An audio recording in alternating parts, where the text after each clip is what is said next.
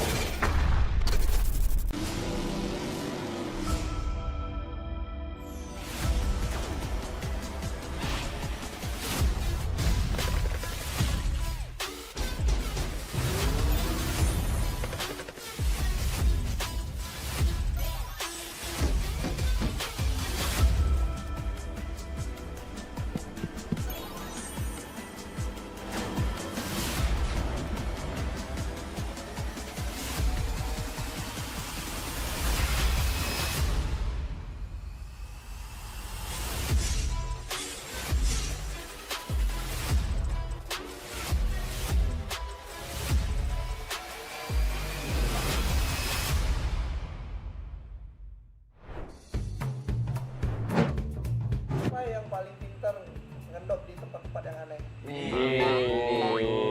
Siapa yang mati duluan terus suka nyalain orang lain? Nih kadang, nih dua nih. Siapa yang lututnya lama, rotasinya juga telat? Banyak. Siapa yang paling disiplin ketika di-screen? Gak ada disiplin, gak ada. Siapa tukang ngeklat? Semua. Siapa yang ada aim jago tapi chemistry-nya jelek? Siapa ya? Siapa yang paling bawel bikin? Ya paling bacot sih dia sih. Paling bacot. Paling bacot dia. Siapa yang paling lucu? Paling lucu. Aduh. Oh ini paling lucu nih. Siapa yang kayak abang-abangan? Semua abang-abangan. Semua. Siapa yang paling kayak adik kecil gitu kayak orang yang harus menjaga? nih Krypton sama Moana berdua. Siapa yang suka ketawain orang lain? Semua ini ketawa di semua. Siapa yang tukang komplain? Paling dia lah. Rosemary. Siapa yang paling susah bangun tidur? Rosemary. Siapa yang makan lebih banyak? Rian kayaknya deh. Moana, Rian nih, dua nih. Siapa yang paling bersih orangnya? Paling bersih. Siapa yang paling gampang dan distract? Siapa yang kadang anak-anak ada sih semua rata-rata. Tapi semuanya ada. Semua. Siapa yang paling banyak fans? Oh, Oh masih Rian. Itulah kita permainan kita tadi yang kalian udah tonton. Terima kasih banyak dan see you. Kita lanjut. Bye.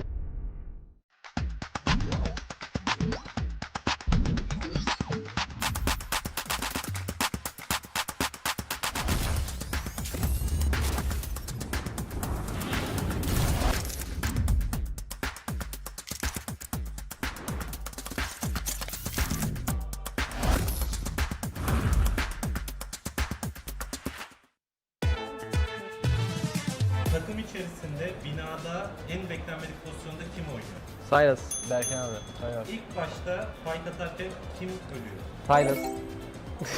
Hala Soto. Fight içerisinde fight olarak değil de genel olarak panik yapabilen kimdir? Hani mi? Arda mı? Tabii ki oğlum. Ha, tamam Arda, ben de o zaman Fighter ben Arda içiyorum. değildir falan. Fighter bana gelmem. Mahmut olur ben. Mahmut Hayır, neyse ben- işte. Evet farklı. En iyi karar veren Silas, en iyi aim de bence Hepimizin White'dır ya, aynen. CJ'den. Evet, yanlış yere geldi. en kötü kararı bir coaching kitabında adam koydu. Takımda en iyi eğime sahip olup da kötü kararlar verebilen Devam edelim ya kötü kararları. Benim. da IG'li hiç dinlemeyen, kendi kafasına göre hareket eden kim? Buna acil karar versin. Ben olabilirim. Sence abi. kim? Gelsin hadi Ben yerine kadar gelsin. olabilirim ya. Kimse yok ya. No one. En fazla konuşan kimdir? Berkin abi. Silas. Saylar. Küçük kardeş statüsünde kim var? White. Ben mi? En küçük sensin oğlum. Takımda diğer oyuncuları en çok kim götürüyor? White. En kim? Loxi. Mahmut. Loxi. Net Loxi bu arada. Ya bir şikayetimiz yok ya. En geç uyanan kim? Wild. En fazla yemek yiyen kim? Ya bu nasıl bir soru yani? Yani bu şöyle. soru- Bizi izlediğiniz için teşekkür ediyoruz. Çok komik bir takımız. Görüşürüz.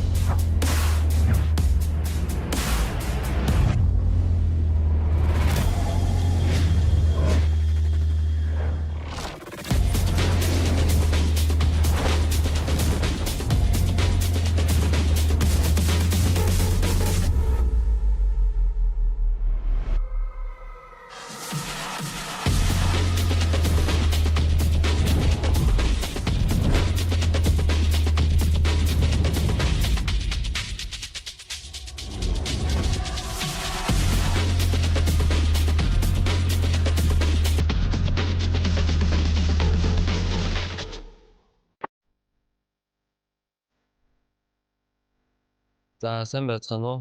Намайг Алтан гэрлээ огтон бүрэн баяр гэдэг. За тэгээд топ нэрээр Alpha Gaming багтаавдгаа. Анх ерөнхийдөө Astra FM гэдэг багаас ерөнхийдөө мэрэгжлийн төвшин рүү одоо ингээд хөл тавьж ирсэн. Southeast Championship гэдэг тэмцээнд ерөнхийдөө авраг аваад яг мэрэгжлийн төвшөнд ингээд тоглож болох юм байна гэдгийг ойлгосон. За хуучин Star Wars байхад манай багт IGL гэдэг үсэн PK гэдэг манай IGL байсан. Ерөнхийдөө яг PK явснаас хойш ерөнхийдөө миний тоглолт болол амар унсан. Амар унаад ерөнхийдөө аягүй жоохон тийм шанцх маягтай байсан л. Тэгээд за PK явсан ч гэсэн одоо надад том зорилго байгаа гэж амар тийм бэлтгэлээ ерөнхийдөө амар ахиу хийгээд тэгэл юм гайгүй темпэндээ орсон да. За өмнөх хэдэн жилүүд ерөнхийдөө одоо ингээд харахад байн ингээд ам гарч ирсэн санагддаг. Одоо заавал авраг аавна ингээд одоо ерөөсөө тэгж бодохгүй. Яагаад тэгэхээр бүх багууд яг ингээд скил ур чадвар одоо бүх юмараа ингээд дэлхийн бүх багууд яг адилхан төвшөнд очсон учраас ерөнхийдөө яг нэг тийм амар улаахгүй байгаа. Тэгээд яг оо одоо өөрсдөө бэлдсэн юм гаргаад үзнэ. За ерөнхийдөө яг өдийг хүртэл явхад намайг одоо ингээд хамт дэлсэн хүмүүс байгаа. Тэгээд аав ээж эхнэр одоо тэгээд хайртай дотны хүмүүс найз нөхөд одоо биднийг дэмжиж байгаа фэнүүд тэгээд одоо бүгдэнд нь баярлалаа. Бүгдэнд нь маш их баярлж өгдөө шүү гэж одоо хэлээ да. Тэгээд бид одоо энэ тэмцээнд бид чадхаараа сайн хичээгээд орноо.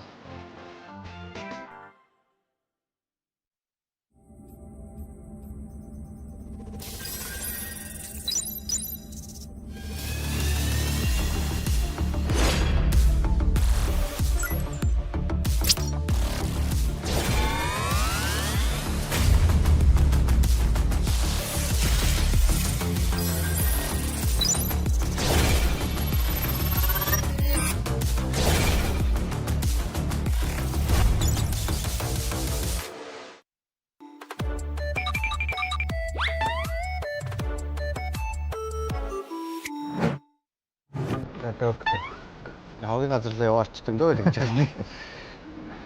Би. Үнэ шүү дээ. Явдаг гэдэггүй. Тэгээд сайн бэлтгэлээ хийгээд идэв шүү дээ. Даахгүй шүү дээ. YouTube-тэй хүн дараа. Ийш. Заалж гэж явдаг.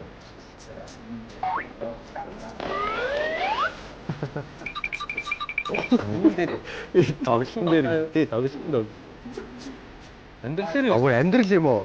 Ийш дээ. Ийш дээ. Вэмэр даа. Яхаар тийм. Ийш дээ. Бонэ. Наа чи.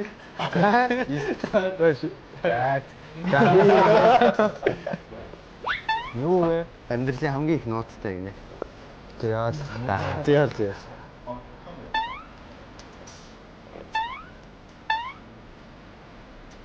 이 좀. 좀 없었어. 이게 왕다고 해. 이. 이거 좀 없. 아이 하나 왕다친데. 하나 왕다치. 어떻게 해? 어떤 실 되게 사품에서. 사품에서 이리 누구야? 뭐지? 진짜 시스템이. Мэдгүй байна. Тэгээд наваас даачих шиг боллоо. Тэгээд зөвхөн дасаа гэж байна. Ахаш. Яа. Тал бас хот. Thank you for watching. Bye.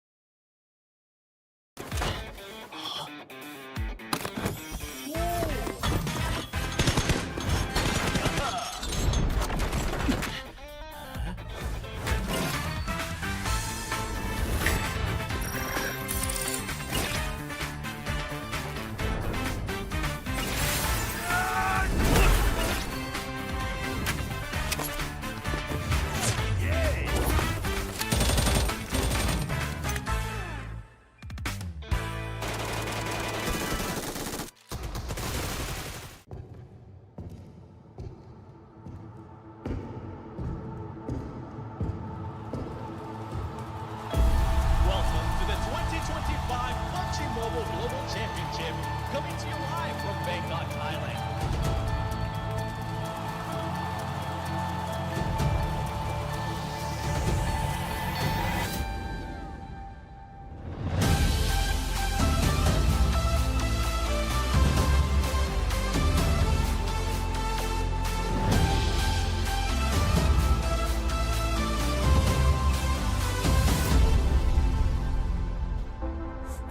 Shout, it shatters the silence in the morning. Call your name, I see the doubt.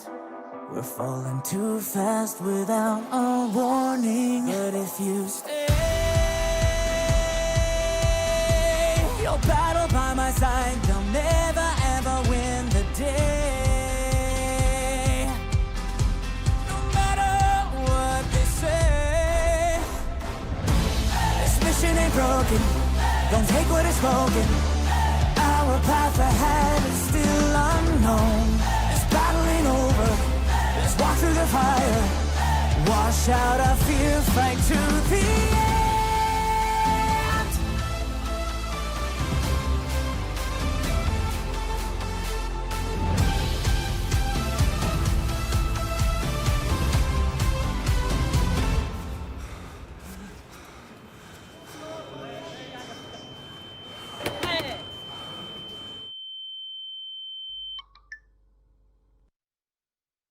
Here we go again.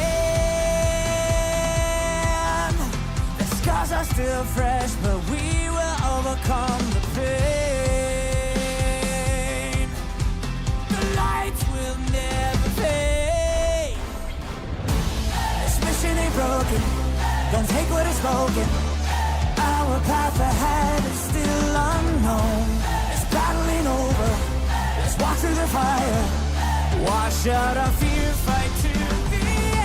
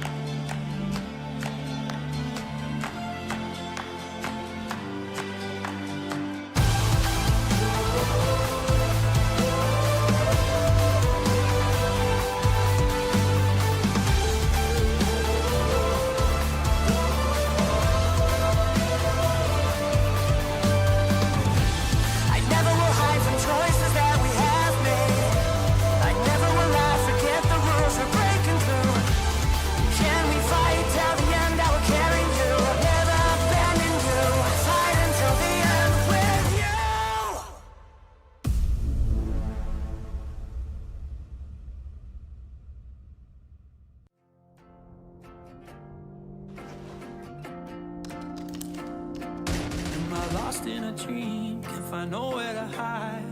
No sign of home, so I just stand up cool. I keep calling, do you hear it all? Can my voice break through the static and meet you in the fire? I'm crawling, I might lose it all, but it's worth the pain if I'm pushing through. 'Cause every time I'm without you, I'm fighting on in the shadows. So tell me, how can I fight you? How can I win if I'm on my own? Say we're gonna reload.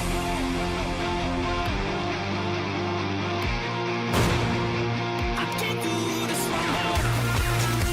Say we're gonna reload.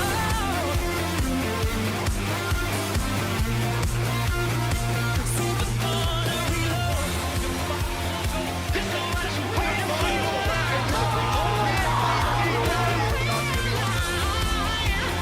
I need you by my side. Say we're gonna reload.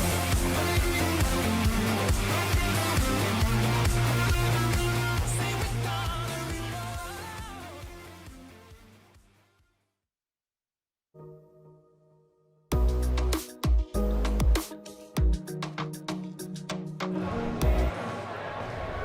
Yesterday we had some breathtaking performances from Alpha Gaming and DRX, but sitting at the top of the leaderboard right now is D Xavier. Are they going to be able to maintain that lead at the top, or are the chasing pack going to start to close that gap?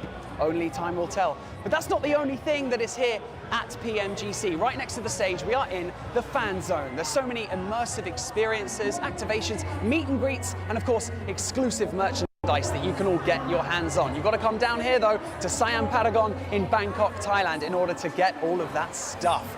But right now, we're going to have to lock in because it is time for day 2 of the PMGC Grand Finals.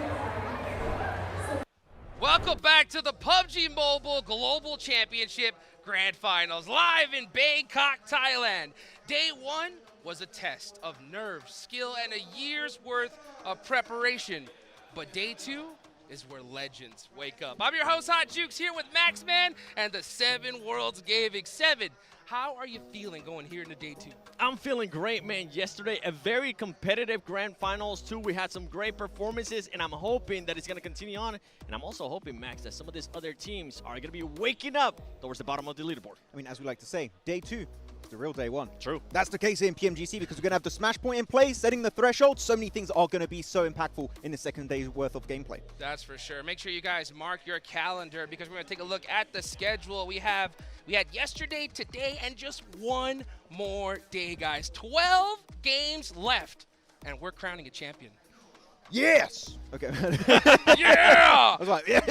We're like, talking about crowning a champion I'm saving right that now. for tomorrow Yeah, right now. okay, I'm going to tone down the hype a little bit, but of course all these stages in the schedule, very excited. If you did not check them out, you missed out. We had some great content, especially Group Green. And you know what, currently Group Green looking pretty good with APG being very high on the leaderboards.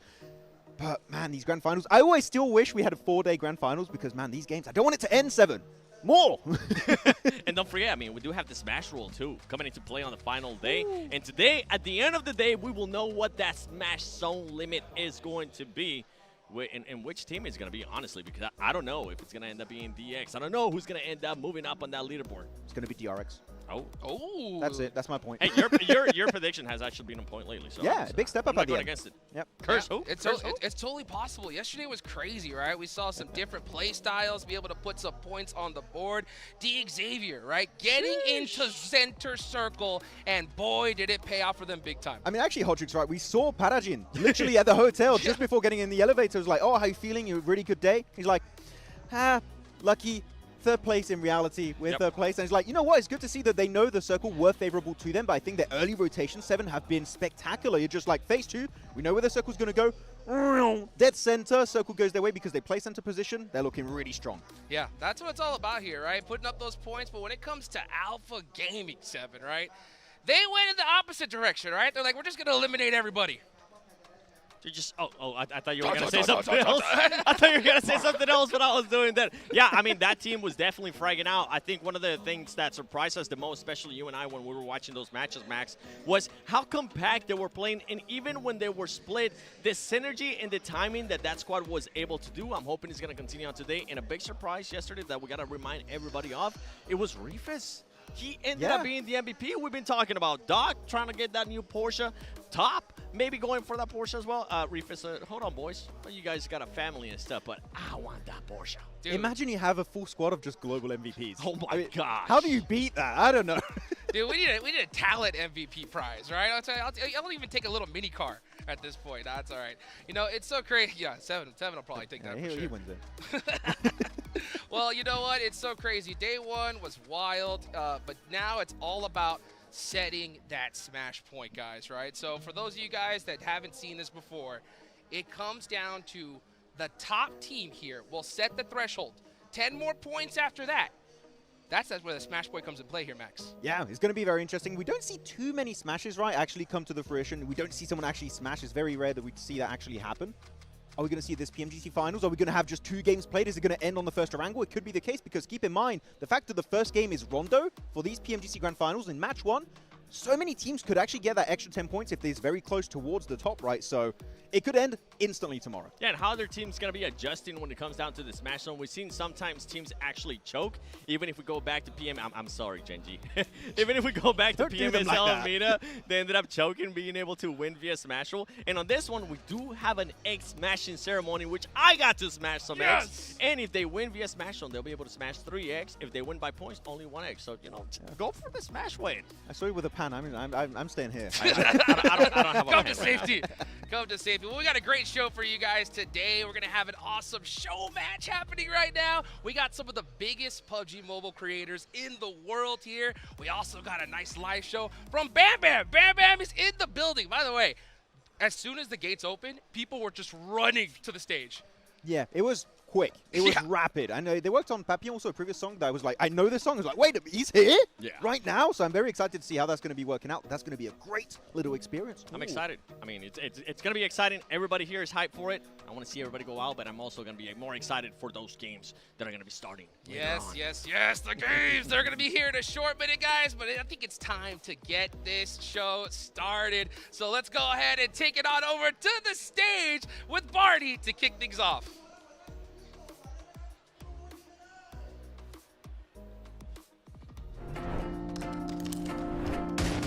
Lost in a dream, can't find nowhere to hide.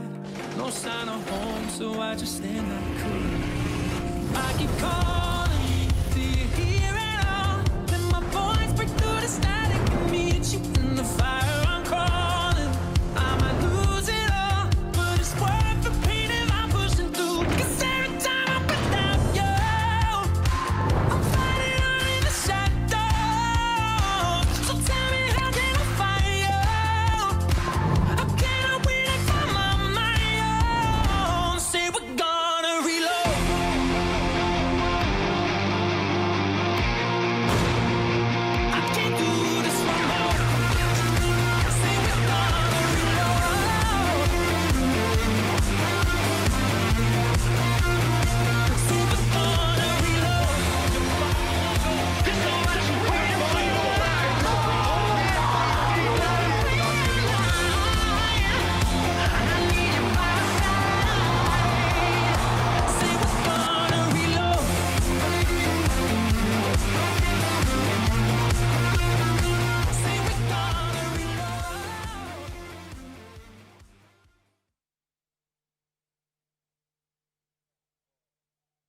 Ladies and gentlemen, today we are kicking off PUBG United Day 2 in style. The stage is about to light up because we have a special guest who needs no introduction. Get loud, get ready, and make some noise for Thailand's own global superstar, Bam Bam!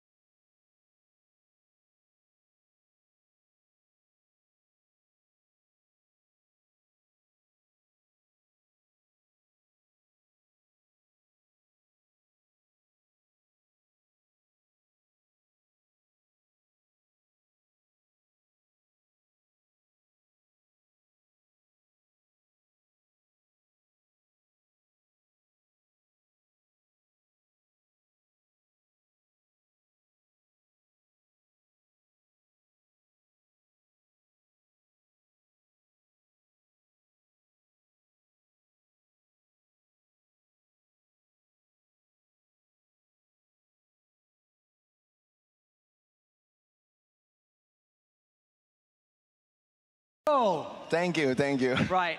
But I just wanted to quickly ask, you know, Absolutely. is there anything... We'd love you to say hi to the fans and also share some words of encouragement to our players who are going to be competing this weekend. Yeah, man, so one more time, you know, if some of y'all don't know, my name is Bam Bam. You know, I'm from a group called GOT7. And, you know, today, it's my first time here, you know. Actually, one of my members really loved this game, PUBG. He's playing all day and night, so, you know, I heard a lot. And then, you know, I got a chance to get it on sometimes too. You know, I know PUBG, you know, is, even though it's a game, but it's a sport. You know, PUBG and PUBG Mobile, both of it. You know, every sport, you need a lot of work, a lot of practice, a lot of time. So, you know, before everybody got to, you know, get in here, sit here, and play on this match tonight, it's not that simple, you know. You know, they put a lot of work in it, a lot of sweat, a lot of tears, a lot of blood, maybe, I don't know. So, you know, I wish the best for, you know, every players here tonight. It doesn't matter you guys from, you know, which nation, which team you guys are, but, you know, I wish the best for everybody.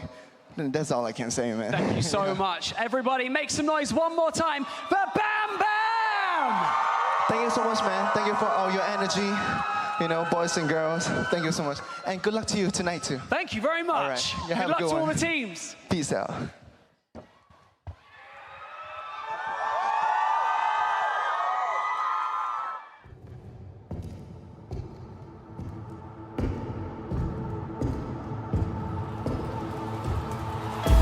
Welcome to the 2025 PUBG Mobile Global Championship, coming to you live from Bangkok, Thailand.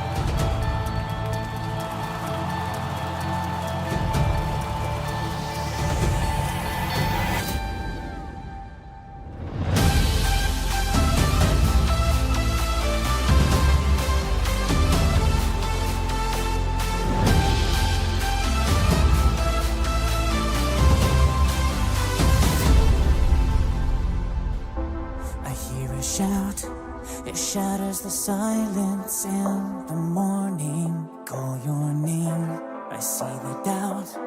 We're falling too fast without a warning. But if you stay,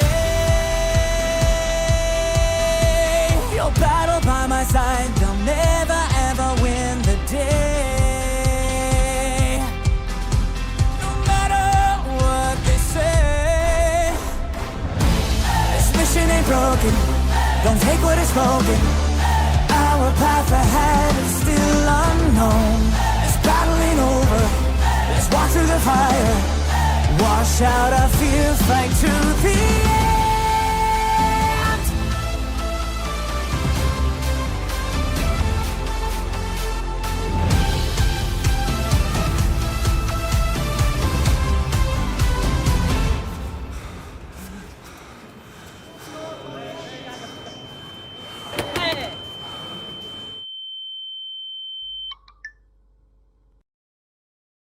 Here we go again. The scars are still fresh, but we will overcome the pain. The lights will never fade. This mission ain't broken. Don't take what is spoken. Our path ahead is still unknown. This battle ain't over. Let's walk through the fire. Wash out our fear, fight to the end.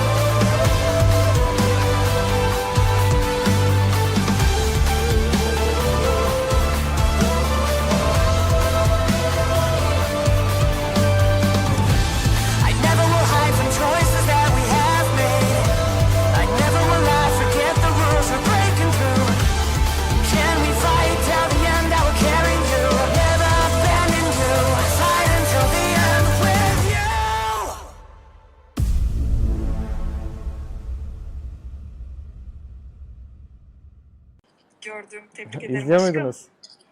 İzlemez miyiz abi?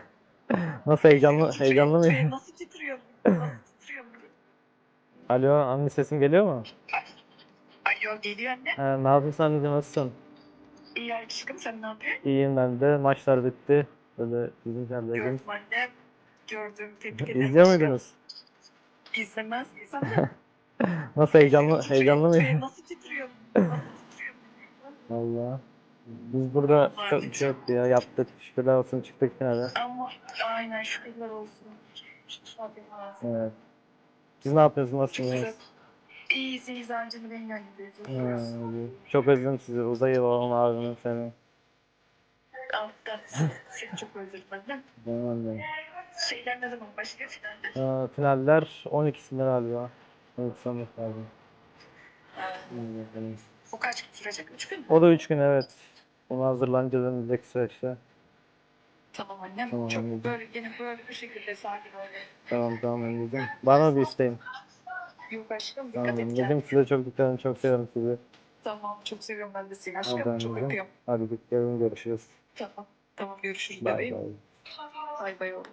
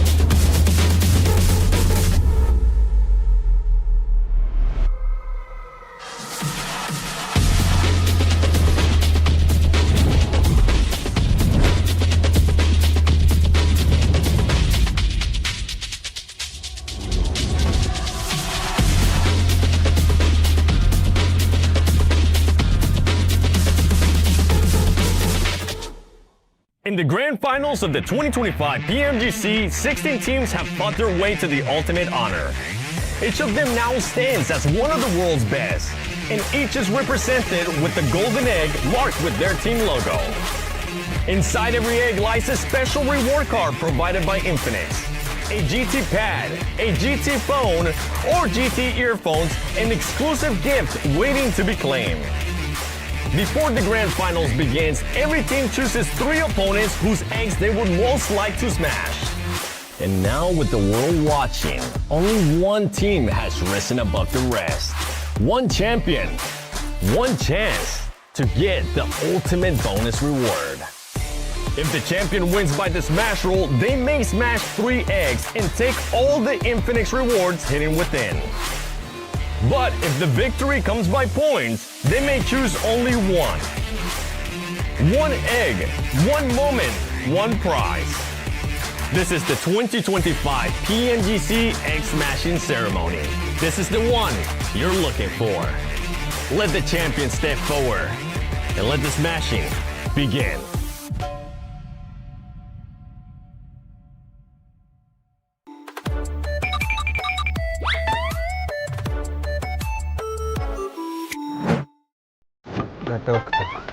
여기 가서 내가 왔을 텐데 어디 갔지? 이게 Үнэшtin. Явдаг гэдэггүй. Тэгээд сайн бэлтгэлээ хийгээд өгдөө шүү дээ. Даахгүй шүү дээ. Эрдэмтэй хүн дараа. Биш. Заасаж гэж явдаг.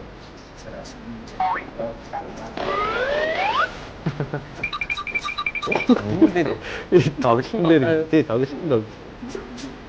Амьдрал дээр амьдрал юм уу? Ийш тий. Ийш тий. Вэмэр таа. Яхаар тийм. Ийш тохаа тий. Бонэ. Намайг чи. Ийш таа баш. Юу вэ? Амьдралын хамгийн их ноцтой гинэ. Тэгээд зээ.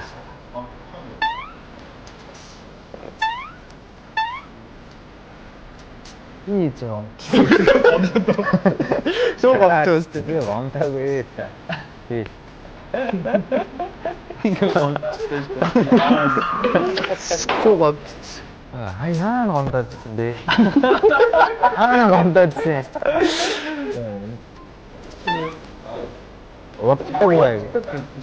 Ondan sırtı sapıgası. Sapıgası ilişki. Boğut ilişki göstermek. Mitkulme. Bir namaz daha çıkışı baktı. Dedik. Doğru. Son sağlık. Akaş. Evet. Al bas kaptı. Thank you for watching. Bye bye.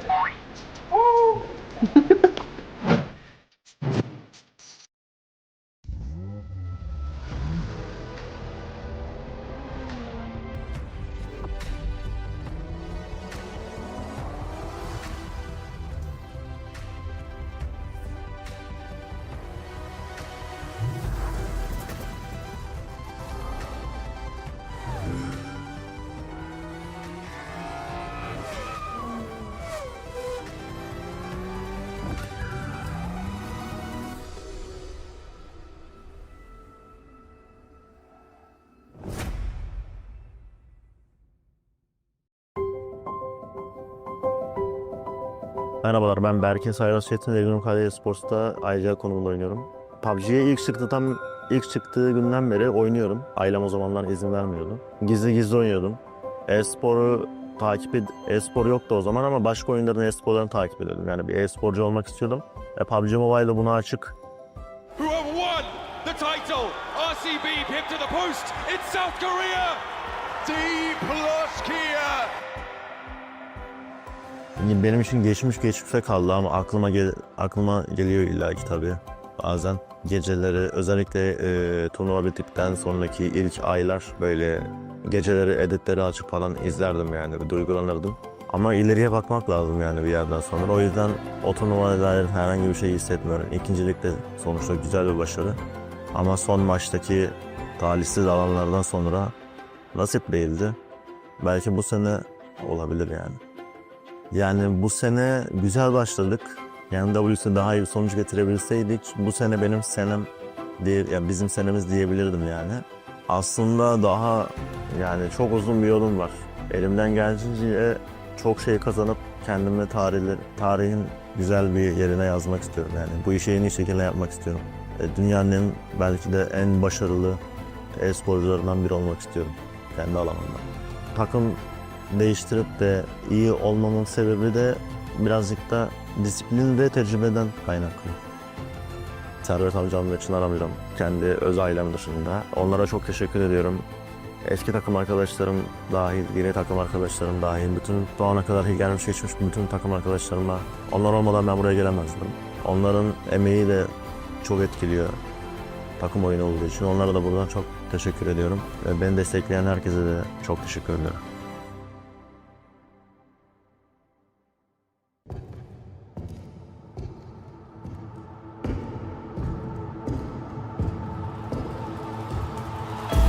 Welcome to the 2025 PUBG Mobile Global Championship, coming to you live from Bangkok, Thailand.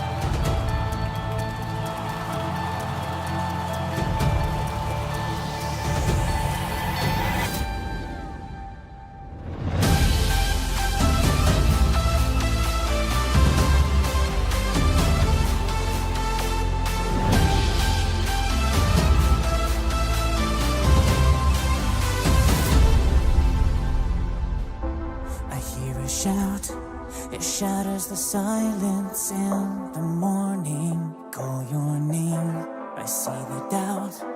We're falling too fast without a warning. But if you stay, you'll battle by my side. You'll never ever win the day. No matter what they say, this mission ain't broken. Don't take what is spoken. Our path ahead is still unknown. This battle ain't over. Let's walk through the fire. Wash out our fear. Fight to the end.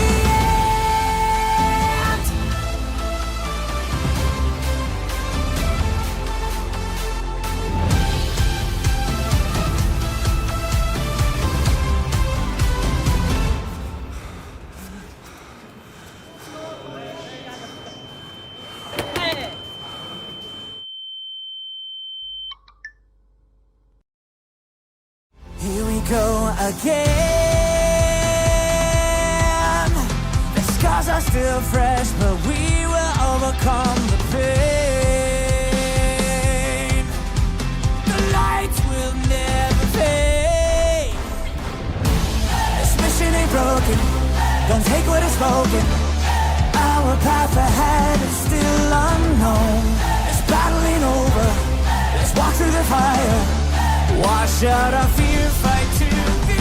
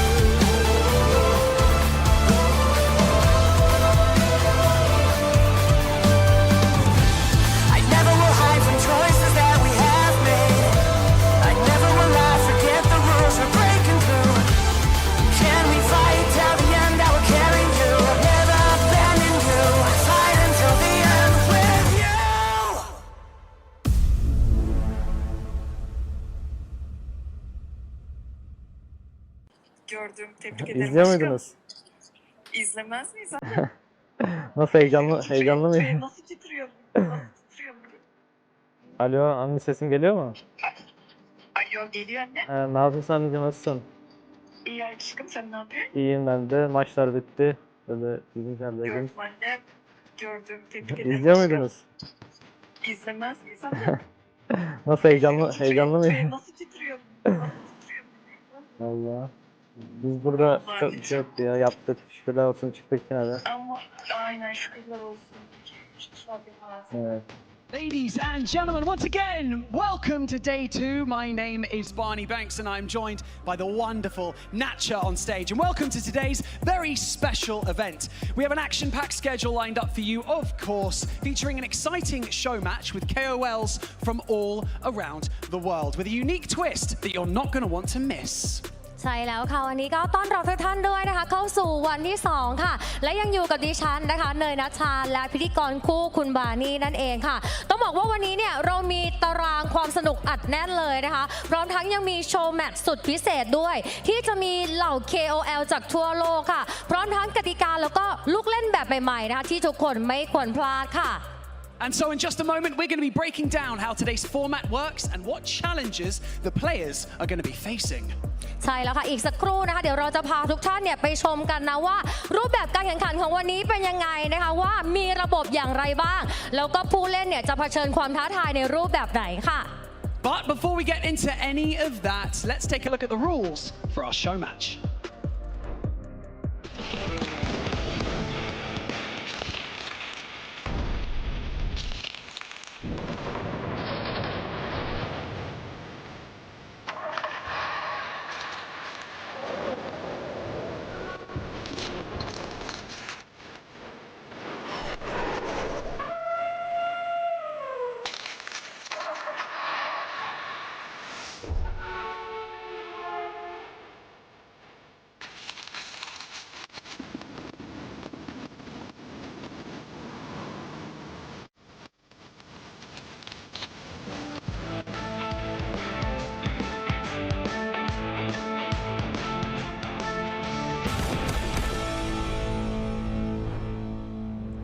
And there you have it, the rules of today's show match. With those debuffs shaking things up, we're about to see some hilarious handicaps and absolute chaos on the battleground. และนี่ก็คือกติกาของโชว์แมตช์ในวันนี้นั่นเองนะคะด้วยระบบดีบัฟที่เพิ่มเข้ามาเนี่ยรับรองว่าความวุ่นวายแล้วก็ความสนุกรออยู่อย่างแน่นอนนะคะ And now the real fun begins. Let's check out the results of the players' debuffs for today's matches. Now we will move on to the debuff mystery box drawing segment. For the team representative who want the first mystery box, please step forward.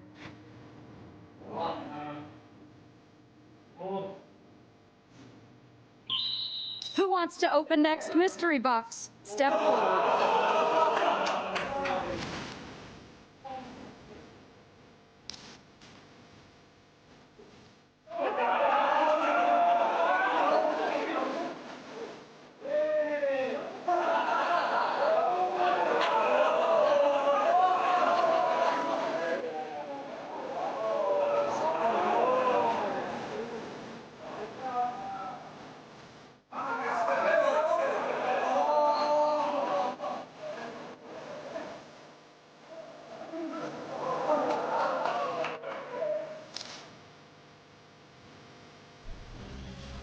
All right, ladies and gentlemen, it is time to meet the teams who will be bringing this madness to the battlefield. เอาละค่ะและตอนนี้ถึงเวลาที่เราจะได้พบกับทีมต่างๆนะคะที่จะนำความมันและความวุ่นวายเข้าสู่สนามแห่งนี้ค่ะ First up, please welcome our host team from Thailand, the KOL team PUBG Mobile Lovers.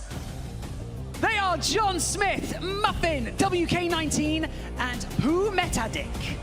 This team is formed by two couples, which is why they are named PUBG Mobile Lovers. John Smith and Muffin are dating, and WK19 and Poo Metadik are a married couple. And their debuff today is Little Angel. As you can see, it's a back posture corrector.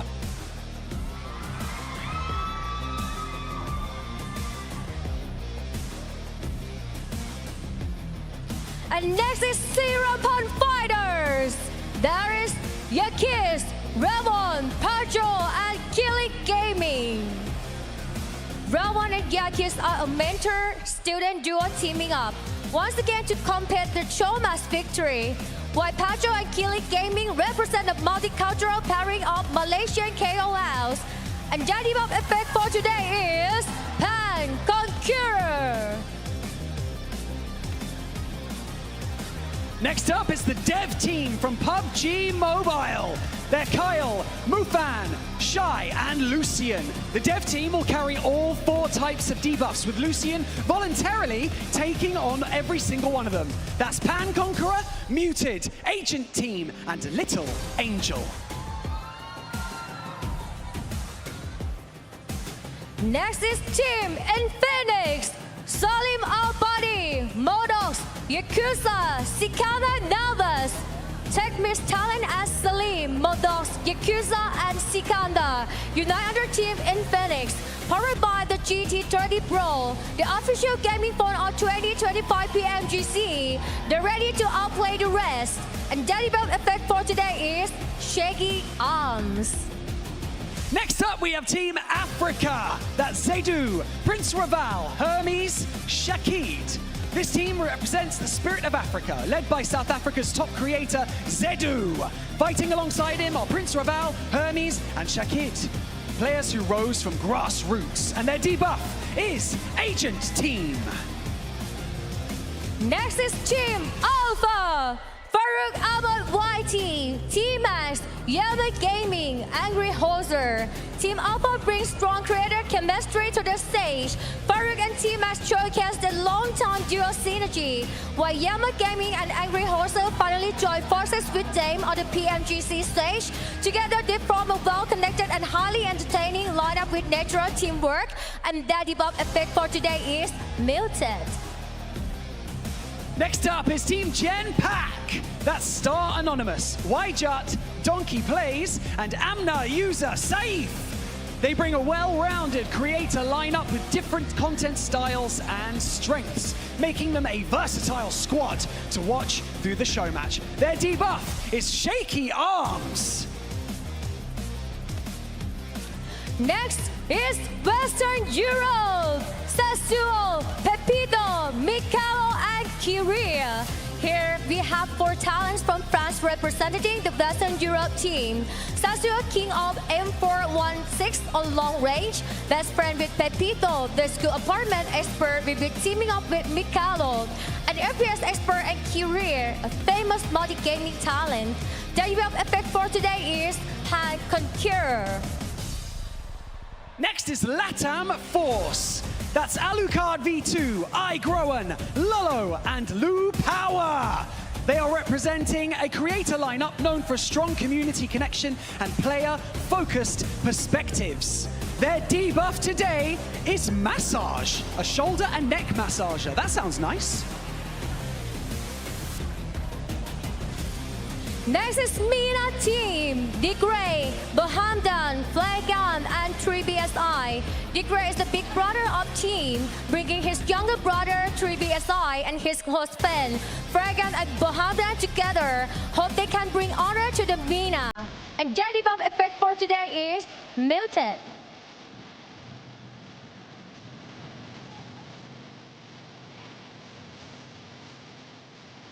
Next up is PUBG Mobile, CIS. That's Lapar Davron, Packet, Artemi, LA, PUBG Mobile, and Hassan Package.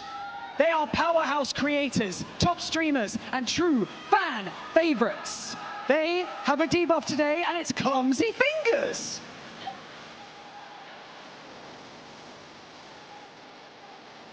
Next is Cara Spin, Spin and Regan, Spin Celine, Macaron and Nokshay. Another duo of couple teams, Spin and Regan and Spin Celine, is covered in real life and leaders of the Orange Squad series, while Macaron and Nokshay is a real life married couple who met through PUBG Mobile and eventually got married. The debuff effect for today is Hand Conqueror. Next is Team Yamanok. They are Zen Pro, Ace Gaming, Flash Gaming, and DGR Levi. This team is composed of influencers from Philippines and Myanmar. Each one is highly skilled. Of course they are. Their debuff today is Agent Team.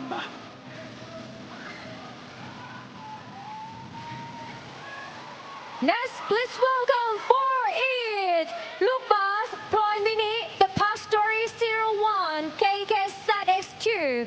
This is a Thai team led by Lucas. In real life, they are friends in PUBG Mobile. And today, they are teammates in this competition. The debuff effect for today is Massage.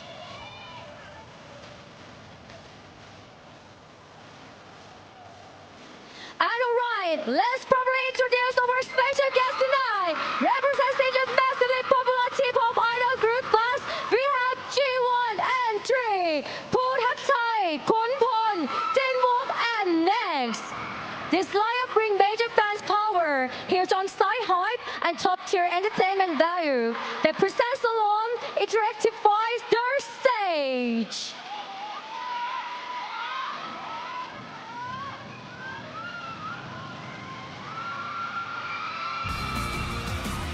And now, also from the beloved T-pop idol group Bus, let's give a warm welcome to Bob. That's Alan, Young T, Tai, and Hart. This team carries explosive energy, passion, and entertainment. Another formidable contender. Their debuff will be drawn later.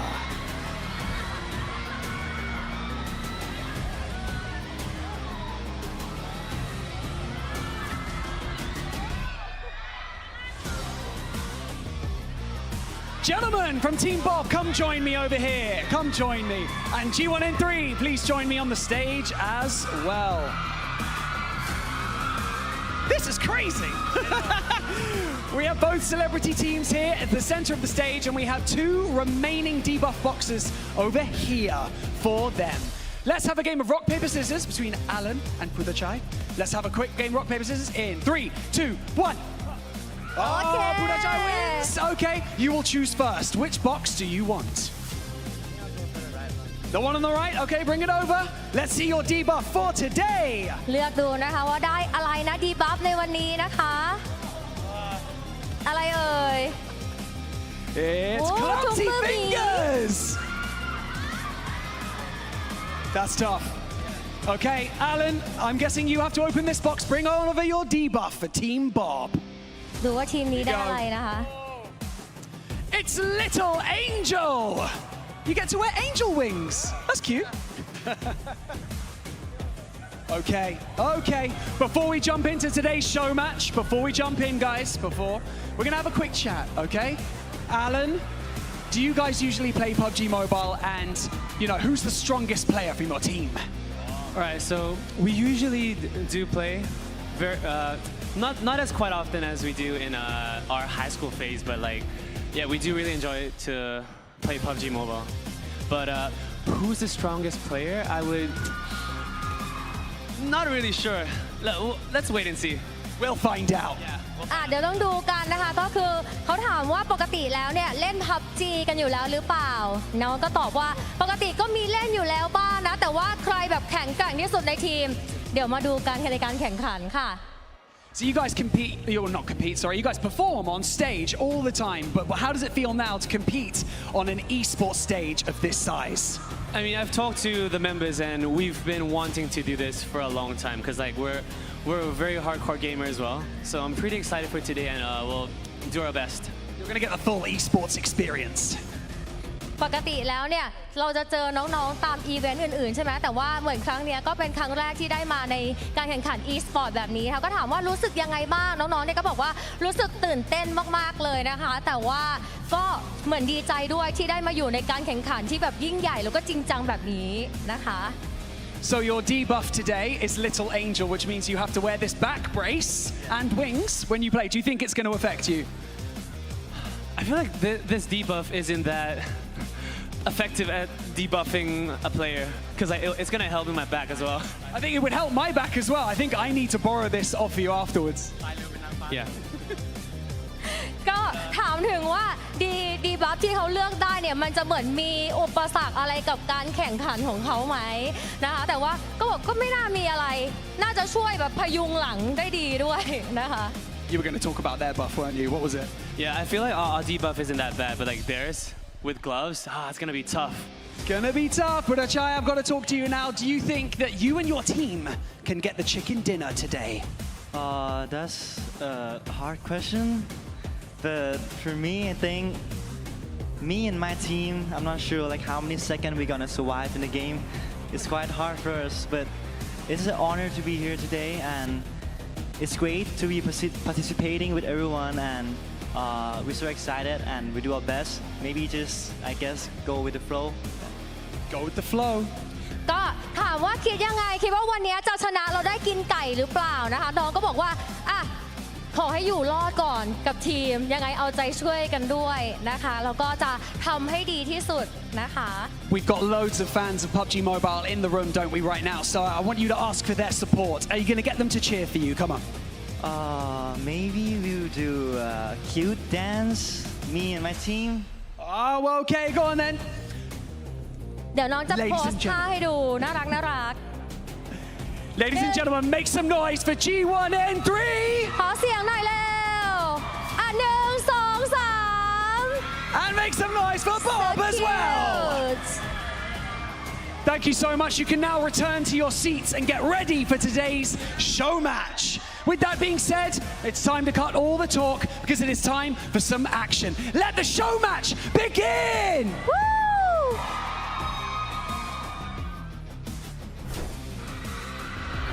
Yeah! The PUBG Mobile Superstars United is here. Those debuffs look absolutely insane. And to be honest, Max, well, one of those teams definitely are going to be surviving just seconds, like he was saying. I'm going to survive seconds, like, be a bit more confident. Come on, make at least to the 5-minute mark, and we'll see how things go from there. It is also going to be Rondo, right? Yes. Which, you know, New York's factory. Well, we'll see. Hey,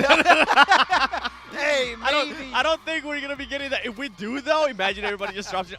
They've been watching the games. They know exactly what's happening in the grand finals. You're going to have a mini concert in New York's factory. T-pop, just T-pop music all over the place. Bus going crazy in New York's factory. But I'm very excited. The debuffs. Yep.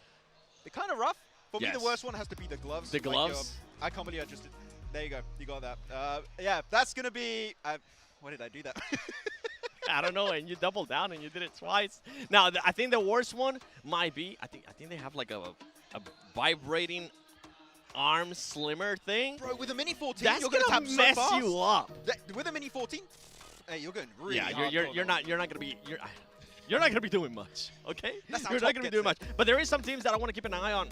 I mean, we got Team Infinix, right? We were just talking about some of the other squads too. G1 and 3, they were up there. We saw their debuffs. Didn't seem to be that bad, to be completely honest. And then you have Bob as well. On top of that, PUBG lovers. Out of all those squads, I mean, we got to give a shout out to some of the American creators too. I'm thinking here. I'm thinking of who I think maybe I want to win. Be a little bit biased towards too. I'm biased towards individuals. Of course, they're part of their team, so I'm going to be hoping for their team. Farouk. Yes. Pepito. Zasuo. I've covered them a lot in like content creator, influencer tournaments. Fair. Pepito, Zasuo in particular. They're going to bring the heat. I'm telling you, they're going to win it. That's my prediction. Zasuo Pipito are demons in game. Okay, you know what? Win it. Fine, I'll have to say, I'm with you with Farouk. I'm going to be looking at Alucard from the LATAM team. It didn't seem like they had that bad of a debuff. I'm hoping that's going to be the case whenever we do end up jumping into this game. And also, what's going to be at stake there for all these teams participating in the PUBG Mobile Superstars United. And I mean, Team Infinix, we also have a dev team as well. Yes. Activate dev mode. They're not flying. Whoa, wait, calm down. Unlimited recalls. It's going to be great to see people actually working on the game behind the scenes, actually playing here for this show match. Very excited to see how things are going to be going down. And we have some local influencers too, right? For the Thai team, we've got some Turkish teams, SEA, CIS. We've got people from all over the globe right here in Thailand for this show match. So I wonder how many of these teams have been keeping an eye on actually what's been going on in Rondo just to see us. Okay, they're doing a 3-1 split. We're going to be going there. You have the debuffs. So there was one player. You know what? I'm going to grab my list here, Max, because there was one player that had all the debuffs, and I had to look him up. And it was somebody from the dev team. And the dev team will carry 4 debuffs.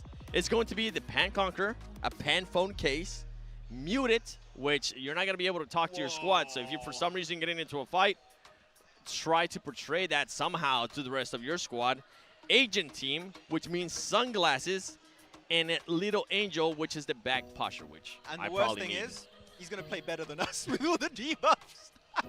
He's going to... Or, hey, I don't know. I seen you play. You're kind of cracked.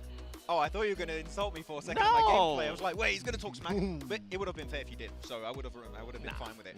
But no, the debuffs are bad. I'm actually thinking one of the worst ones also is going to be when your entire team is muted, right? That's going to be a big issue. And it takes me back to when Sarah joined Regnum Karya and is just like using pings to communicate where you want to go. So Regnum Karya will be cracked in this, but they're not playing the show. Especially if Sada was here, he would absolutely destroying. But the shaky arms, like I feel like we got to actually talk about that one a little bit. By the way, we will be doing everything that's going to be coming for the PUBG Mobile Global Championship Grand Finals Day 2. Right now is just some time to have some fun as we're getting ready here to go into the PUBG Mobile Superstars United show match. You can see some of the players right there. That back posture, honestly, that doesn't seem that bad, Max.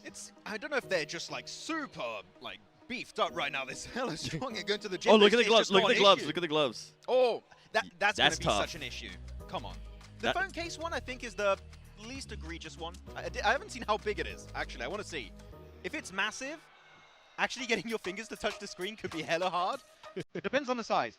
I'm like, I wish the jersey would actually have their team name as well so I could be able to recognize the team name right away. But, hey, some of them are looking... Wait, what's their debuff? Oh, sunglasses. Ah. One of them... No, wait. Is that two of them? Is he double? He is doubling up on the right, Max. He's got the sunglasses and his regular glasses, too. The prescription ones and the sunglasses for the game. Hey, look at this. Ah, your boys. My boys, T-Max, Farouk. He's muted. Oh, he is muted. Yeah. Oh, T-Max? I mean, he does like to talk. Sorry, T. They probably did it on purpose. Like full vacation, right? How hopeful are you for this team, right? Your boys to do well in this As hopeful as I was for Wolves Esports making it to the grand final. So we'll see what they're going to be able to do here. So absolute copium. Yes. Got ya. Okay, thank you very much on that one. But yeah, no, again, so many teams from all over the world are going to be playing here for this one. That got you. That got me so good. I'm so glad we're not on camera anymore. We need Coops to save them. Send him over right now. I don't think even Coops could save that team. T-Max got this. Okay. Oh, wow. T-Max got this. Farouk got this as well, too. I mean, for this squads, they're getting ready. They probably were able to put in all the information in there trying to figure out. Do you honestly think any of these teams are going to be having any possible strategies jumping in? I think some teams, if I'm being completely honest, some teams will actually be trying super hard. I think some teams are going to be very sweaty. I think it's down to can you hit your shots realistically? True. Because some teams are just going to be put together maybe for the first time for some of them. So I don't think you're going to have super in-depth strategy going into this Rondo match. It's all about, you know what? Let's hit the shots. And actually, if you have a player on your team, Seven, that is maybe not a big fragger, you know, it's just you making more fun content on the side. happened to the recall strap. Genuinely, you're not the main fragger. We are. Get the hell out of here. We'll drop the ox. It reminded me of the show match that we ended up doing in London when it was just one player. Absolutely, yes, absolutely destroyed. Nobody else was getting near him, and I think at one point he pretty much just told his squad, you know what, guys, just stay in the back. I'm gonna be sending it, and I'm gonna be taking this on my own. And if I'm not mistaken, I think they actually ended up winning. Yeah, the thing is, he's a pro player too. He was like, yeah, guys, I got this one. Are we going to see something similar? Unfortunately, you do have a blue zone, unlike TDM. So even if you don't want to fight, you're going to be forced in the center of the circle eventually. So you can't escape the fight the entire time. But at least everyone should get more than a 1 minute survival time. Not seconds, minutes. Snakes. Okay, that's explosive bow. Even though Suk is not in the grand finals. You got me. I was like, I'm sorry. It's too soon, Seven. Don't tell me Suk qualified. I'm going to be sad for the entire day. Nah, but like, I want to see how these teams end up using that utility too. I mean, we've been seeing some amazing stuff using that terrain management as well. Actually, I was told this is classic Rondo. Oh. Classic means current patch, which means mortar. Oh. I'm winking. You can't see it. Okay, anyways. Okay. It is time. Right. We're getting ready. Rondo is coming up. The mini-map.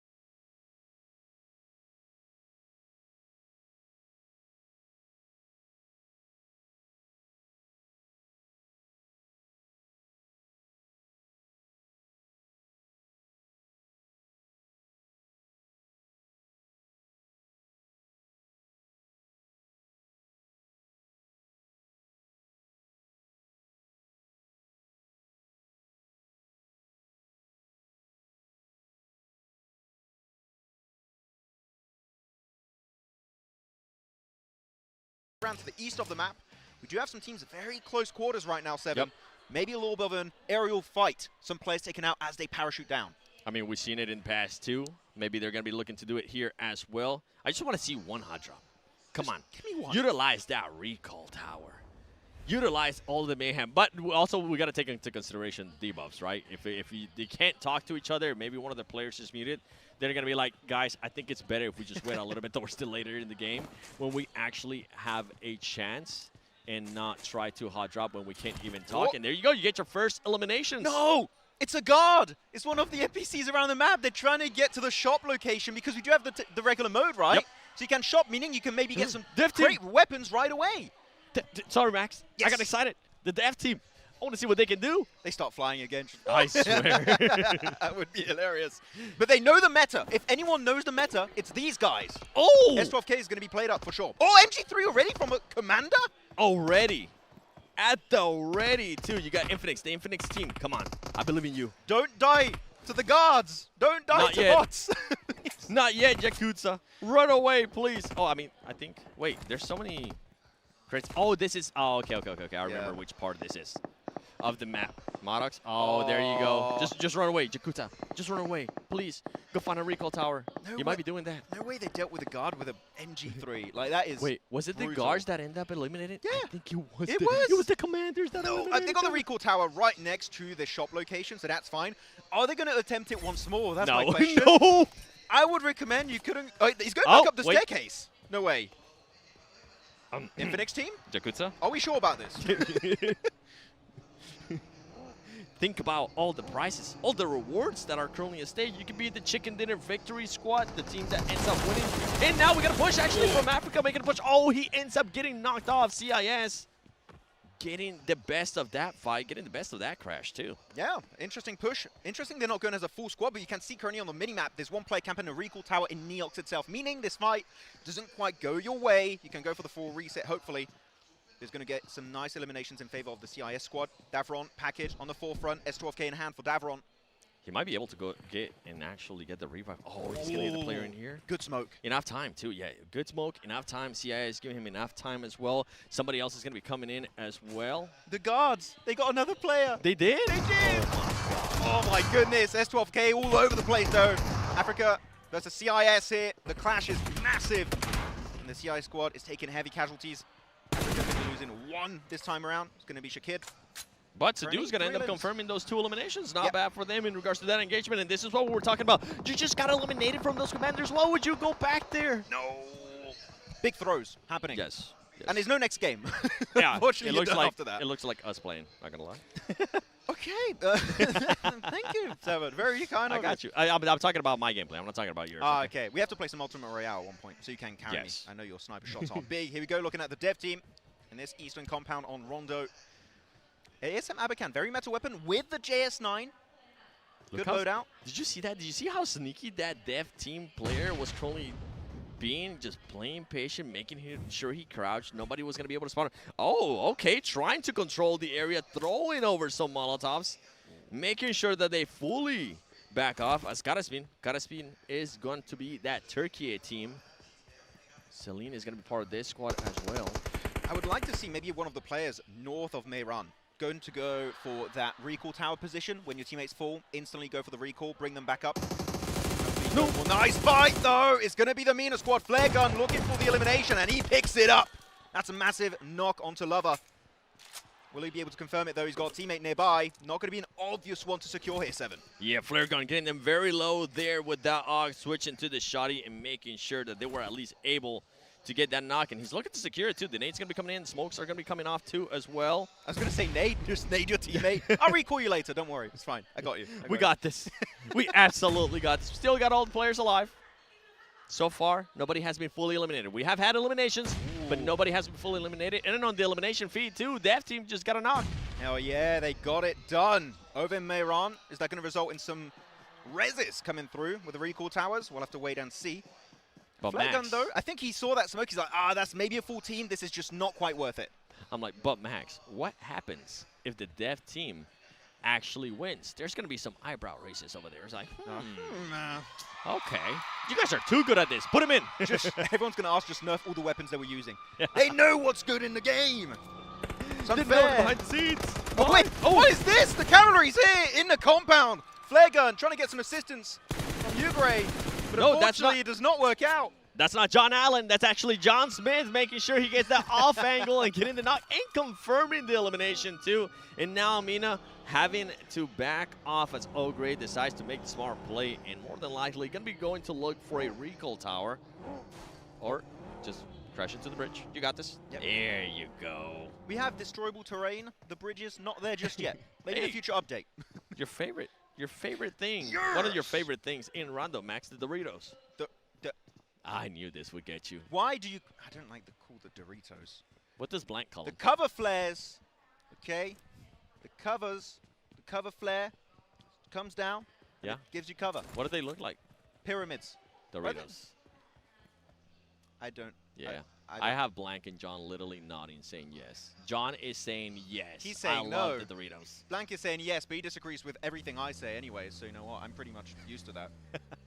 But no, the cover flare is literally one of the best items in the game in Rondo. I kind of wish, actually, Seven, it goes over to the other maps.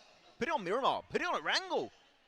No, you would not like that. I mean, if we're going that route, I want to see some terrain changes as well in Erangel and Miramar. I think that will be awesome. But you know what? This fight continues on. It's KS. Karaspin. Oh, Karaspin was able to pick up that player. Okay, they were able to get a bit of a reset there. Oh, clean. Cover flares do come out. They're not really going to be that much of a factor here. And look how right now, how they're set up. They're trying to bait some players from the dev squad. Sending 2 players up. He's going to be able to hit one. Oh, my goodness. What a Nachi shot. with the shot right there on the dev team. They're just getting a really good setup, really good angle from Noche. able to get himself 2 pretty much instantly now. The rest of the dev team down to 1, down to MX, and they also cannot instantly get access to the recall tower. So they're forced to take this fight. The meat grinder play is working out for dev team. MX though, last man standing, gonna try and go for the res on his teammate. Will he be able to pull it off? MX gonna be the last one alive, going for the revive. He's gonna be able to spot him. Whoa! And he actually hits this shot as MX from Dev Team able to connect with Nachi right there, securing the elimination, but there's still one play. Oh, Karaspin played it smart. Hey. Karaspin said, you know what, let's back off away from this and let's actually go for those revives on the recall tower. He's in the middle of the circle right now. Yep. He's That's gonna be way great positioning. further away from that fight than I expected. Talking about strategies. Hey. That's one heck of a strat. Pretty good macro. PMGC teams be like, you pick up him maybe. Is your name DX Xavier from day one? I mean, the circle did go center on him, you know. It could be something, could be a trend. Here we go, dev team will go then for the recall. That's a full reset for the dev team, right? They were just bleeding out. It will be. Yeah. If they speed it up a little bit. Well, I thought it was going to get at least one of the players already up, but that's not the case. The blue's coming in, so be careful. And actually, because this is classic Rondo, right? The blue zone comes in way slower. We have way more time. Rotations can be pulled off way slower for these squads. So if anyone goes out to blue in this show match, no excuses. You messed up. If you go out to blue, you've been watching too much of the hot juice, the Papa Blue out there. I know he's seen his gameplay. He usually ends up popping off with the snipers, but dying to Papa Blue. That's a rough way to end it. Just sniping from out in the blue, going out to the blue. Rough Happens to times. the best of us. Yeah. Though, haven't seen any of the bus members involved, Seven. Where are they? Playing it silent.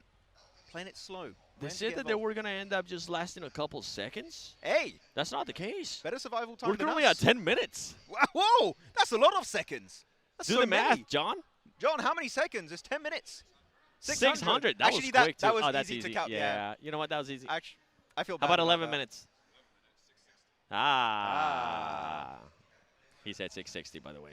Yeah. That actually. Yeah. He could have. He's actually pretty faked good at it. math, you know? He is. I saw his spreadsheets. He's like, man, he's If really for some good. reason casting doesn't work out, he can always be a math professor. Hey. That would be great. Here we go, though. Here we go. Bob. Squad. Hey, they get out of the Papa Blue. Oh, but they got Keep team driving. nearby. Yeah, It's the dev team. Keep driving. Dev team is close by. You do not want to go up. How is this team still here, still getting eliminated? Infinix. What are we doing? He's trying to dodge the shots, dude. Yeah. No. 6-ec. 6-ec. Where's Hit him the with them salsa steps. Where's the rest of his team? I can't even see them on the minimap right now. The they moved away. commanders. They left. The commanders say, "Get over here." This is my outdraw. Okay, next circle pops up is going to be a little bit southern eastern edge, moving away from the positions like Test Track, Yulin, Stadium, Fongton, not in circle anymore. This is going to be quite open-ended. There's a lot of flat terrain in this area in particular. And So you we got go. your Dev team make it out. Max, you got your answer there too. Yeah, Dev was able to actually get a full reset as well. They'll be moving in, Banger. rotating as well. I want to see where. I want to see where. Oh no! Don't stop! Don't stop! Don't stop! Keep going! Keep going. Oh please. no! Karaspin is close by. Unless they want to do this. This is one of the teams from the T-Pop Idol group, Bus, G1 and 3. Oh no! Oh no! Okay, this is a completely different one. This is 4E from Thailand. Yeah. Where'd it go? Where'd it go? Where'd it go? The Thai creator team, 4-Eat, is going to be looking for the clash here. It's going to be Notchit. He's currently solo on this fight, and he gets dropped instantly. Nice elimination. They get it confirmed. Looking for that first elimination in this match. The second player is going to be coming up, though. Karaspin, currently spinning out of control, instantly picked up. And that's going to be looking for their second elimination. And man, they're wasting no time between that knock into a flush. They want every single elimination here, Seven, they can acquire. Yeah, great trades there for 4E as well. They ended up losing one of the players, but they were ready to rock and roll, being able to eliminate two of those players from Karaspin. Oh, no. And now a bit of a crash here from AF onto Will. Let's see who's going to be. Oh my gosh, they're actually going with a 2-1 split there on this crash. What? Oh, they were dropping split in this compound. Legal, first of all. Pepito, my boy! Bias? Yes. Pepito able to find himself legal right away. The nade play, though, a little bit of damage down to Zasawal. He's going to be peeking the angle. S12K versus S12K. The jump shot not connecting. But so far, this crash for the Africa team is not looking great, Seven. A little bit all over the place. It is going to be looking a little bit all over the place. Luckily for them, they still have 2 of the members, actually 3 of the members somehow still alive here. Oh, I think he ended up getting recalled. But now here comes the push from Weu. WEU, come on. Let's see what we're going to be doing here. As you're going to be going for it. Oh, this grenade is going to end up hitting Max. He knows exactly where he's at. You see him? He's going to get 2. Oh yes! My God! Africa with the double knock made. Better than ETSH in the league stage. The creator team is looking great. What a nade. Zeldu, 4 eliminations for himself. Miss getting himself 1, and now they're looking to clean it up. Western Europe crumbling before our eyes, and Africa up to now 6 eliminations. Western Europe somehow ends up messing up their defense right there on that compound. Africa, though, on top. ETSH, nice call out, by the way. I'm trolling, guys. I'm trolling. Or am I? You'll never know. I don't want to find out. I'll check my Instagram DMs later. Yeah. If you even have an Instagram. Oh. Dun, dun, dun. The band of By the way, there's still 1 player from Western Europe chilling. Kiria is just like, I'm going to just stay very still and hope that they don't end up finding me. Do they still have a recall? There's still hope if the recall is still available for their players. Yeah, I don't think we've seen anybody from Western Europe actually end up getting picked up, so they should be fine. Ace Fighters, let's see what the next circle is going to be doing. Oh, where's it going to shift? Give me a Western circle with the river and Oh! play. Yes! Western circle, the river. Southern positions are looking really good as Africa moves in instantly. Africa's going to be moving in, and they're going to end up possibly crashing with G1 and 3. One of those squads that were currently, that were earlier on the stage with Barney doing rock, paper, scissors. I mean, yeah, I don't know which squad was the one that ended up with the mittens, with the gloves. Not sure. Yeah. We'll see through gameplay. Whoever misses the shots, it's probably them. They probably have the mittens. No, Africa looking again. Maybe looking forward. I love that the crowd's totally just getting really loud, trying to give him a heads up. There's somebody that's about to shoot. Oh my goodness. Ooh. Luckily for him, ends up moving at the right time. But Africa right now, 6 eliminations, wanting to get even spicier, wanting to get into more action as G1 and 3 just waiting patiently. We barely see his IGN in the names, like, whoa! Disappears from screen. Oh. Maybe the crowd is biased, not us. There you go, though. GP moving over that ridge, be able to make it out of the grasp of Africa's team. No extra elimination coming out just yet. The circle again, going hard to the western edge. There are really so many good positions around the river, but if it's a northern shift or southern shift here, 7, that transition from north to south is going to be so damn hard to execute. I do not wish it on my worst enemy. I was so focused on the gameplay too and what some of these players were doing in regards to engagements that I just noticed the circle as you were pointing it out. But now we have 4E going up against KM. The nades are going to be coming through. Oh, this squad knows exactly what they're doing. Everybody from KM just switched to nades, and they're just making it into a red zone as nades are going to be raining in. They're not fully connecting, luckily for 4E. But let's see if is going to continue on with those nades. Oh, this is smart there from DGR Levi, trying to get a bit of an off angle on the players from 4E. Oh, can he get on the roof? Yeah, he gets on the roof. Look, Baz, that angle could be deadly. Could he actually make it work in his favor, though, or is he going to be spotted by maybe Flash's angle? That could be a little bit of an issue, but no, here with the AKM getting a little bit of a suppressing fire, though. Levi's off angle, it's huge! And they get 4E. First player to fall. Can't quite flush it, but you know what? The rest of the team is now going to start crumbling. Dark Story also, SK going to try to peek around the corner, but instantly punished here. 7, 4E. Having a really bad time in this compound crash. 4E looks like they were going to be able to defend this push from the squad, but it turned out to be DGR Levi. I mean, the off angle, and he actually finishes off that player. We got our first team eliminated from the PUBG Mobile Superstars United show match. Oh, no. And it's actually one of the local teams, Max. Womp womp. I don't know what you wanted me to say. It's unfortunate. They're out. And also, lost a really strong compound here this time around. That compound south, perfect vantage point. You see everything west, north, east, south, and you know what? It goes straight up north. Great for the Africa team once again. Good entry point to the western side, but there's a lot of teams clustered over to that west, so can they hold down the fort here, 7? It is, and I'm going to be looking at the LATAM team here, how they're going to be rotating towards that circle. They are going to be towards the south. I think they're going to be trying to look for maybe a western rotation from some of this squad. They have Alucard. That's the one I was keeping an eye on. That's my boy, Oh, wow. Max. Well, that's a crash and a half. Okay, going for these more eastern buildings, leapfrogging ahead of the Africa squad. Zidu, we saw what his nade could do earlier versus the Western European team. It's looking strong, and it's right on the money. Mina losing one, second player also extremely low. All of the Africa players now looking to potentially regroup for this fight. Hermes picks another one. And up to 7 limbs looking for the 10 here, it seems. And the entirety of Africa now just looking to find that final player, and they do get him indeed. 9 eliminations, 1 shy from the big double-digit point. Great flush there from Africa. Great defense as well, as Mina was trying to take over this area, but it didn't end up working out for them. GB is in the riser. They were looking to see if they can maybe third-party this fight. Shots are going to be coming through. Hermes, he wants to, he's feeling himself right now. He wants to get into the action and continue on. He's like, hey, we're hot.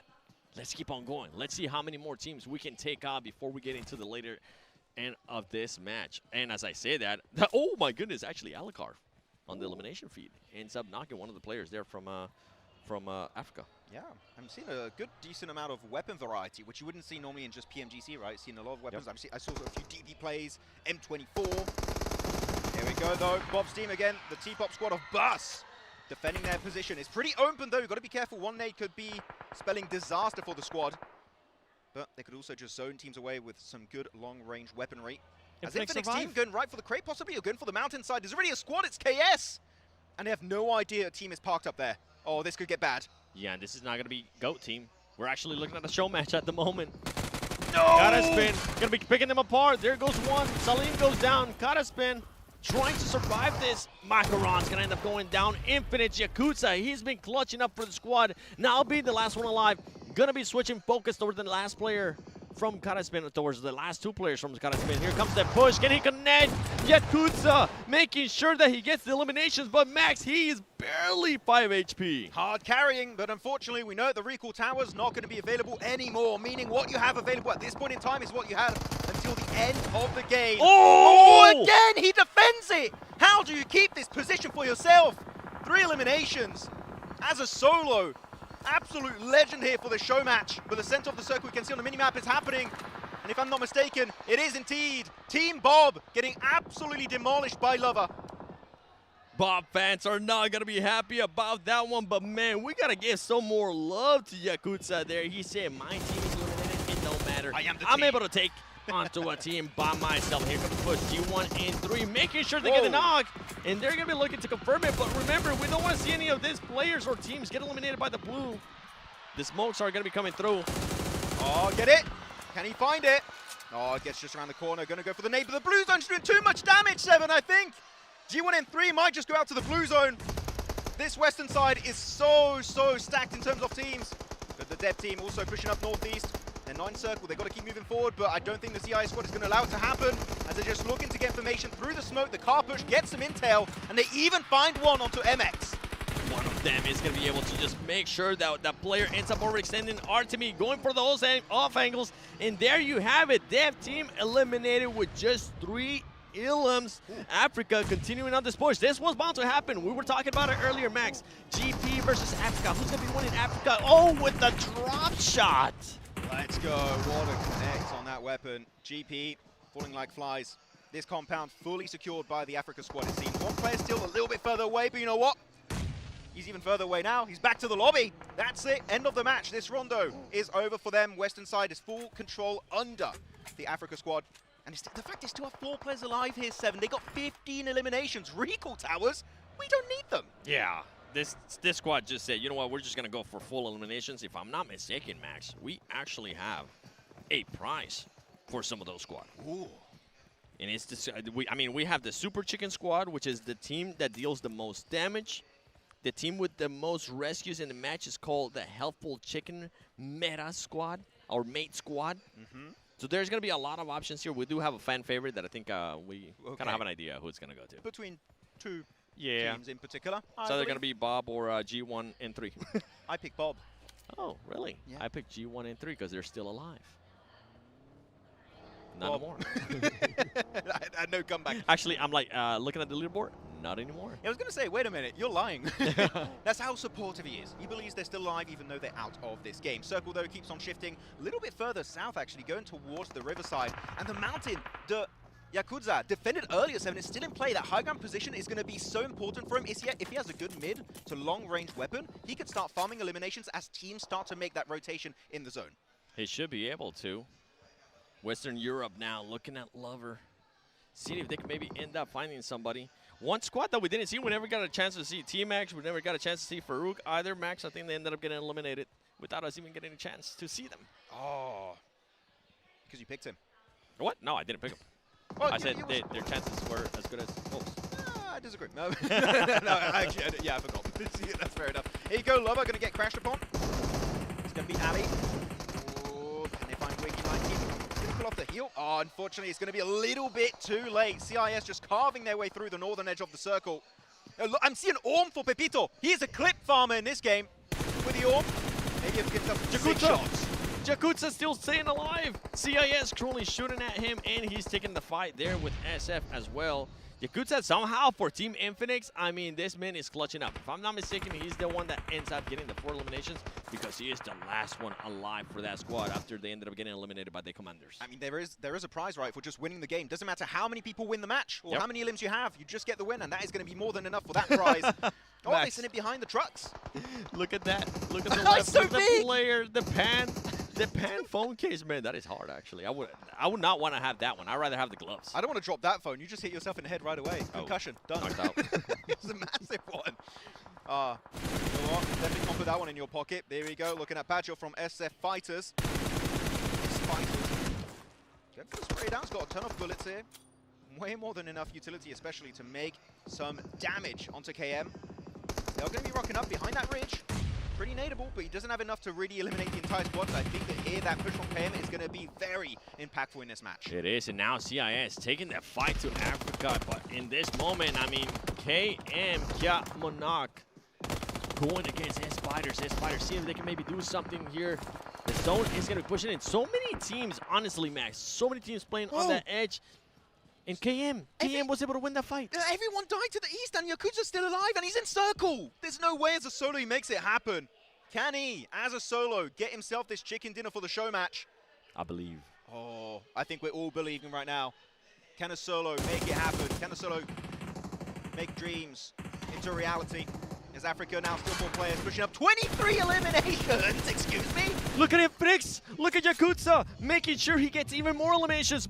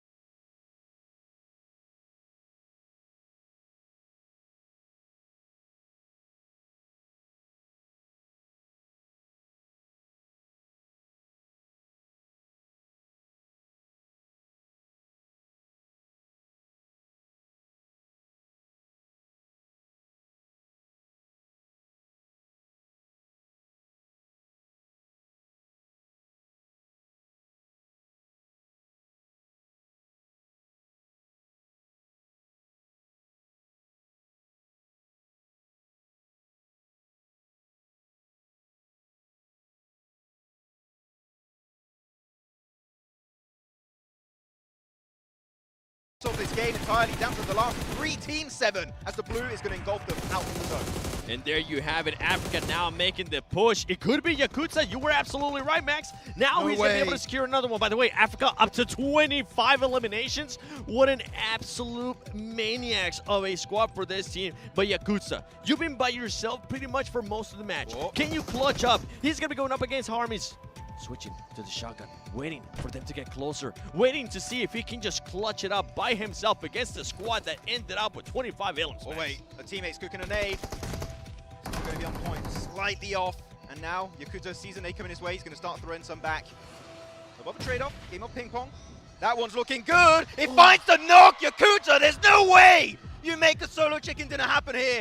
And now over to the S12K, trying to push over the rock. Unfortunately, taking severe damage. Able to hide at the last second. You gotta push. The heal. You gotta push if you're Africa. You know you were able to hit some massive shots right there. Not enough time though, as Yakuza's gonna be able to heal up. Yakuza trying to see if he can clutch it up by himself. From the whole match, this squad ended up dying to the commander. Oh my god! Gets the high ground, and Yakuza clutches it as a solo in the 2025 PUBG Mobile Superstars United, Max. Infinix team making it happen here. PUBG Mobile Superstars United. Yakuza holding down the fort for the entirety of that late game.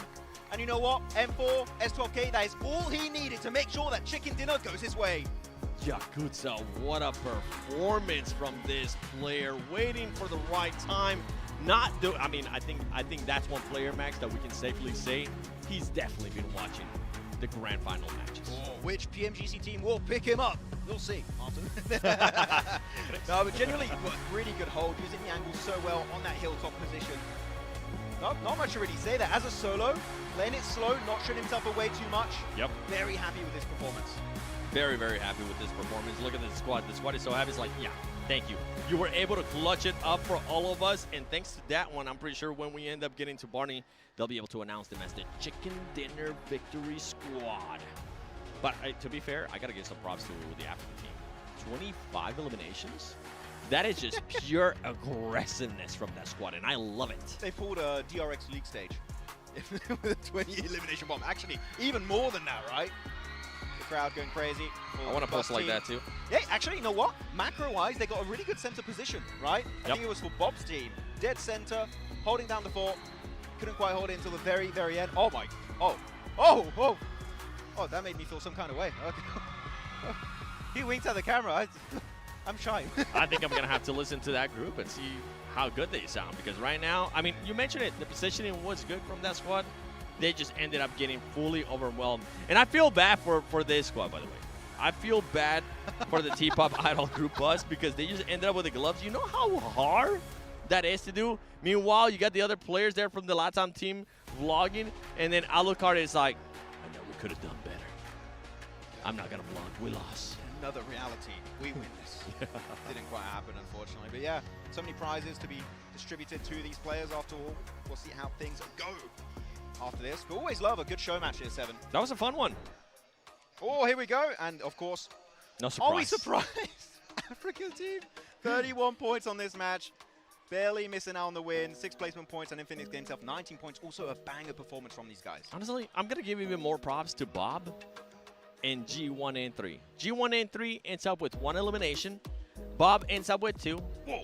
And I might have just carry on the curse from the Maxman that you don't have anymore, because the one team that I ended up picking, Latam, they ended up with a big old donut, Max. 0 points. I didn't know you won the team, Seven. I didn't know you were playing while you were casting that game. That all makes sense. No. And my boys, Pepito, Zasuo on Western Europe getting 5 points this game. They were trying to play with the Orm, so I respect the attempt, but it was not quite enough to take the win. That's right. Dev team was able to secure those 3 eliminations. We got to give some props there. Once again to Infinix. They end up getting the chicken dinner, followed up by 9 elims. By the way, those 9 elims just from Yakuza. Nobody else. The rest of the squad, they were eliminated by the commanders. And I'm just going to keep saying that over and over again because we got to appreciate what Yakuza was able to do in this match. And I can't wait to see that big smile that he's going to put on the stage. I mean, you said he only got the 9 eliminations on his own, right? He got also the 10 placement point. he got 19 points for his team pretty much. So crazy performance. Also CIS carving out the entirety of the northern side. They looked for the Dev team. They got themselves some really good eliminations. So CIS looking really impactful this game. That's right. And I mean, Dev team at one point, I was hoping that they would be able to just show out with the way that they were performing at the beginning of the match, and then everything just crumbled. Absolutely crumbled when they went up the most fragging team up against Africa. By the way, 4-8 ends up with those two points just via eliminations. KM with 11, not bad. You know, we had some actual good performances here, Max. What team that we thought was actually going to do better, that I personally thought was going to end up doing better, was Kataspin. They end up with just 1 total point. That's a rough way to go about it here for the show match. But, yep, 14th place. At least they're not going to be in last position like the MENA team, pulling a reverse R8, it seems. But that does happen every once in a while. S-Fighters, I felt like had a really good entry point on the circle. Southern side trying to hug the river, low ground of that mountaintop. but then they get completely demolished by Yakuza. That was a little bit of an window. Who could expect Yakuza to pull off the clutch of the day here, possibly? We were joking at one point. We're like, what if he can win it? And then we saw the circle. Was like, maybe he can win it. And then we saw the circle again, and Max was like, he's gonna win it. He's in circle again and again. He pulled a Xavier a little bit, but an aggressive Xavier. He got. Yeah. Never mind. I was like, I gotta go see how many Illims the Xavier was able to get in one match yesterday, because he might have actually got more Illims than the Xavier in just one match alone. Oh, madness happening in this one. Actually, I'm looking, because Team Africa got 31 points.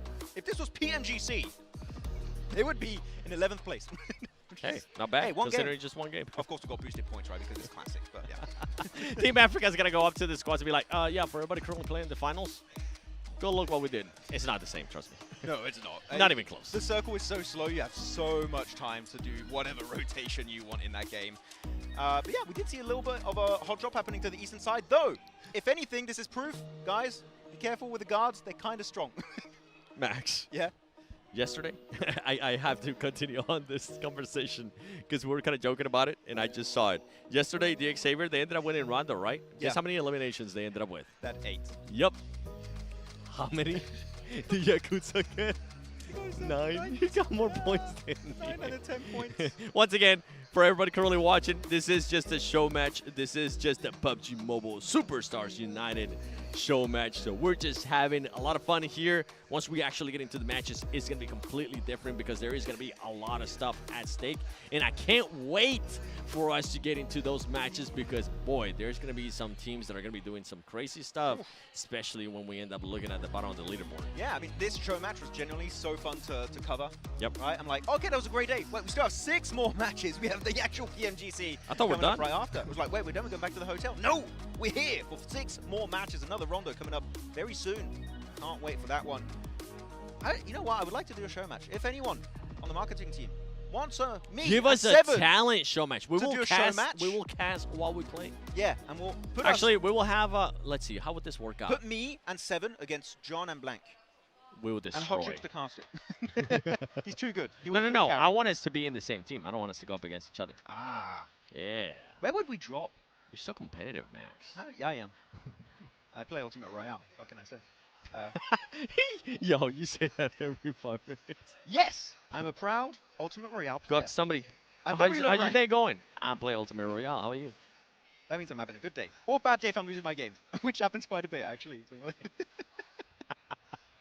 But I think with the squad, with us, honestly, with all of us, I think we might be able to cook up. Honestly, I'm going to keep it on Brian. 7 eliminations. Of course. You don't think so? I'm going to keep it on brand, so I'm going to get 0 eliminations. That's a good thing. Yeah. You know why? Why? Because you're not trying to curse us. Hey. My boy. Can I even? Yeah, you can definitely curse yourself. I just, whichever team we crash. I'm putting my hand up to the camera right now.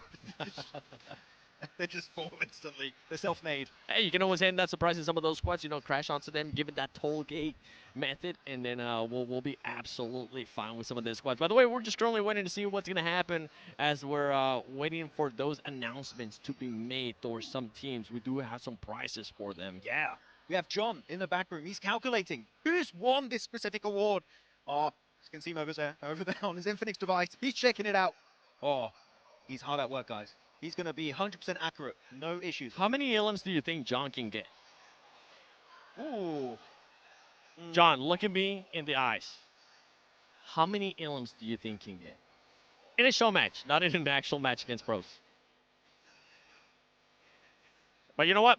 We're going to have to wait, John, because I think we're ready as we take it to the stage with Barney. Ladies and gentlemen, we have a winner! Congratulations to Team Infinix for that winner chicken dinner. What an incredible performance from start to finish. But before we move on to our champion, we have 4 other unique awards to present here on the stage. ใช่แล้วค่ะขอแสดงความยินดีนะคะกับทีม Infinix ด้วยนะที่คว้าชัยชนะในโชว์แมตช์นี้ค่ะแล้วก็กินไก่ไปเรียบร้อยแล้วนะคะก่อนที่เราจะไปสู่รางวัลแชมป์ค่ะเรายังมีรางวัลพิเศษอีก4 รางวัลที่จะมอบให้กับทีมต่างๆด้วยค่ะ Our first award is called the Super Chicken Squad. This award goes to the team with the highest total damage output during the show match. ใช่แล้วค่ะรางวัลแรกนี้นะคะก็คือ Super Chicken Squad Award นั่นเองค่ะที่จะมอบให้กับทีมที่ทำดาเมจได้สูงที่สุดในการแข่งขันโชว์แมตช์นี้ค่ะ And the award goes to Team Africa! Congratulations. Please make your way to the stage. please Come on down, come on down. Team Africa, come down here. where are you Africa team ขอเสียงเชียร์ดังๆให้ทีมแอฟริกาด้วย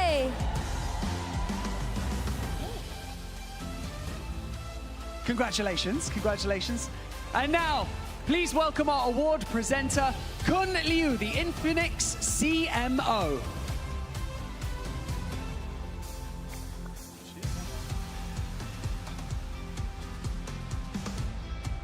ขอเสียงประมือต้อนรับคุณหลิวด้วยค่ะ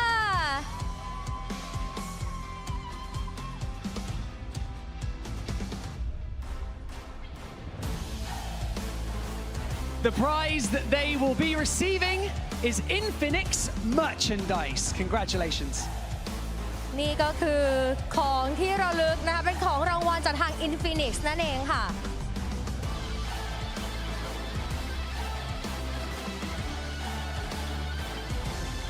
Once again, congratulations. Let's take a team photo. Let's take a photo together, everyone.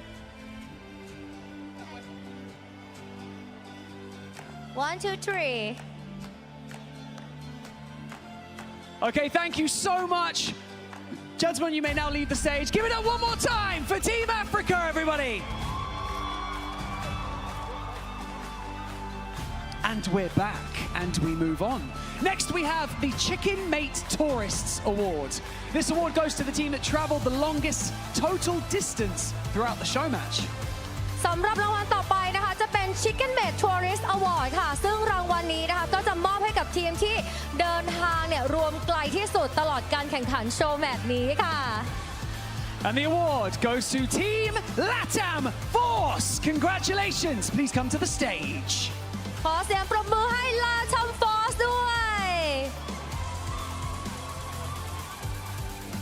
Please Both teams are the furthest away. Travel so far.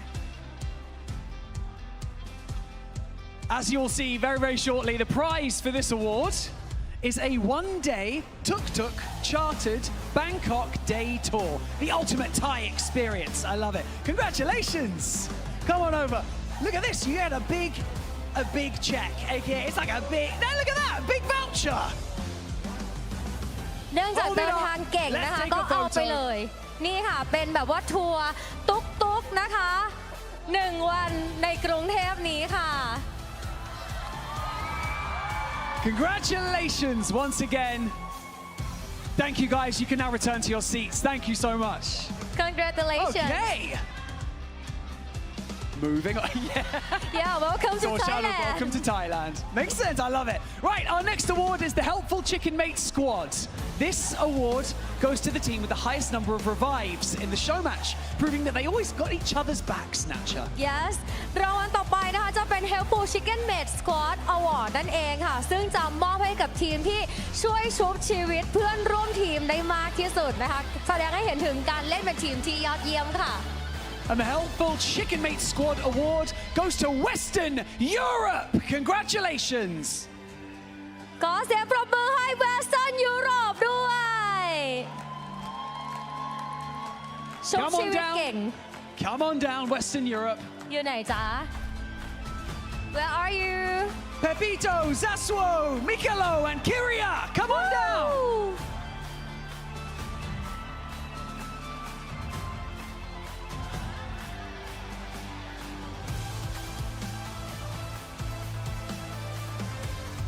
Again, it's the furthest away. Again. Come on Congratulations, congratulations. Come on down, come on down, come on down. ชุบชีวิตเก่งขนาดนี้นะคะ Right, the เอายาดมไปเลยค่ะ The prize for this award is 4 gag nasal inhalers. Perfect for keeping your energy up. Inhaler We're going to take a photo. Let's take a photo together. Take a photo. This guy right here.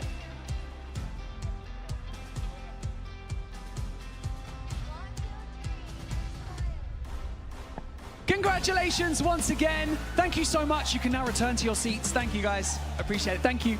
Thank you. Thank you. Thank you. Congratulations. And now, it is time for the Fan Favorite Award. This award goes to the team that received the loudest cheers from the audience during their team entrance, measured in decibels. และแน่นอนว่ารางวัลต่อไปนะคะเป็น Fan Favorite Award ค่ะว่าทีมไหนเนี่ยที่ได้รับเสียงเชียร์จากแฟนๆกึกก้องมากที่สุดนั่นเอง That's right, and the number of decibels was 104.9, and the Fan Favorite Award is Team Bob! Team Bob ค่ะ 104.9 decibel Come on down, come on down! มาเลยค่ะ Come on, Team Bob! Team Bob มาเลย Woo! Congratulations, congratulations. I don't have any hands. Oh, Sponge, there you go. Congrats. Nice, nice. Here we go. Okay, you've got to like. Well, we're going to do that, don't you worry. Oh, of course, of course. Up you get. Okay, stay right here. This is PUBG Mobile merchandise for you guys. Hope you guys enjoy. We're going to move into the center. We're going to invite G1N3 onto the stage. G1N3 ขอเสียงดังๆ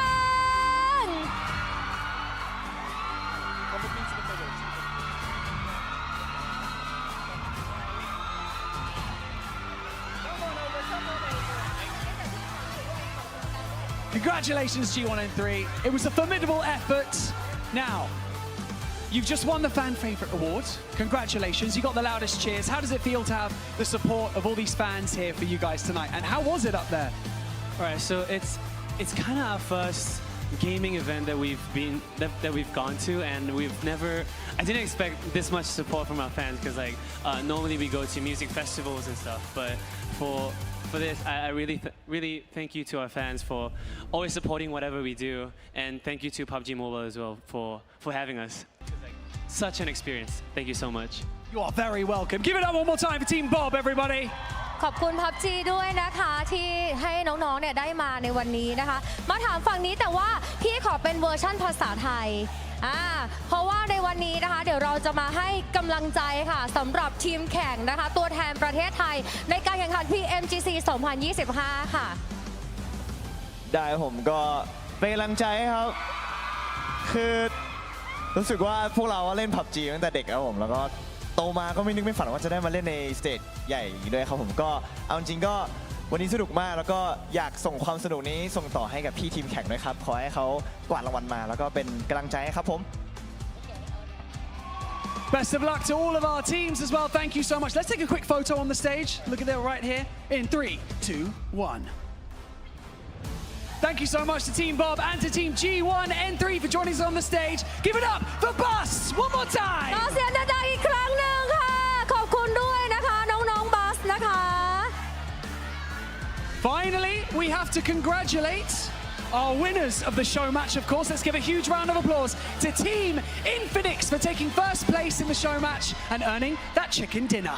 เอาละค่ะและตอนนี้นะคะขอเสียงดังๆให้กับทีมที่คว้าอันดับหนึ่งของการแข่งขันโชว์แมตช์และได้รางวัล Chicken Dinner Victory Squad ในวันนี้ด้วยค่ะ Team Infinix, come on down.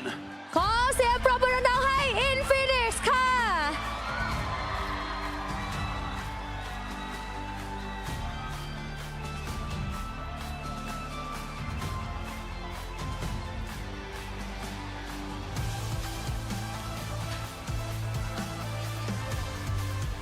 Congratulations, guys. This is kind of awkward, isn't it? Because Team Infinix, we're going to get your prize to come up on stage now. And your prize is 4 Infinix GT30 Pros.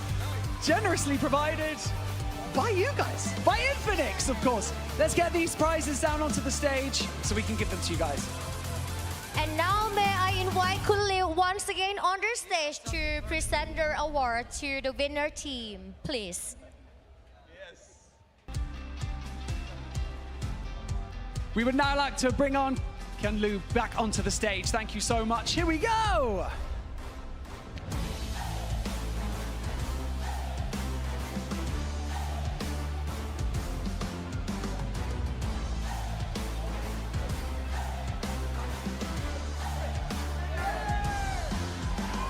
Congratulations, Team Infinix. You guys are great sports. You did so well, and congratulations for securing the chicken dinner. And look at these. ว้าว ได้รับนะคะเป็นโทรศัพท์มือถือของ Infinix นั่นเอง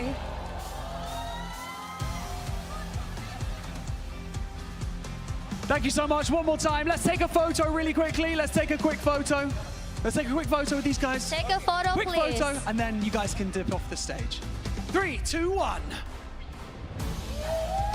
Thank you so much to everyone for competing. What a phenomenal show match.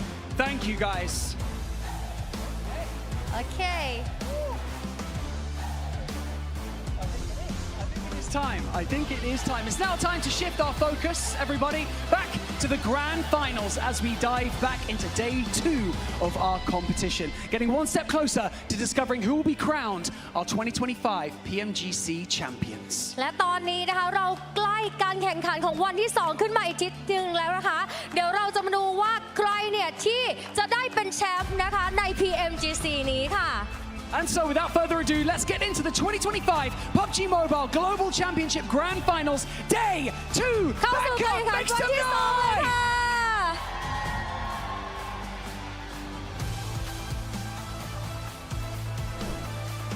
Now that's how you start a show right there. We got the crazy performance from Bam Bam. We had the Superstars United show match. By the way, big shout out to my man Max Man at 7 here for casting that one. That's how you do it. By the way, Yakuza, what a sick play at the end, man. That was awesome. MVP.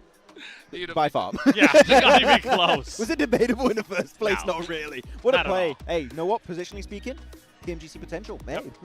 Yes, it is. Yes, it is. Of course, we got to give some love to the Infinix GT30 series, the official gaming phone for 2025 PMGC. Engineered for precision, performance, and victory.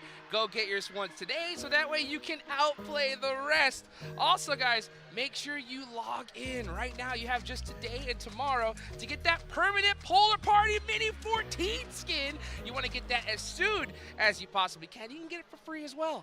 Also, you can get the Rev It Up emote. You got a little bit more time for that, but I would still go grab that as soon as you possibly can.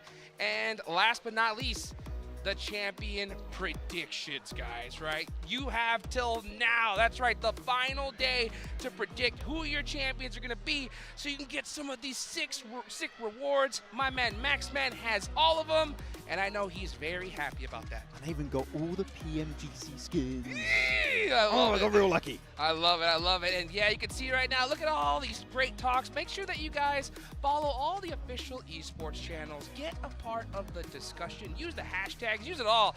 And then hopefully you can be featured here on the big screen 7. I'm going to be looking at Takur there. APG, because 3 global MVPs. I like your reasoning, honestly. Don't tell me more. I like the other one at the bottom, just Ultra Ego, because Rosemary. And you know what? That's fair. yeah, honestly. It. Word, right? I love to hear it. I love to hear it. You know what, though? I think it's about time we definitely talk, guys, about the matches coming up, right? Yesterday, we saw some great performances, obviously, from Xavier and Alpha Gaming. 2 stark contrasts on how to get to the top of the leaderboards here, 7. Yeah, I mean, that's Max was able to mention about 2 hours ago when we started the show in regards to Parajin. We got a chance to talk to him. He was saying we got lucky. We got lucky, and it kind of shows because the placement points, 35, only 21 eliminations. And then when you look at APG, Max, I mean, that was a squad that was able to frag out with those 37 eliminations. Playing together. I know this may be a shock for all of you at home, but yes, Doc is indeed playing with the team. Yes. And it's been looking amazing. This has been the strongest I've seen APG play in a while. Hands this down. is looking really solid in day 1. But I just back to Xavier, sorry, real quick. 28 minutes survival time at PMGC is ludicrous. No way they maintain that. Come on. It's insane. And then, I mean, when we talk about performances, Loxy, I was saying yesterday, today, I mean, this tournament, PMGC, feels like it's been his pop-off performance, and he's been putting up great performances, 2.2 eliminations, but Rufus. Actually, back to Loxy real quick before we go to Rufus. Doing 2.2 average elims in 30 minutes of survival time is a mad achievement for Loxy. But yeah, Rufus, again, MVP contender, trying to catch up to his brothers. Doc, Top, Ziol, trying to make it happen. And an average damage of almost 450 is just mental to have here. And the thing is, sure, Rufus is up there. I've checked the stats. Top, Doc, Ziol, they're not that far on this top players list, right? So the entire squad is putting up massive numbers. Crazy numbers, and you're going to get a lot of those numbers in Rondo, first match of the day. And remember, guys, for if you guys that haven't checked on it, the MVP race, the winner of the MVP here for the finals gets a brand spanking new Porsche Cayenne. So that is what these teams are hunting for, these players are, for sure. So, you know, we got to talk about the MVP race. We got to talk about two of the top teams, you know. As we go in here into day number 2, my question to you, Max, is out of the top squads, yes, which team are you kind of worried about today? Which team do you have like a little feeling that maybe could, you know, not perform as good here on day 2? The Xavier, because of what we mentioned many times, right? The circle, not quite going their way. If that happens today, if they're challenged by the zone, can they put up a similar performance? Can they reach 28-minute survival time once again? That's my big fear. I want to see them challenged, and if they are challenged and they get a good game, then I'll be like, you know what, Xavier, I think we'll be able to remain in those top 3 positions. I think that's a good point. I think that's a great point. I mean, honestly, like, we talked to him, and I asked him straight up, I was like, hey, you know, how you guys feel? You guys are on top. And he's like, nah, 3rd place. We're the 3rd place team, you know, in their eyes. And I like that mentality, though, right? Yeah. Because, you know, you have to look at the reality of it. Yeah, we got a little bit of zone luck. We'll take that, though, right? We'll take a little bit of that action. You got to put up some numbers regardless. But you know what? Speaking of luck, guys, I think we challenge our luck before we start the show here today, all right? So for those of you guys that don't know, there's some crazy stuff happening here in Bangkok, Thailand, all kinds of goodies, and we got some blind boxes, oh yeah, so we can see what kind of helmet we're gonna get. There's 2 secrets, guys, 2 secrets, so let's go bust this open and see what we get. That was cool. Oh yeah. Yeah, it was. There's all kinds of colors. Yeah, there's 5 Wait. colors total. Did I get the secret one, or is this just the packaging? Oh, that's the packaging. I was like, wait a minute. Let's see. I got hella lucky. Let's bust it open. Let it rip. Let's go. What color? I got the lovely. You got the lovely? Got the lovely? Ooh, I got the mysterious. Oh, yes. You got. I can No give way. this to my daughter. Oh, that's so Hey. cute. Look at that one. Look at these guys. Oh, Mine's this is stronger than sick. yours. Let me see its face. Oh. Oh, hello, play unknown. Unknown, If literally. you ever wanted to know what He player shall remain unknown looks unknown. like, here we go. Hold on. Let's see if I can. Come on. There you I go. don't think you were supposed to reveal that. Well, now you know. We can't. Hey, This is cool, let's actually. put them here. Yeah, that's my little buddy right there. He's gonna sit. Yeah. Yeah, he's Sit sitting. down. You know what? Oh, yeah, well, you know he's what? You're down. just gonna stay right here. You're gonna stay right here. All right, dude. So that was fun. You know, it's so crazy all the cool stuff that they have here. There was some stuff I'm begging for. Those little mini trophies, dude. Those look so Ooh. sick. I want one. Yeah. We're trying to make our contacts get some for us. Are we gonna be successful? I don't know. I think hopefully we will be. Yeah, I hope so as well. But guys, you know what? It is time to get the matches started here. I hope you guys are excited. We got John Allen and Blank ready to go. So why don't we go ahead and get ready for match number 1. Absolutely. Oh my god. So It's ready. us. It's us. Oh my god. Hi. Oh my god, we're back. Hi guys. We're here. Oh, what? What? It's crazy. Hey, Check we've got this some out. boxes too. We've got some boxes too. That's what we actually are excited about here. We are getting in. No! Oh, no, come back to us. Wait, please. Whoa, do it faster. I got the blue one. I got the blue one. I got the blue one. Okay, I go to got you go to the the map. number one. You go to the map now. You go to the map. Oh, no. What did I get? Oh, I got the gold Oh! one. Whoa, I got the gold one. I got the joyful. That's actually cool. Wait, that's a secret? No. It's the joyful. It's one of the ones. It's one of the ones. It is. It's on the side of the box. It's on the side of the box. I was showing that to Jukes. The 5 are there. Look at that.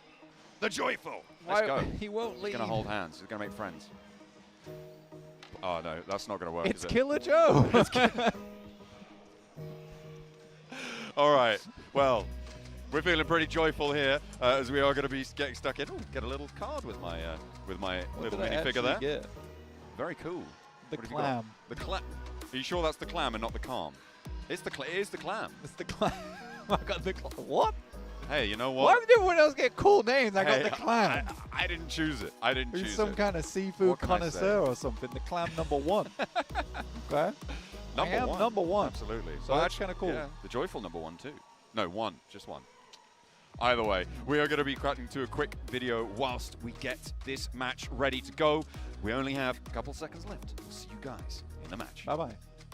Oh, I was just kidding. It was a joke. Couple more seconds. That was a joke. Were you staying on us for a little bit? This guy's kind of scary. But it's gonna. We're video now. Video now. Watch this. What's up, everybody? I'm the 7GG, joined with Max and joined by Reefus from APG. Reefus, I'm going to be starting off. We've seen you guys go from Gauntlet to groups, and the main focus has been the team playing compact and playing together. What has led to those changes?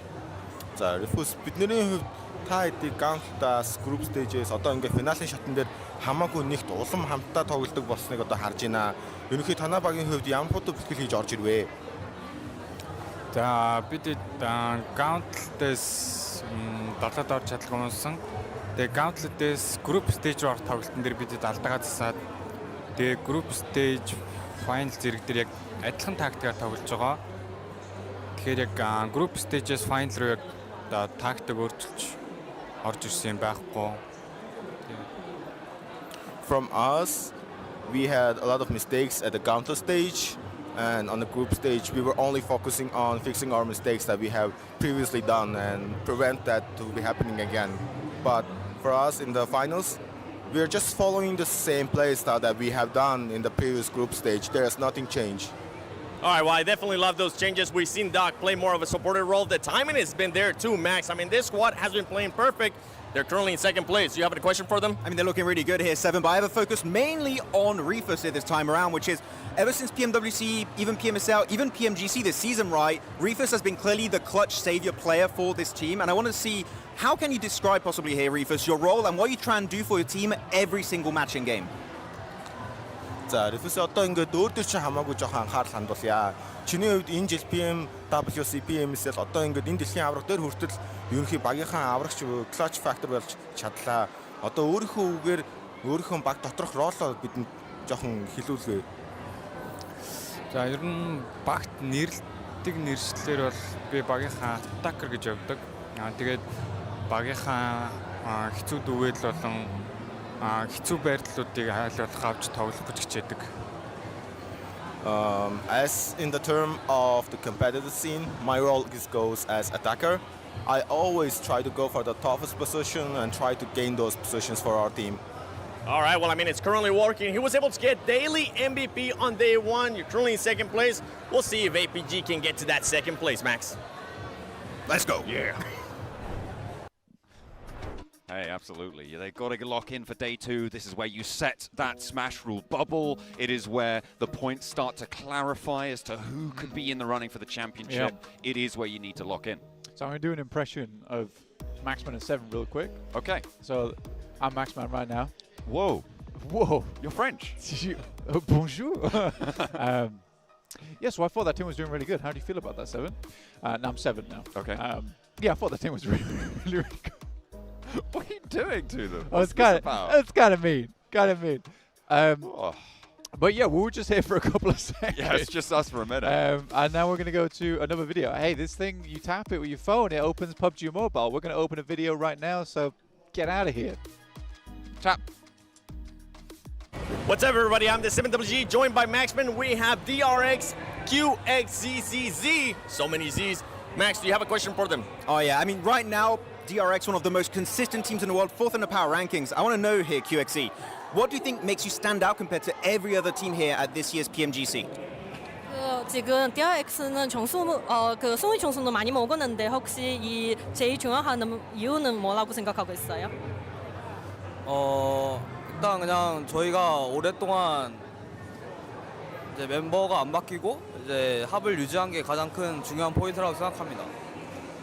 We think that's because we didn't change our player for a long time and we did a very good teamwork. This is the most important reason. Okay, and for me, day one, I mean, the performance for the squad is there, but there is a bit of a question when we go to Erangel. You guys were only able to achieve 9 eliminations. Is that going to be a priority for today, looking to get more eliminations in Erangel?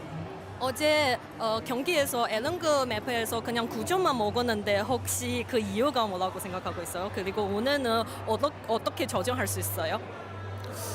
일단 이제 그랜드 파이널 첫날이기도 하고 어제 밀배 서클 같은 경우도 저희가 원하던 대로 약간 상황이 흘러가지 않아서 이제 첫날 데이터가 좀 부족했다라고 그냥 생각하고 이제 두 번째 라운드부터는 좀 그런 실수 없도록 해야 할 것 같습니다.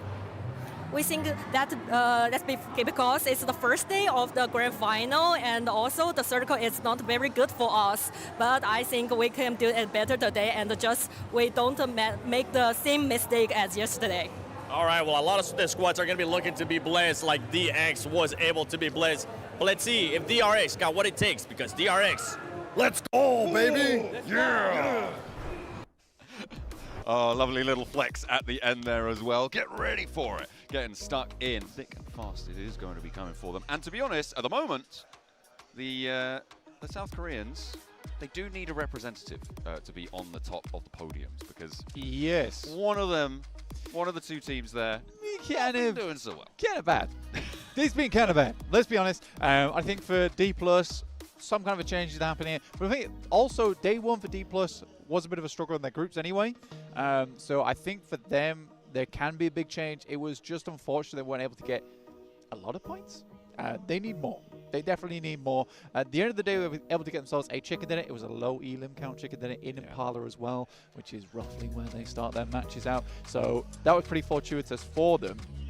Can they make the climb today? Will teams at the top start doing a little bit worse? I think for DX Xavier, I think that's some big humility from their side of things, saying that, you know what, guys, we're sort of a third place team, actually, after yesterday. We shouldn't be in first place.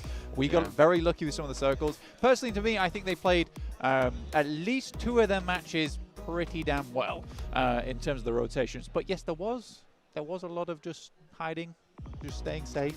They were able to get themselves a lot of points, and that's fair enough. But I think even they understand that they need to do more if they want to remain in this first place position. Or what the hell, maybe they just get the circles all day again today. Yeah, just do it that way, you know. Yeah. Just get on through, set that smash boundary, get yourself up towards They those top closed the spots. game out. They closed the game out, though. They did do that. It's important. It was a low elimmer, especially on. I feel like Rondo was really the one where it was quite, very definitely, you know, being helped out by the circle. On Definitely, massively. very massively, totally, Hugely. and also probably Absolutely. completely helped out by the circle Yes. on that one. And then they were highlighting it tongue-in-cheekily on the show match as well, that they got fewer elims than You're quite cheeky, aren't just you? the one player from Infinix. Hey, look, I've been known to sass every now and again. You are a sassy man. Yeah. But yesterday was definitely an interesting, completely and absolutely definitely an interesting day for us yesterday. Totally, yeah. totally. Radically. 100%. And I think that the things that excite... Really? Yeah, it's starting to... Is it annoying you? me, Yeah, they're being cheeky. It is being cheeky. It would go on a backpack, though, pretty well. So you It can clip would, on. actually. I could whack that on my backpack. Ooh, Yeah. maybe I'll do it on mine as well. Yeah, you could do. And then everyone knows I'm a PUBG Mobile guy. Hell yeah. Yeah. And we can help people open their PUBG Mobile apps. On Oh, wow, it could be from my really backpack, I'll be like, annoying. hey, open PUBG Mobile right now. Is Go. this like the new... Oh. Whoa, no, get back. There we go. Is this like the new Alexa play Despacito? Wait, hang on. Gives yours. Oh. Oh, couldn't keep it going. You're entertaining us. I know. It's That was my mine. turn. Yeah, oh, can you juggle? No. I can try, though. Oh, you can juggle. You juggled. Oh no, it's 90 Globen over a prison. They fell off. I'm telling you, the level 3 helmet is hard. Oh, did you just get clogged? That bonked me right on the head. So I have a concussion now. So the casting may be lackluster. Hey, you know what? But yeah, I gave it a go. I got a good 2 loops in. It was not 1.5. All right, it counted as 2. We're going to round that up. All right, I'm calling that a win. In my books. Well, you that beat was me. it. That You was did it. more than me. That was a DX Xavier. But rounding it up. Brilliant. Yeah. Yeah, just round up. Just round it up. Just keep rounding up. You get more and more points as time goes on. I think one team that they highlighted as well was APG. I think yesterday they definitely played I'm just worried about much your more friend. together. Keep going.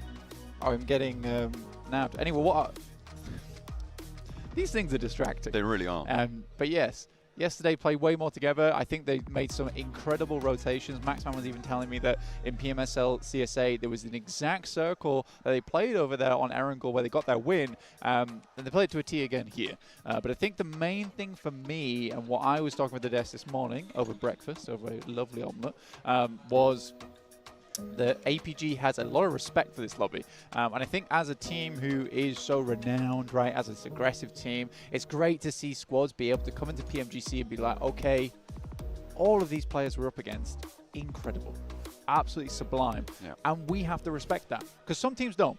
Yeah, absolutely. I mean, you can't just come in as a bully squad playing in a small pond as a big fish.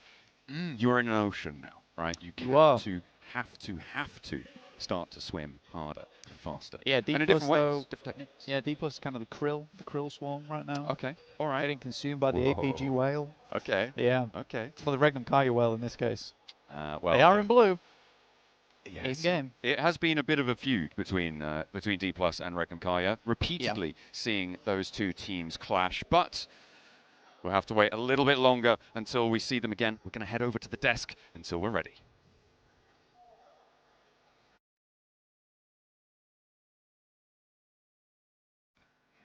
Bam! That's right. Bring it back up to us, baby. That's how we get it going, guys. Thank you so much for being so patient. We're going to get the matches started just a little bit, but we wanted to talk a little bit more about some of the action that we got coming up. So we already talked about some of the top squads, guys, right?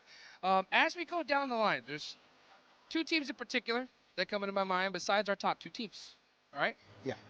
Regnum Karya, D+. All right? We saw those squads go at it like crazy in day one. Max, you think it's going to happen again here in day two?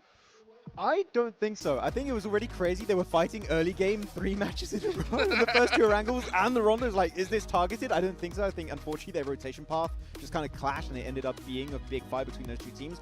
But you know what? Regnum Karya, they were looking fine. Also, they fixed their hot drop in Picado. Currently, right, going for the tragedy to the west. D plus Kia is the team that I am waiting right now, 7, to initiate that comeback. The reigning champions, currently at the bottom of the rankings in 13th position. We are expecting way more from this squad. We saw a bit of a wake-up call from them, especially in the last match in Miramar. They ended up with a win in 8 eliminations. I know what you're going to be saying. He knows me. Yeah. Say it. Say it. It was a city finish, so it's a bit weird. Even with that. A win's a win, baby. So I'm glad that we're able to at least be able to do something with this squad. Now, going into today, I'm hoping they don't get into those engagements with Regnum Karya. I'm hoping that they don't end up getting with those early fights and try to focus more towards the later of the match. This squad, remember, it kind of feels exactly what they were able to do on their previous stages too. Sometimes starts off a little bit slow, but then ends up picking it up in day 2. This isn't last chance. I know last time we got a chance to see last chance. It's not. We're gonna actually have 3 days here. We don't know how many matches on the final day because of the smash rule coming into effect. But besides that, I mean, I see Blank over there throwing up a 6. I'm guessing he's saying that we're going to get 6 matches. And then John, for some reason, I think the math, the legend, he threw up 7. So. Ooh. Because you're 7. He was saying hi to you. That's what it was. You know what, though? You know what? Speaking of 6. I do know.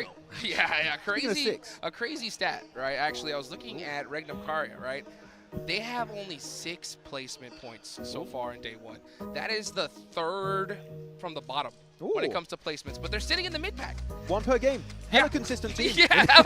Super consistent. I mean, if you're talking about placement points in regards to some of these other squads, we're going to talk about APG because APG, outside of their win, they were only able to get 4 placement points. And this is a squad that was able to frag out. Remember with the graphic that we saw a long time ago, that I'll try to refresh you guys on what it was. And it was none other than APG amount of eliminations. 37 when we ended up comparing that to what DX was able to do. DX, even though they're in first place, they only ended up with just 21 eliminations. I mean, it goes to show, yes, you might not be able to get those placement points, but right now, if you're doing just enough, whether it's fragging, whether it's placement points, you're putting yourself into contention and hopefully continues on for some of these squads. Hey, putting yourself in contention is so important right now, especially with that smash roll, guys. We're going to definitely see it come into effect tomorrow because we could literally have just 2 matches tomorrow and this is over, right? So that's a big thing to consider. Now, when we look a little bit further down the leaderboards, right? Seven, I'm going to ask you this question. When it comes to middle squads, which team do you feel is a little like a sleeper squad, right? What team do you think that today is going to be a big threat in the middle pack? Is this considered the middle pack? I'm going to ask you guys, and then if you guys say yes, then I'll continue on. R8 Esports, is that Max? Is that considered a middle squad? 6th position. Yeah, I know what. That's the high middle. Yeah. Currently, right? Jukes? Yeah, I like it. I like it. I think all right, cool. then with that said, then yeah, I mean, that's one squad that definitely was able to surprise me in regards to what they were able to do yesterday. And don't worry, I'm about to break down what ended up surprising me, because that team did their thing. And their thing was able to be aggressive in Gauntlet, and they continue on that aggression. I was able to talk to Starlight, and he said even though they are not in the top 3, they are very happy with their performance. They're very happy with what they were able to do, considering that the zone was not in their favor. And for this squad, it was massive to continue on the trend that we saw out of them from the Gauntlet in being aggressive, getting those eliminations, and the main factor, Max, is not being scared of taking fights. I mean, Namori was not scared of taking those fights. He loves getting in those engagements. But you know what? Team that's a little bit lower, and by a little bit lower, significantly lower. Alter Ego, except for that first angle, they've barely made it through the early stages here, Hot Jukes. I want to see them try and make it out of that one. I wanted to see them making these top 5 scenarios. Alter Ego, Indonesia, let's go. Let's go, baby. Match number 1. We're headed to Rondo. Let's get it started. My eyes are going to be on Neox Factory. Are we going to finally see that crazy hot drop? I'm hoping so. Let's go ahead and send on over to our casters, John Allen and Blake. It is time.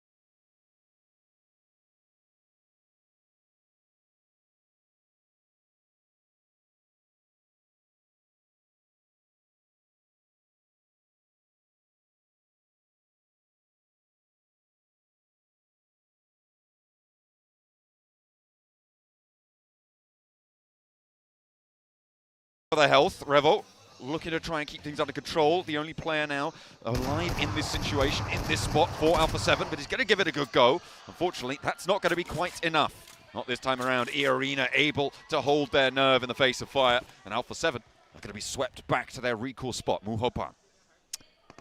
Thai crowd's loving that. Tell you that yeah. now. This is Alpha 7 as well. Pretty aggressive team, hard team to take down. This is Dancheng, and not the place you expect to have 4 teams in at the moment. You got Kara here, Mad Bulls, R8 as well. Look what the guys on the desk were talking about R8. I think that, yeah, they should be very proud with the performance so far. Very cool as well, considering, you know, we're getting PMGO before Pakistan. But I think for R8, especially that MENA region, they've performed fantastically here. I think Amori is real devil in the mix at the moment. Mad Bulls, though, still giving it as good as it gets. Can't really count out Pusher either on Mad Bulls after the slick performance versus APG yesterday, almost getting the 1v4 off. CEO moving up the staircase, just to back off the fight a little bit for Kara. Still playing on this split, waiting for their final players to drop, it seems. See what value they can extract here. Vampire with the recall position down towards Tinlong Garden. Taking a while to get over towards that one if they went normally. Kara, oh, we've just had some bad news in our ears, Blank. This fight, whilst it is going to continue to pop off, we are going to be seeing a restart. Unfortunately, on this match, the game is going to be going once more, which is unfortunate. We'll see who's going to win this fight, though. We are still in with an interesting situation. I wonder if the hot drops might change on a repeat, on a re-go, on a restart on the match. Yeah, we'll have to wait and see. I mean, for the Saudi team, it definitely is a little bit of a struggle for them as well, considering down to getting one elimination off that. Looked like it was going fairly well. Yeah, I think teams are just waiting. Oh, okay. Well, I've had some interesting news to change that. I've baited you all. This is a real match. We're not getting a restart. There's been too much that's gone on. Okay, so this fight really does matter. All right, able to come back on in. I'm sort of clocked out a little bit, I'll be honest, Blank, but we are back on board. With 4 elims for R8 and Vampire playing on the inside now, looking to try and rack up these points. Lazarus will rise once again, I'm sure. But Tony K is looking to try and control the staircase. It's not going super well. In the meantime, Ulf in a 1v3. Ghost will be able to take that one down. Nothing doing there for Scarface. Vampire continue to lose a player. Mori with the dropout. Looking for Tony K now. Kara have disengaged from this fight entirely, and they will have to continue their path out to the west. Murray's still looking for more here. S12K runs out of bullets here at the moment. Tony K will tuck in for just a second. Now R8 looks for a little bit more. Tony K is really getting nipped at the heels at the moment. A quick switch around. We'll find at least one. Not going to be able to get that flush out just yet, and it might be Amori with the res. Tony K now with a nade, cooking it. Amori actually wants the challenge. He's going for the fight. A double bouncer on it. Up and down the door frame, and Tony K rinses him. Yeah, that was actually insane. In the meantime, Vampire's been able to get all their players back up and kicking. Left Tony K behind, assuming that he wouldn't be making it too much further into this match, but that remains to be seen with a very clutch performance there from him. PUBG United 2025, by the way. Wow, that's what I heard. And here with PUBG and PUBG Mobile all at the same time. Both monitors, if you've got them. Do us a favor. On both your Infinix GT30s, you know? Yeah. That's what you want. To be able to rack that one up. We're looking currently at around where our show match finished. Around on that river hook on the southwest side. Rodrigo looking to hold down the ground, and Parajin will not be able to move in through it. There is still lots of recalls available. It's just a question of now getting to those recall locations. When you're this central, as DXavier are right now, the recall beacons are much more hotly contested and vigilantly guarded, right, by all the teams that have surrounded them. It's actually a lot harder to get recalls on if you've gone center early. So losing a player like that might be DXavier busted down to 2, but I feel like at 2, you do just have to look to commit to a recall, even if you have to go all the way down south towards Long Ho. Do have a PMGC code redemption here, which is PUBG x PUBGM, so whack that on in-game to receive your rewards. Oh, a little tune to go with it too. That's one of the rewards, I think. Yeah, you like that? That was good? Yeah, it was pretty good. All right. I'd like if you did that again, probably. All right, ooh, on the recall tower as well. Alpha 7 looking to hunt this one down. The swing out from the north side. And that's R8 out because of that. That was their final player. Mid-recall as well. Very, very much a rough scenario for you there. R8 been able to start the day with 5 elims though, at least. But it's not all doom and gloom for the squad. Ulf's here with 37 points on the leaderboards. I think Ulf did okay yesterday. I want to see a little bit more out of them. Some of the holds were less impressive. And I think for Scarface, who is an extremely experienced player, it was somewhat frustrating watching him miss some of these DP shots, or just not even take the DP shots at all. I want to see Scarface flexing out a little bit more on these off angles. Just because you're a PMGC doesn't mean you have to stop playing to your strengths, even though they are a little bit dangerous at times. Same can be said for Vampire. Honestly, for Lazarus, previously Schweppes, he was someone that I always praised the off angles for. Not really doing that as much. Human with the challenge on the wall. Alva with the roll-up. Sorry, that's Moana coming on through and getting that spray down, getting that shutdown, but it's traded. QXC holding his nerve on the corner. Recalls are going to be still available, so if you get out of this fight, you can get your team back. Krypton, though, doing a lot of work, and so's Rosemary here as he saddles on into the fight. So easy now in the corner. Looking to play solo on this, as I'm imagining that the other player from DXavier has sent away from it, trying to go for one of those recalls. From DRX, sorry. Playing on the inside, though. Now 3 players from Rodrigo bearing down upon him. Looks for the shots. Rosemary baited by a teammate. No, don't want to shoot that guy. Step on in instead. And Rosemary able to shut it down nice and quickly. So easy falls, and DRX down to 1 player. Just embed all the bullets in the wall, and eventually some will find so easy. DRX will send Kaikse out as that beacon holder for the team. Trying them back up to action. After the amazing day DRX had yesterday, it would be a shame to see them go down so early here on Rondo, where they could potentially get themselves up into a first place with DXAV going down to just 2. Are Alpha 7 going to crash on towards Kaisei and take down another solo rezzing player? Another recalling solo? We'll have to wait and see, because they are pretty close to each other on the western side. Mad Bulls trying to hold down Heavy Central on the west side of things a little bit, and stopping Team Flash from getting in. No casualties felt, though, for Team Flash. Just a little bit of a reposition. And actually, sending out towards Kaitse, who does now need to be worried. Solo player, last for DRX, second place on the tables. They are looking to try and hold this one out. Team Flash, they're rolling on up, and looks like they're here to stay. But they've already managed to get the recall, and DRX are now here to play as well. DRX, if they're able to get a clean fight off the back of this one, John, it means a fairly quick reset as well. They're working with limited supplies, which is probably the most difficult part of this, but if they're able to take down the players from Flash, oh my god, they'll be set for this game. So it's a tough task, John. Double barrel, not a lot of ammo on those recalls as well. That's a nade finding its mark. Now around the corner, Kaisei needs to try and hold out Win. Low HP, does get clipped. The long angle here coming on through as well. But another step out, peak knock comes through for Team Flash. And DRX on the ropes here. Hyunbin, though, with a challenge on the off angle. Brings them even on the numbers. The nade nearly connecting. And getting a flush there is a nice little point improvement coming through for DRX. Yeah, it's a good shot from Hyunbin.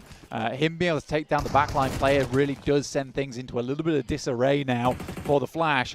Sadly, DRX supplies are running very low. We are destitute on the side of the South Korean team. Low ammo, no nades, really fresh off that recall. Feet just about back on ground. Terra Firma not as comfortable as it needs to be for them right now. Healing coming on through will be limited as well, but Hyunbin is giving it a good go here. He's got a lot more ammo than the rest of them. He is really the major danger right now for Team Flash, but speaking of QXE with a swift little peek out. Now they got 2 players to fight on in. The smoke covering the door here, but they might just try and charge it through. They can still get this recall with the smoke cover. DRX opening the door with the res is going through. Flash moves off it on the side. Both players about as much HP as the final player from Flash here.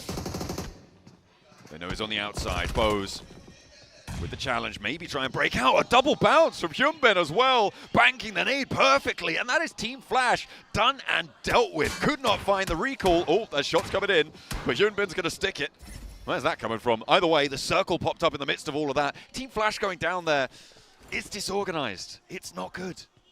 No, it's not. I mean, for Team Flash, all that comes down to is Hyunbin on that back angle. With the 1v1 he takes, he's confident enough to go for it as well, and that really does now push DRX back into a better position. Really cool to see, honestly, for DRX.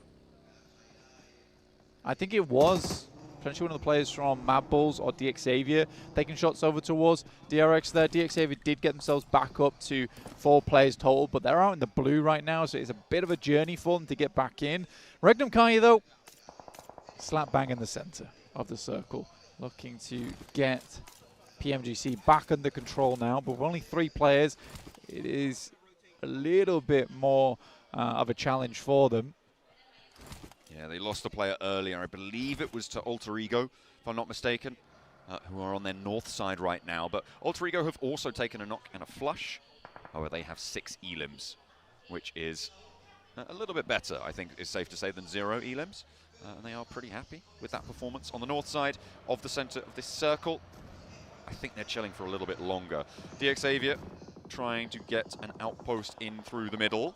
The rest of them very far afield. We'll see where they're able to find their way on in. Thundertalk spotting Vampire in the meantime as well on our screens. Vampire trying to push in from that south edge, and Thundertalk denying them access. Recall towers are still available. You can still use those recall beacons, so getting one of those under control is a pretty big asset. No, it's still a case of kind of having to go out into the edge of the circle to get that done. I think APG currently is guarding off the one over on the north side of the map here. preventing teams from heading over towards that way. D+ are quite late into this circle for D+, I would say, on the northwest edge. They will be challenging against APG, go fairly soon, as well as their South Korean teammates. Spray downs from Mad Balls over towards DRX on the rotate, who are now only 2 players alive. Blank, I'm still wondering where the rest of Xavier are, because I think 3 of them are very far out in the blue somewhere. Levi's sent in and is now fairly central as a solo, so he's scouted the access route south, but that scouting is going to start to time out as teams move in towards the area. And he's not really going to be able to hold that position as a solo if someone decides to rock up on it. And at the moment, Ulf, very, very close by. Yeah, that's a DRX. It's a pretty ridiculous push-up here from DRX. Absolutely no one looking to do anything about it. In comes Xavier on the western road, past Carrillo from Alpha 7, who really isn't getting too much done. DRX do take a knock and a flush there. Zedwolf down on Regnum Kaya, the team to take that knock over towards DRX and leave them as 1. But losing Zedwolf, that's not really... if you had to choose a player to lose, to be honest, Silas, I reckon. You take him out of the mix, he can still IGL, he can still backseat that, you know? Not Zedwolf. He's a lot of fun. I think it's kind of strange for Regnum Kai, because I think they rely on Silas so much as a scout that some of their game plan goes to pot once they lose him. D+, though, going up against APG. Chips is down, and Fabian goes next. That's from shots afar. APG taking the full knock, the full flush on the squad. The squad wipe to APG. Blank, they did it yesterday on Rondo. They got a few more elims for their money, but it's just so back and forth with this roster, and I don't think my nerves can take it. Vampire did manage to get a recall onto their player who got knocked and flushed, and those recall towers now going to start to shut off fairly soon. So a nice valuable pickup coming on through. And on that south side, they do need to march further north. Xavier moved in, but they only managed to get through with 3. They did lose 1 on that approach, which is further north still of that southern blockade by Thundertalk. I think I'm mostly looking over towards Kara and the arena right now, what they're going to do next, because they absolutely have to get in, but they're cut out by that eastern road, and you've got Alter Ego to look at. Regnum Kai probably challenging out for this position. Thundertalk need to come through here as well. Vampire tried to wrap up over towards that northwest side, but they've come into contact now with Alpha 7. That is a pretty fearsome thing to see. King scouting it out. Vampire, as you said, on that wide swing. King trying to track them. Damage dealt though both ways, and that's going to allow Vampire to access around that more eastern side of the approach. The smokes on towards Alpha 7's position. They're putting them out, but they do cover those sightlines towards some of the rotations. Tony K going bold on the peak. There's a nade finding its way on through, just about to go off. Half a second, doesn't quite connect. The hop through is a little bit stronger there. There may still be a few littering the ground, but they're exchanging. Vampire have managed to skirt this one. Some initial great shots over towards Skier as well, who is the main sightline over towards Vampire at the beginning. So getting him fairly low did mean the rest of Vampire could move up. Now Red Bull's going to make a move here over towards the rest of the team. But he's skirting very, very wide, so he should be okay. But this is a frustrating aspect of the match now for Alpha 7, because realistically you want to hold that angle. With Vampire getting up here, makes your life very, very difficult, because you ever want to leave from here, you want to try and take a peek out towards the east side of the circle, which is probably more important to Alpha 7 right now. You have to cut through Vampire. It's not ideal. On that southwest side, Kara fighting off on the eastern edge. This is the teams that you were talking about, right? E-Arena and Kara, with Thundertalk moving up towards the north. Kara are going to try and move first, get ahead of the curve. Sitting not going to be able to find that shot, find that spray down, and off angles suppressing. Is that coming from Xavier? I think it might have been, and Kara get through with 2. Getting an anchor down as well, right? They've set the post up. The rest of the team needs to repel over towards them. Alpha 7, though, looking over towards Vampire. Tony K already down, now flushed out. Carrillo takes an absolute whopper to the face there. Ooh, and Lazarus spotted as well. That is nasty. Vampire now playing on us too. Both players from Alpha 7 not getting fully knocked there allows them to go for those heals, get those health bars nice and reset. They're looking healthy into this fight. Lazarus nowhere near getting res up here as well, and they're crashing straight on forward. Blank, they want to close this one out, but maybe they've bit enough more that they can chew. Grizao getting a little bit crazy with it, and maybe not the optimal moment to do so. Oh dear, that's not what you want to see. Alpha 7 losing 1. I mean, it looked kind of sick, you know. He stopped up short and then got out the vehicle and let the momentum propel him over the top of Red Bull. Sadly, didn't quite pan out the way he'd like, but I think for Alpha 7, that really does hurt them.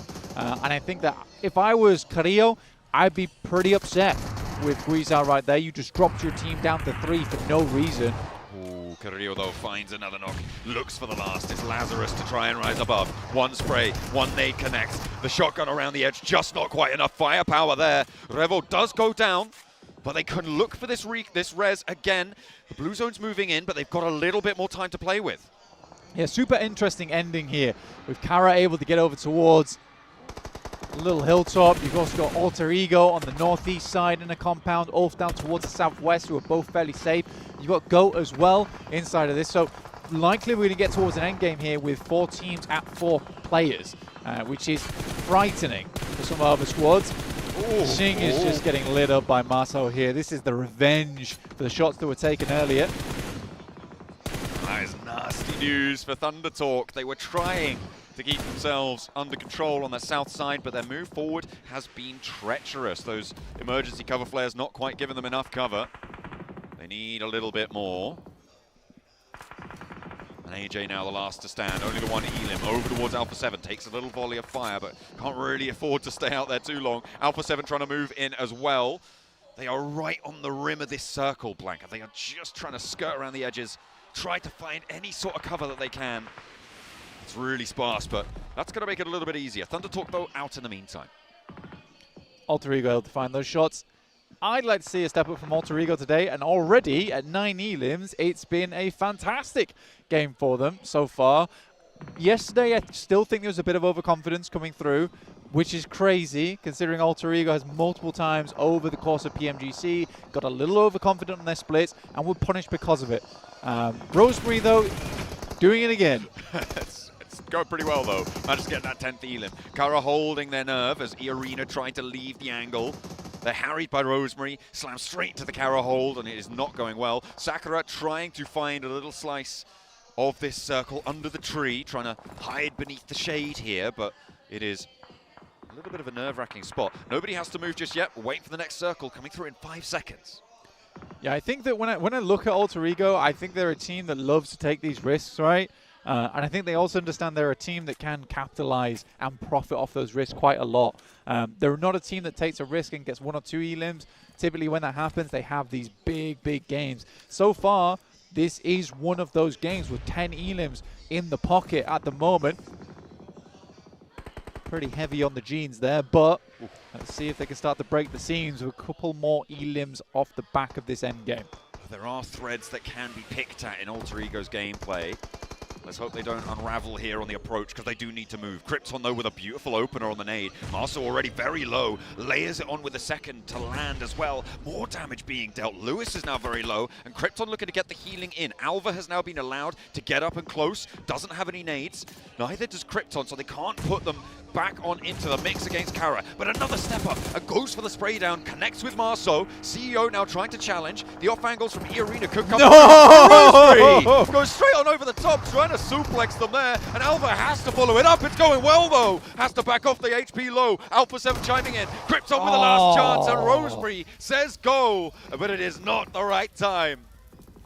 Man, I think that Krypton had set that up so well as he walked further and further forward, past where the nades were going over the top of him, stutter stepping his way into a better spot, and then Rosemary just sends it.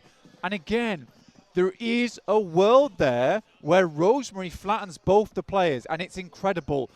But this is what we're working with Alter Ego, is just these parallel worlds where in certain situations, yes, that goes well, but there was a more consistent approach there. And I don't think we had to go for the Doctor Strange approach, honestly. I mean, it felt like they were really low on utility there. They didn't have the nades really to back up that position anymore. They had mollies. They had mollies, and that was the perfect spot to start mollying, and then you could have isolated position. They had that opportunity. It was thrown to the wayside, but 10 elims on the match blank. It's still a good result. They'll still be able to earn points off it, but it could have been bigger. It could have been phenomenal, actually. Getting 10 at this point already. Going further, one can only imagine what they would have found. But it is not to be. Instead, we will turn our eyes to the rest of the lobby.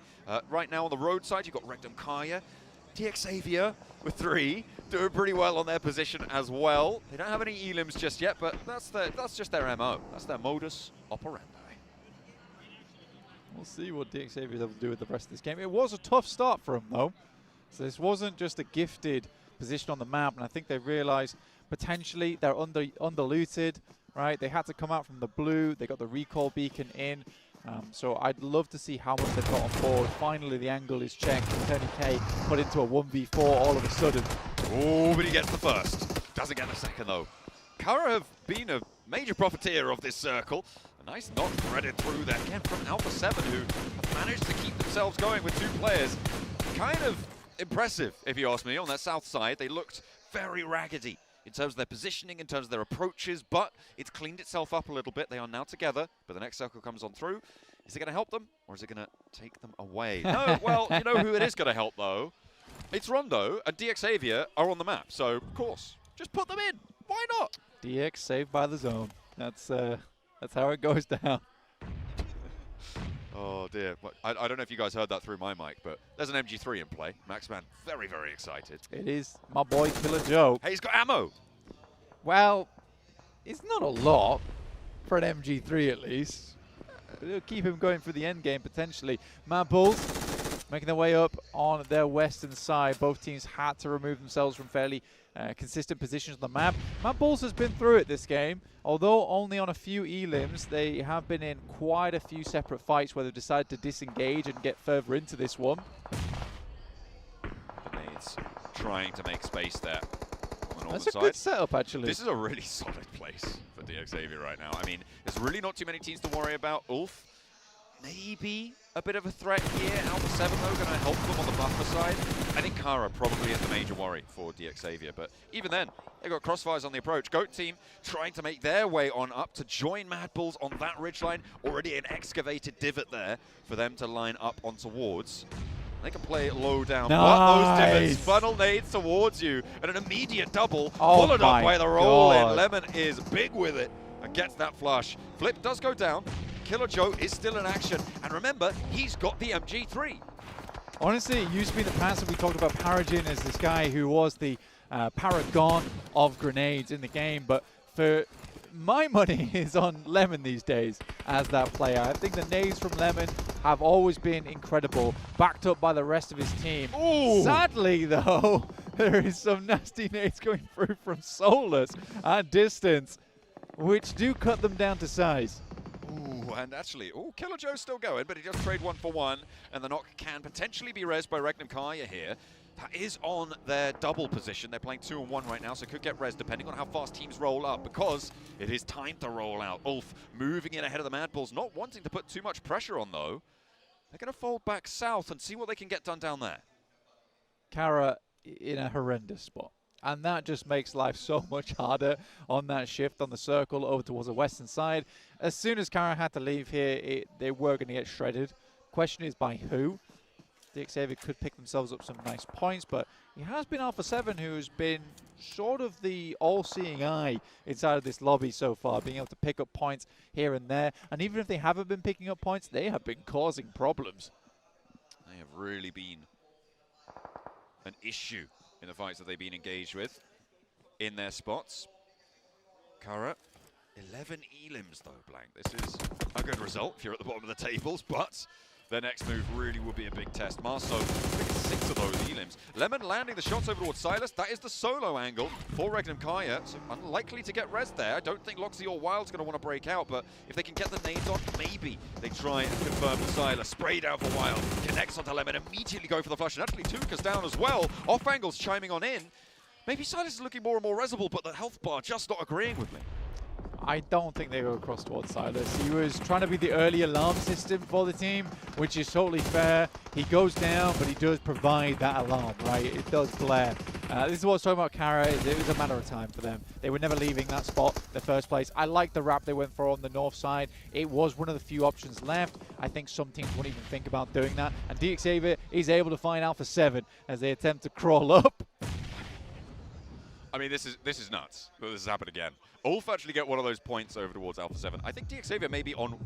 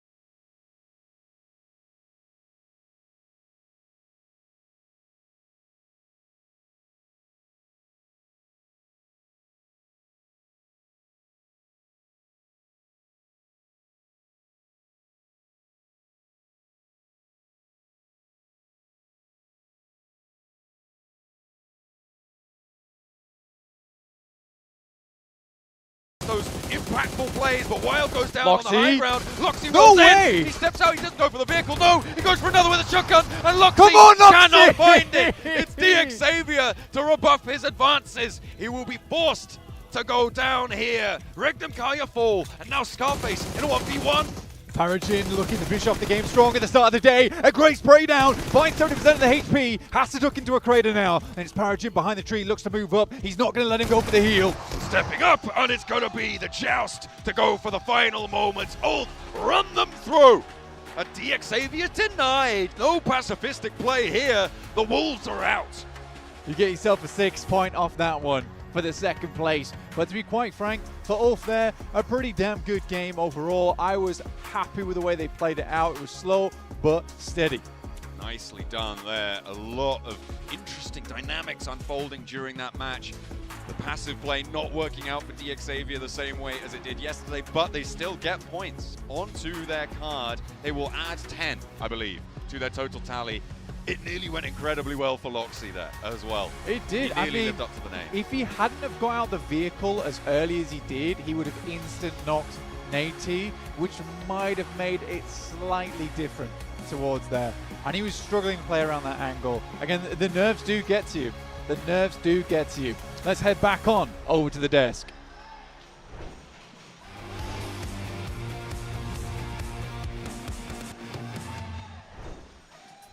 And it's Ulf to win the first rondo here in day number 2.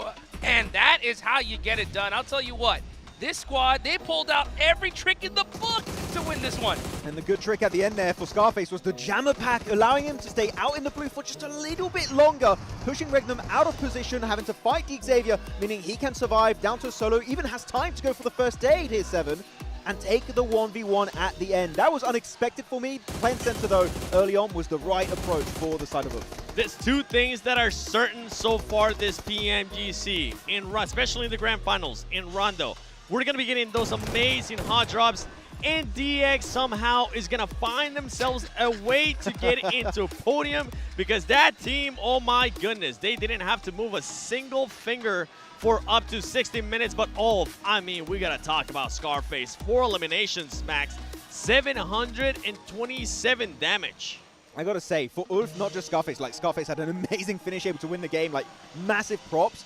This is one of the first games I'm like, a team is using the M79, which is the smoke grenade launcher, to its full potential. That M79 alone, the double, kept them alive and denied the angles from Xavier. They don't have the M79 this game. I do believe Ulf make it to top 4 only. Yeah, and something that I like about Ulf as well was the way that they were able to use their grenades up against Mad Bulls. Even though Mad Bulls was currently focused on a completely different team, I think that kind of gave the opening even more to Ulf to just have more freedom there towards the northwest. I don't know about you guys, man, but I'm in love with Rondo. It's so crazy. I mean, just seeing every little trick being used. The terraforming was on point. The M79s, man, that is how you get it done right there. But you know what? I want to go back to what you were talking about, Seven, when it comes to Xavier. 7 matches so far, guys. They have gotten a top 4 out of 6 of them so far. I mean, it's at what point do we stop saying it's Slug? That is the #1 rank pushing team out there for everybody calling them that, because that's exactly how this team is playing. They find themselves a way towards to get early into the circle, and then after that, they just, I feels like they just keep getting blessed. And this was a perfect example of that. I mean, I said it earlier, after 60 minutes of really not having to do anything, it was the timing. I gotta give props to this team because they do something really well, and it's the timing that they're able to find a way into the center of that circle.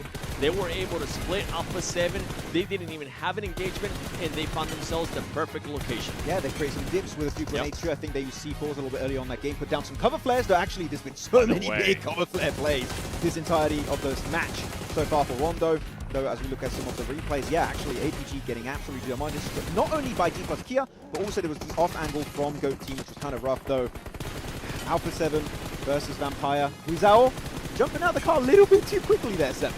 Are you trying to trigger me right now? Yes, Is that what's going on right now? You got me. Because, boy, you definitely got me. It's how you send the hook out there, and I definitely been into it. It was just confusing for him to fully send it like that. And you can see the emotion right there from Rosemary before we even continue on with the information there from Alpha 7. Rosemary had a pop-off. You know what? Let's switch focus, Max, because that team, my goodness, the way that they were playing, they were being aggressive, and this is completely different for Alter Ego than what we have seen out of them in the past when it comes down to Rondo, being more aggressive and hunting people down. Yeah, they barely made it to the late game pretty much the entirety of day 1 for these grand finals. And Rosemary, you talked about him, they were just chasing down players pretty much the entire early game, right? But I know that later on in the game, Krypton had some pretty good clutches of his own. I mean, the way that he was able to play that, set up the smokes, then send the deployable flares as well and get a little bit closer against Skada. The nades were coming through, but ultimately it seems like I was fully agreeing with what Blank was saying during the game. It seems like they just unnecessary sent from that squad. The main issue that they've been having, it feels like this whole PMGC juice. Yeah, I mean, that's so tough. I mean, when you have 10 eliminations, 8 of them coming from a single player, you know they're so hyped. And it's so crazy to just see that one little push. If they would have taken out Kara, oh man, I think they could have possibly won that game. Could have happened. Could have happened. I was looking at the leaderboards for a second. Yeah. Top 3 teams are all Turkish. We've got all the Turkish teams on the podium. That was a very interesting one, point-wise, at least, not in terms of just placement points, overall points when you combine the placements and the eliminations. But very good day here. Ulf, 17 points, though. They were looking pretty decent middle pack of the rankings, right? How high is that really going to push them up? That is going to be the big question as Scarface. Not big a surprise right here. Going to be our match MVP for this Rondo game. Yeah, 727. But that mentioned earlier, I mean, the team ends up getting the win as well. This is a good jump up, too, from Ulf. Because remember, for this squad, 7th place coming in with 37 points. They should be pushing them up on that leaderboard once we end up getting to the overalls. Yeah. One thing I want to talk about a little bit earlier in the game, right? My question is this, guys. Wait a second. Oh, actually, never mind. Let's take a look at the overalls right there. Xavier now creating a good little 10-point gap on top. Oh, yeah, they're looking. I mean, again, how do they keep getting these circles? It's crazy. Good on that position, but I do think I have to agree. Is it luck or is it maybe just pure raw skill? They just know what's going to be happening in the future. They read their tarot cards, but yeah, DRX able to jump up in 2nd rank. And one team that I have to be a little bit critical here, slipping a little bit. It's not a massive point gap, right? No, it's just between themselves and 2nd place. It is currently a 4-point gap, but APG down to 5th. You know, starting off the day 1 really well. Haig just getting completely squad wiped by 2 teams that were third-partying them. APG got completely caught off guard. I mean, it kind of came down to how D+ was able to actually play that. I was really impressed with what D+ was doing towards the north. Nobu, a 3-1 split. Nobu was able to get to the compound that APG was trying to get to. And then the rest of the squad, the timing was so well that they were able to just gather on. And as you mentioned, I mean, I think it was, if I'm not mistaken, Alter Ego that ended up third-partying that as well. For APG, not a match that they want to continue to relive. I'm pretty sure they'll be moving on to Erangel. Yes, and indeed. As we take a look at this solo performer, 7 total points there from Scarface. He'll take that all day long. Alpha 7 Revel putting up 2 as well. Alpha 7 moving up to 3rd place here, 7. They got to be feeling good about that. Yeah, I mean, the engagement that they have there with Vampire Esports, even though it was messy, even though it's not the likes of what I want to see from Alpha 7, ultimately they ended up getting those points, they ended up getting those eliminations, and guess what? When those top 3 teams, at least 2 of them fail, yeah, they're gonna be moving up. Oh yes, indeed. By the way, speaking of Vampire, Max. Yes. Is Danjing the new Neox factory? Possibly. Like, we're seeing some hard drops happening over there. It seems a very early fights indeed. But hey, Vampire, you know what? They love some early fights if they can happen for themselves. Though I want to pivot the transition here onto another team, and that's going to be Kara. Sure, they don't win the game, but the way they fought over to the eastern edge, there was going to be E-Arena, there was Thunder Talk, they were trying to go for a third party. They knew if they engage E-Arena, they're fully going to get squad wiped. There's a team that's going to come in, maybe Thunder Talk, and that's not going to be working out in their favor. And they delayed it so much. In fact, they can actually go for that dip that allows them to win the fight versus Ultra Ego later on, which I still think Ultra Ego could have played that a little bit better. But still, Kara, macro-wise, delaying the fights on the east were played extremely well. I mean, for the Kara fight between Alter Ego, we said it, great start there from Krypton. It was just the execution after the fight that kind of led back a little bit more. Yeah, well, you know what? That's it for Rondo. We are about to head into Erangel. Max, what are your big expectations as we go into the first Erangel match? Military Island. We've had them a lot during the league stage. I'm like, we had it 1 yesterday, and APG's going to be loving it, but I think we're going to have more. We've been missing out on those. But otherwise, gameplay-wise, I want to see more from D+, right? Dude. No show on Erangel. Yep. I'm like, what's happening for that squad on that map in particular? So if there's anyone that needs to start getting more placement points, more eliminations, it's got to be D+ on Erangel. You're saying D+? I'm actually going to go with the other Korean team. I'm going to go with DRX because we got a chance to talk to one of the players, right? And we were asking them, I was asking them especially, what happened in Erangel? You usually see him being a little bit more fragger heavy. 3 matches, they end up getting just a total of 9 eliminations. That's not going to be enough for my liking. And they were in agreement too. They were saying that's not, it just came down to pretty much the circles. Hear me out. It's the second day, and pretty soon we're not really going to have that many more Erangels that you're going to be able to perform in. If you're wanting to push there for that championship, this team, even if the circles don't go in your favor, you got to find a way to get those eliminations. Got to make it happen. Got to put up those points one way or the other. Otherwise, you're going to go home with a little bit less cash in your pocket. You know, now, DRX, they ended up taking out Team Flash in this last Game 7, right? Team Flash, you know, we see the new squad on the block, right? Trying to make things happen, but unfortunately just taken out in that last one. What do you think about that, 7? What I think about that is I am glad and happy that they are not showing us on camera, because you would just see me turning to red, and it's because of the same issue and same mistakes that I pointed out yesterday for Team Flash. We came down to being the team is great when they are the aggressors. It's amazing. They can continue, they can win those fights, they can get the eliminations, but as soon as the fight switches for them to being the defensive team, they just start scrambling, and DRX was able to showcase that perfectly, and I mean Max, perfectly in that first round. Yeah, it was so unfortunate to see for Team Flash because they had so much momentum going into that fight. It's like, okay, you get some knocks, you're looking really good in that fight, and then they just completely stop pushing. And they gave control back over to DRX, and as you said, DRX then are like, well, you're giving us an opportunity, we're going to start fighting back when it's going to start getting eliminations. Team Flash, if you have a good opener in these fights, fully commit to it, try and clean it up, because you know what, in the position they were fighting, actually, 7, if they win it, not only do you get points on DRX, you also get a good entry point in the circle itself, so that would have been a double win if they actually come out on top of that engagement. Yep. Yeah, you know what? We got a chance to talk to Sertani a little bit earlier, 7, right? And you got a chance to talk to him about that crazy push. How you feel about Vampire going into Erangel? It's going to come down to that circle. It's going to come down to see what that team can do. Where are they going to be going? If they end up getting blessed by the circle, great. We saw them do some great transitions yesterday into that military island. But what's going to happen if it doesn't end up going their way? That's what I want to see. I want to see some. I got some questions. I need them answered, Vampire. Let's go, guys. The hometown team. Let's see if they can make that roaring comeback here as we get started in our first Erangel match of the day. Let's get stuck in. It is Erangel. Saverni down to Novo on the plane path. Should be fairly chill with it, but the circles have been anything but. Certainly on our first map yesterday, we have seen so many returns to Sosnovka. it's starting to get a little bit old, Blank. You know, it's starting to get a little bit repetitive. You're the one mentioning it. You're giving it. Well, you stopped me from doing it yesterday, so I felt like I had to get it in early. Giving it life again. Yeah. But we are heading from the north side down towards Nova Noia. First circle in a while, first plane path in a while, sorry, that has started on the north side of the map, which does change things up quite a little bit. So there'll definitely be some slightly different rotates, definitely be some slightly different looting portions at the early stages of the game. Ulf getting out down towards the south side of the map, around farm. I think they had a pretty decent game there over on Rondo. Now the boys were talking about how Xavier, is this luck, is it skill? I think it's a little bit of both right now, and honestly. I think that, yeah, some of these circles are heading over towards them, but some of their rotates are really good. They're analyzing where they can break through into the circle and make it happen that way. So very, very well done to them.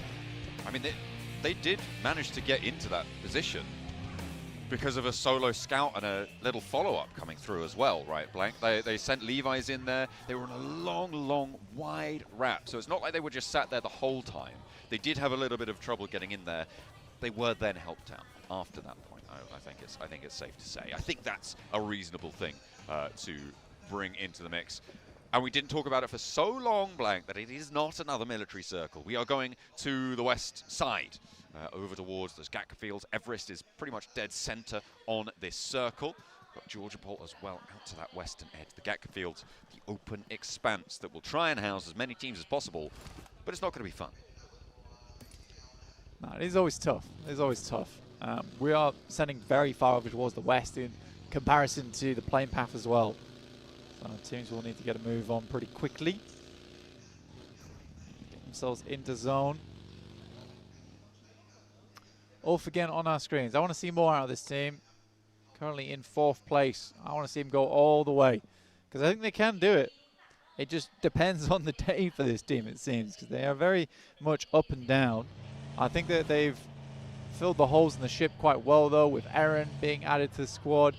Scarface also is just having some really pop-off moments, which I've been enjoying. Do you think this team needs to start playing to its strengths, though, more? See if they're able to get in towards that strength position. Of course, with the announcement yesterday that it's that we're returning to Turkey for next year, they want to be the team to represent, right? They want to try and beat Regnum Kai. They want to try and beat orgs like S2G coming on in to represent the Turkish region as the highest performer from the last year.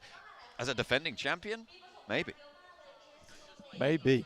It would be a big upset for quite a few fans, though, where there is a Turkish team representing the champion over in Turkey, but it ain't RCB. Well, yeah, I mean, you've got Regnum Kai, you've got S2G, but you used to have Blank, and this is notable, Fireflux, right? Now they're a new team. And who's that? Well, it's Ulf. It's Ulf. I don't really know where you go. It is Ulf. But yeah, right? Yeah. Okay, I haven't just hallucinated No, you are correct. Yeah, it used to be Matt I'm just saying. On Fireflux. Where are we going with this? They used to be, I think, the predominant team in Turkey. A couple of years ago now, it was them and S2G. We're sort of back and forth for a long, long time. That was the conversation. And then they had a big fall off, right? This Fireflux roster really had that downswing. I think they were dominant for a season. Yeah, okay, that's fair. I think, I'll give you that. Was it the season before PMGC in Turkey 8? It was a spring split, so no. Because that was where Ketch was MVP. Do you remember? I have to go back and look. It was like 2023. Either way, my point being that this is a return to that position, right? It is team. Yeah. Sure, it's an upset now, but if you'd have said that, a couple of years back, people would have been like, "Oh yeah, this roster totally reasonable that they could be champions of the world." So it's good to see them back on top, and as you said, patching some holes with Aaron. Some Shakespearean commentary from you today. You quizzed me in the middle of my little blurb. I will not take any shtick from you on that. That is...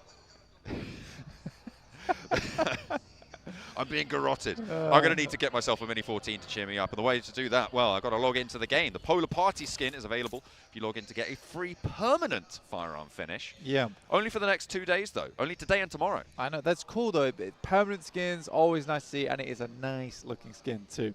You also log into PUBG Mobile right now to get yourself a free emote, as well as some other goodies all the way up until the 25th of December. So make sure you are logging in, getting those challenges done, and picking up your rewards. Your rewards. There we go. That's the jingle we were waiting for. Oh, it's like Kalaris never left. It's going to be coming on in from the south side for Kara and Ulf. We're both looking to try and continue to represent Turkey. It was a 1-2-3 in that last match. And on that south side, they will split the difference right now again. Team Flash on our screens at the moment in shooting range. Hills not looking like they want to go too much further. DRX are behind them, so maybe they're thinking they can guard that out, play the north side of the river. I mean, if it goes north, they'll be in a great spot, but it's a lot less of the landmass in this next zone. The Flash, I think the guys were pretty hard on them on the desk, which understandable with the way they're playing. Tough luck. I think you got to cut them a little bit of slack, considering this is their first PMGC. I said that their nerves were as hard as steel over in the league stage, but there was no audience.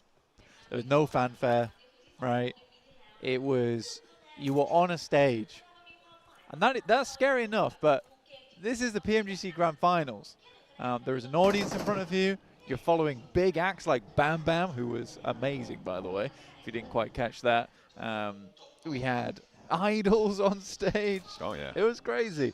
So I do think that it is frightening being here as a new team. If there's something you've never experienced before as well, it's a very different experience. So I think for the Flash, maybe it's a case of just getting back on the bike now. Because they were, it was a bit of a shock, I'd imagine. Yeah, absolutely. I don't think anything really can prepare you for playing on a stage like this, right? It's so intimidating, or it can be, until you get that experience under your belt. So that's what we'll be looking to see from them. Maybe as the days go on, they can continue to march up the tables. I think appearing on the front page for them would be a brilliant result. As a first PMGC performance from a rookie team this year, coming through from the PMNC, I think that would be fantastic to be in the top 8 teams in the world at the PMGC. That is an accolade I don't think we've seen before, and probably are very unlikely to see again. Yeah, I'd say so. I'd say so. Hard to beat, really. For Thunder Talk, they're making their way up on the southeast side. They did wrap down over towards Farm. They pass Pachinki now. Most teams are kind of confirming over towards Everest, which is fair enough on this kind of circle. You do have RCB up there already. You have to admit that RCB is insanely good at grabbing central position on every single circle that we see. The circle does move north, cutting the river and the delta in between, which is tough. It is tough. I mean, it helps out the teams on the north, as you say. Rectum Kai tried to go central again, but it is not going so well. Marth is on the hunt, and it's 3 on the hold for Marth. The shotgun, impenetrable. Wall of bullets sent to Rectum Kaya, but Loxy wants to turn it around. The backup's through, though. Marth gets flushed, but he holds nigh on solo against Rectum Kaya. Wow. Well, RCB is definitely good at finding the center of the circle. Whether they're allowed to be in the center of the circle seems to be a very, very different story. One that, yeah, seems like Marth penned that one out himself on his lonesome. No ghostwriters required. Now it's his handwriting. Oh, yeah. It is one hell of a scribble. Solus trying to get out of there as fast as he can, trying to navigate those corners. Killer Joe steps out for it, doesn't quite connect on the spray. Ulf desperate not to lose a player, but finally Solus goes down. It felt like that should have happened a lot earlier, Blank, but Team Goat find that shot that they are looking for in the end, and that's what matters. Twix from Goat. They were trying to push themselves further in the tables. I think that, honestly, if you're around about the 30-point, 20-point range, like low 30s, 20 points, you're not doing great right now in PMGC. But you're also, there's no one doing horribly. there's no one doing horribly at PMGC so far. Flash do take a tumble there from VPE. Red Bull able to find a couple of shots their way. Vampire wanting to clip the wings here on Team Flash. Bows on the high ground, not really able to do too much to keep Win safe here. Looks for the shots, looks for the spray down, lands a couple of cheeky headshots there. A brilliant safeguarding position from Bows. Oversight on towards his down teammate. And an answer finally sent back towards Vampire. Humbled a little bit on the angle. An overpeak comes through for them, but Lazarus immediately rolls in for the response. They're already bolstering their position. Zayas is there though, up on the high ground. I don't think he's going to be able to go for it with Lazarus moving in to that position. Red Bull going to go for the save. His teammate Gooey getting back up again. Where is Xavier right now? On top of Everest. Of Alter Ego swinging wide past Hospital. Ulf are on the northeast reaches of the crates at the moment. I think that the main difficulty here is if you're trying to play on the western side, you are having to flow through quite a lot of teams that are already stuck into quite a few of these pretty packed out areas. But you really want to pass over the top of Everest. But now you have to, as we're going to go all the way towards the north side of the map around Box Compound, which E-Arena quite comfortably hold right now. This is nasty. Those bridge crossings now going to be really very treacherous. That regroup for E-Arena towards the Box Compound over on that east side. Thunder Talk as well. On that northern shore, this is where they can start to farm a couple of points. But are they going to get challenged by Team Flash, by Vampire? Everybody moving now, and Alter Ego managing to harry the backlines as Team Goat try and roll through to the west side of Georgia Pole. But it is not an easy journey, and Krypton's going to make it all the harder. As Goat team can't get out of their clutches. Two of their players now, well, one knock and flush sent towards them. They're playing on as three, and they haven't been able to regroup fully. Alter Ego really look at trying to ruin their day on this west side bridge. Fair enough. Quick's trying to go for the shots there. Don't quite find anything just yet. Krypton's immediately in. Does not see the player on the side, but the refrag does come through, and Alter Ego will be just fine for now. They still want to go further. They could wrap now on North George, right, over the bridge. I think that would be the smart choice to go for. There's going to be so many teams all on this northeast side, the northeast bridge. You could wrap all the way on the north. Definitely could. I mean, DRX are up there. They're playing as four, but the early warning system of Goat team having already gone through them might be able to alert them to that presence. We'll see if Goat are able to get past this. That buggy is very on fire, very lacking on tires right now, and Killer Joe is having a terrible time. Yeah, it's a sad buggy. It's a really sad buggy. It's also a ticking time bomb for Killer Joe, and he's playing with literal fire right now while staying on board with it. It'll go the distance, though, and that's what I'd like to see. Team Flash with APG now rocking up on the eastern side as they try and wrap around. Tops goes down, and Team Flash not really able to do too much against this approach. I mean, APG yesterday came off of a pretty shoddy rondo into a magnificent Erangel. Going to see that repeat. They're already on the northern side. They're playing as four, and they might just have a good chance. I think APG really does enjoy these types of circles too, where you do have to rotate quite a bit, take advantage of terrain, out sight lines. So this is APG's kind of game, if I'm honest. See what they're able to do with obviously Xavier make their wide wrap as well over towards the northeast side, see where they're heading in from. But Vampire is holding that. It's only really Thunder Talk with majority of the land, you know? Yeah. That's quite a 2-2 split that they've got going on there for Thunder Talk. Those bridge positions as well being occupied. Ulf underneath, I think we saw earlier one of them sat in a hovercraft on that west side bridge, so they do have a little bit of maneuverable cover there. And D+ on the east side bridge there, just underneath Box Compound, playing 2-2 right now, either side. And it goes out to the west edge here, Blank. This is great for Ulf. This is good for Alpha 7. Thunder Talk as well. It's really mean. That spit of land from the north side of the circle, just reaching in from DRX's position, could be quite powerful. That crescent hill that Thunder Talk currently sit on as well, once the east side clears out, could also have some decent oversight. Yeah, it's so unfortunate for a lot of squads over on the east side where they've all made a lot of long journeys to get here. It has required them to be outside the blue for a long, long time too, just to make sure they could be safe for as long as possible. Now you're asking them to push down towards the southwest side. God, that's rough. APG being able to leapfrog over the flash, though, that's kind of cool and unexpected.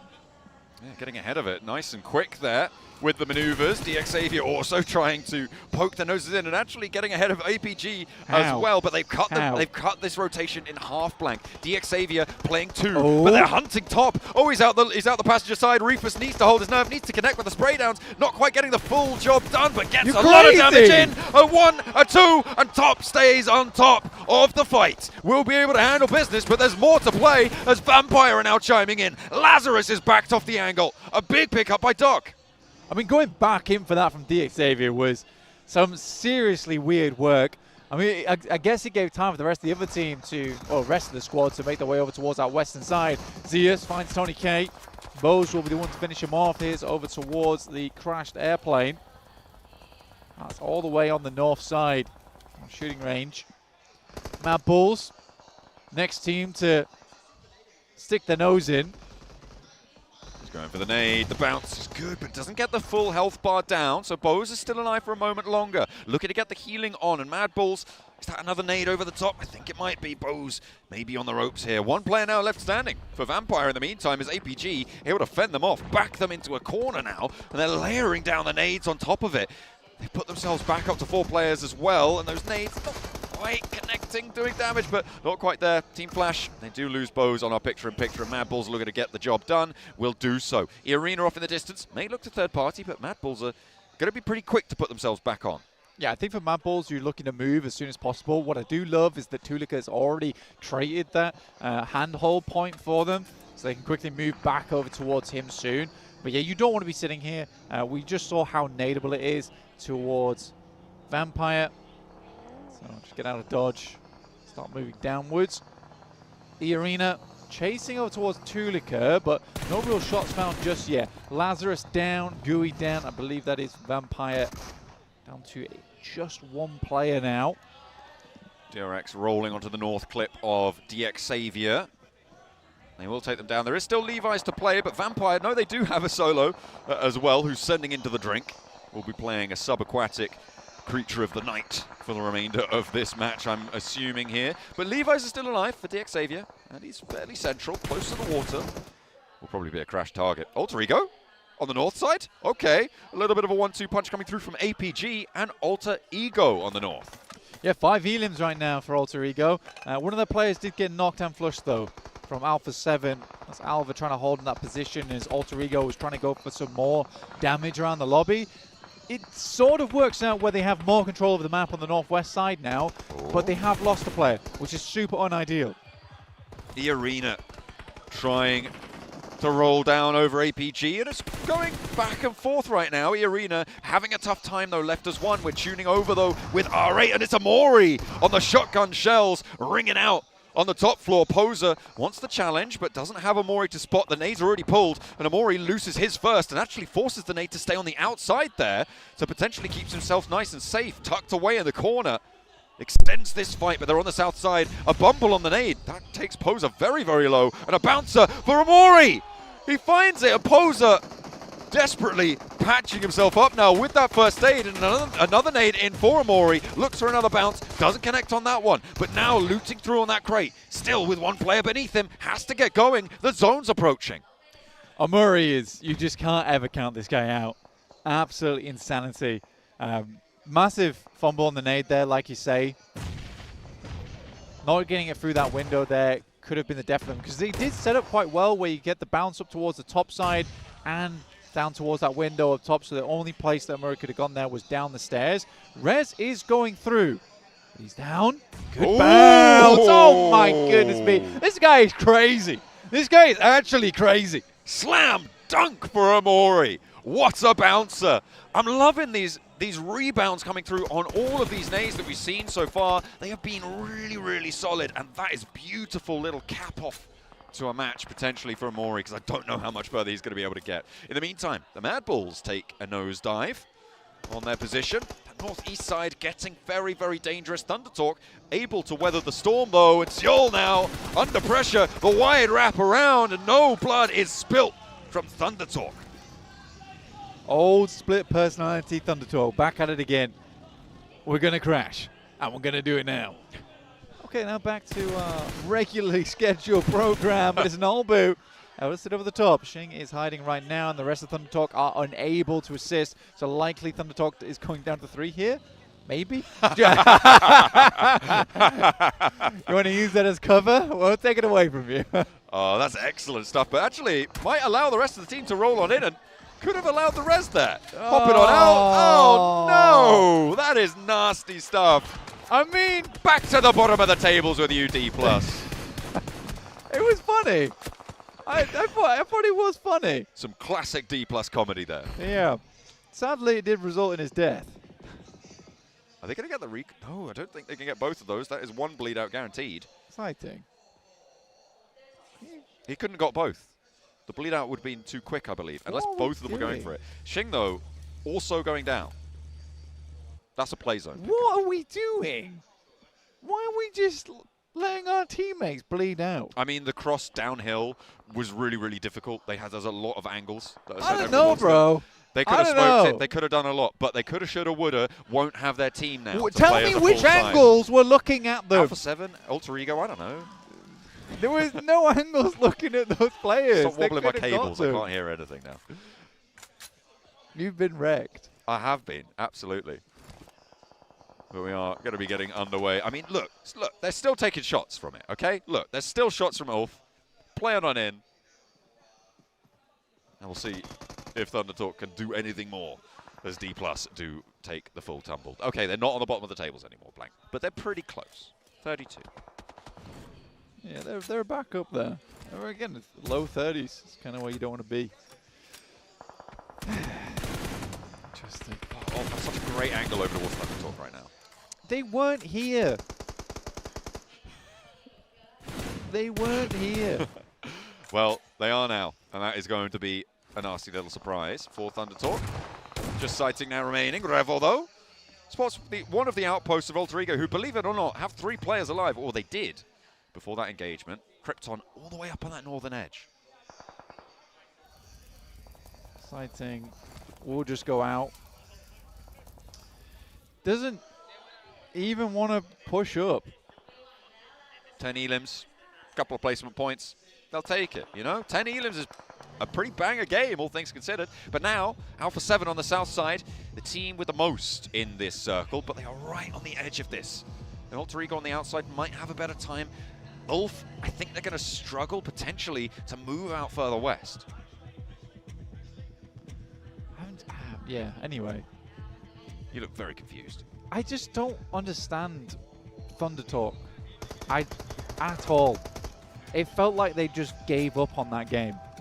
Well, they are no longer playing on the inside here, but that hovercraft crossing with the smoke cover, it goes up in smoke, but it gets the job done, and now they're close to Goat Team. The nades can start to come on through. Goes long for the response, and that is perfectly placed there.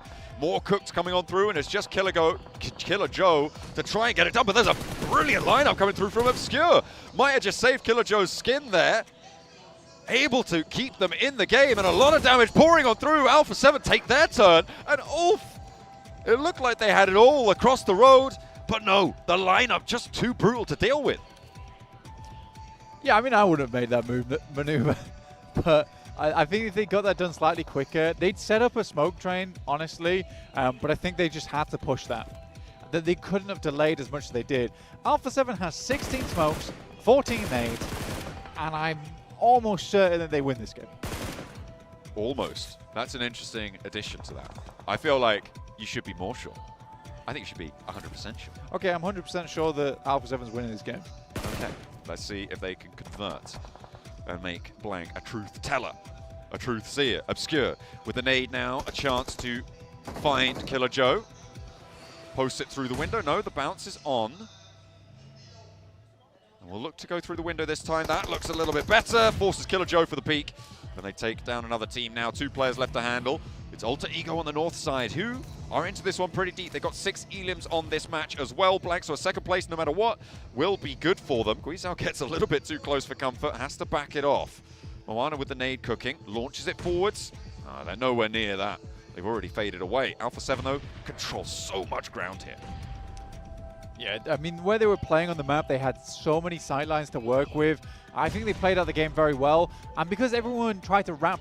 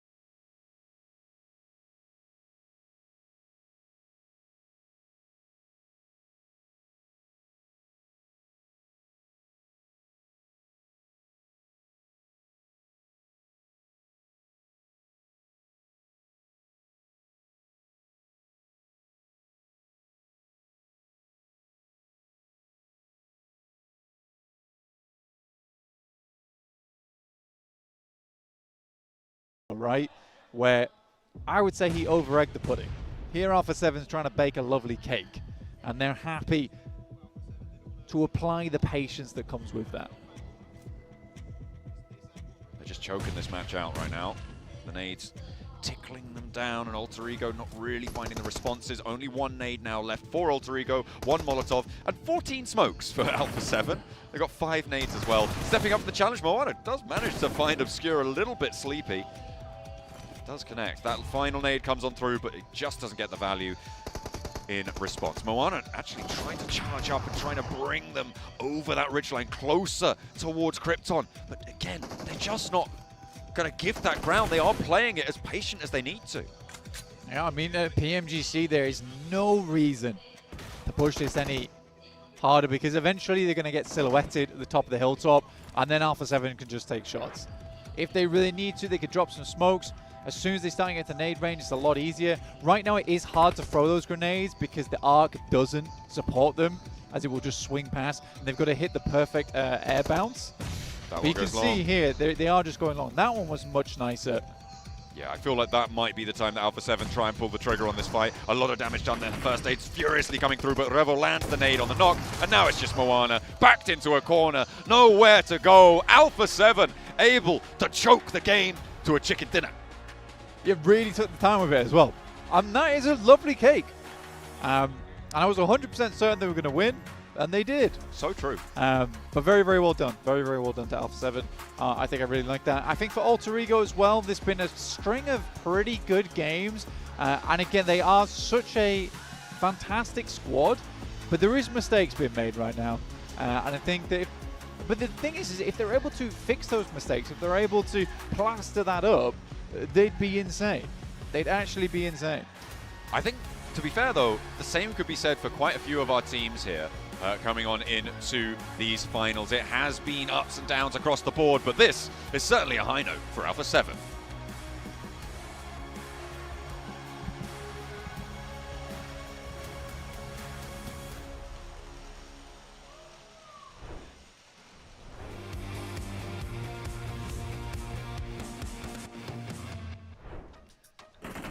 Alpha 7 get their first chicken dinner here in Bangkok, Thailand at 7 for the first time. Let us hear it. Do Brasil! Get that winning, boy. I mean, it seems like they just mimic exactly what Dick Savers has been able to do.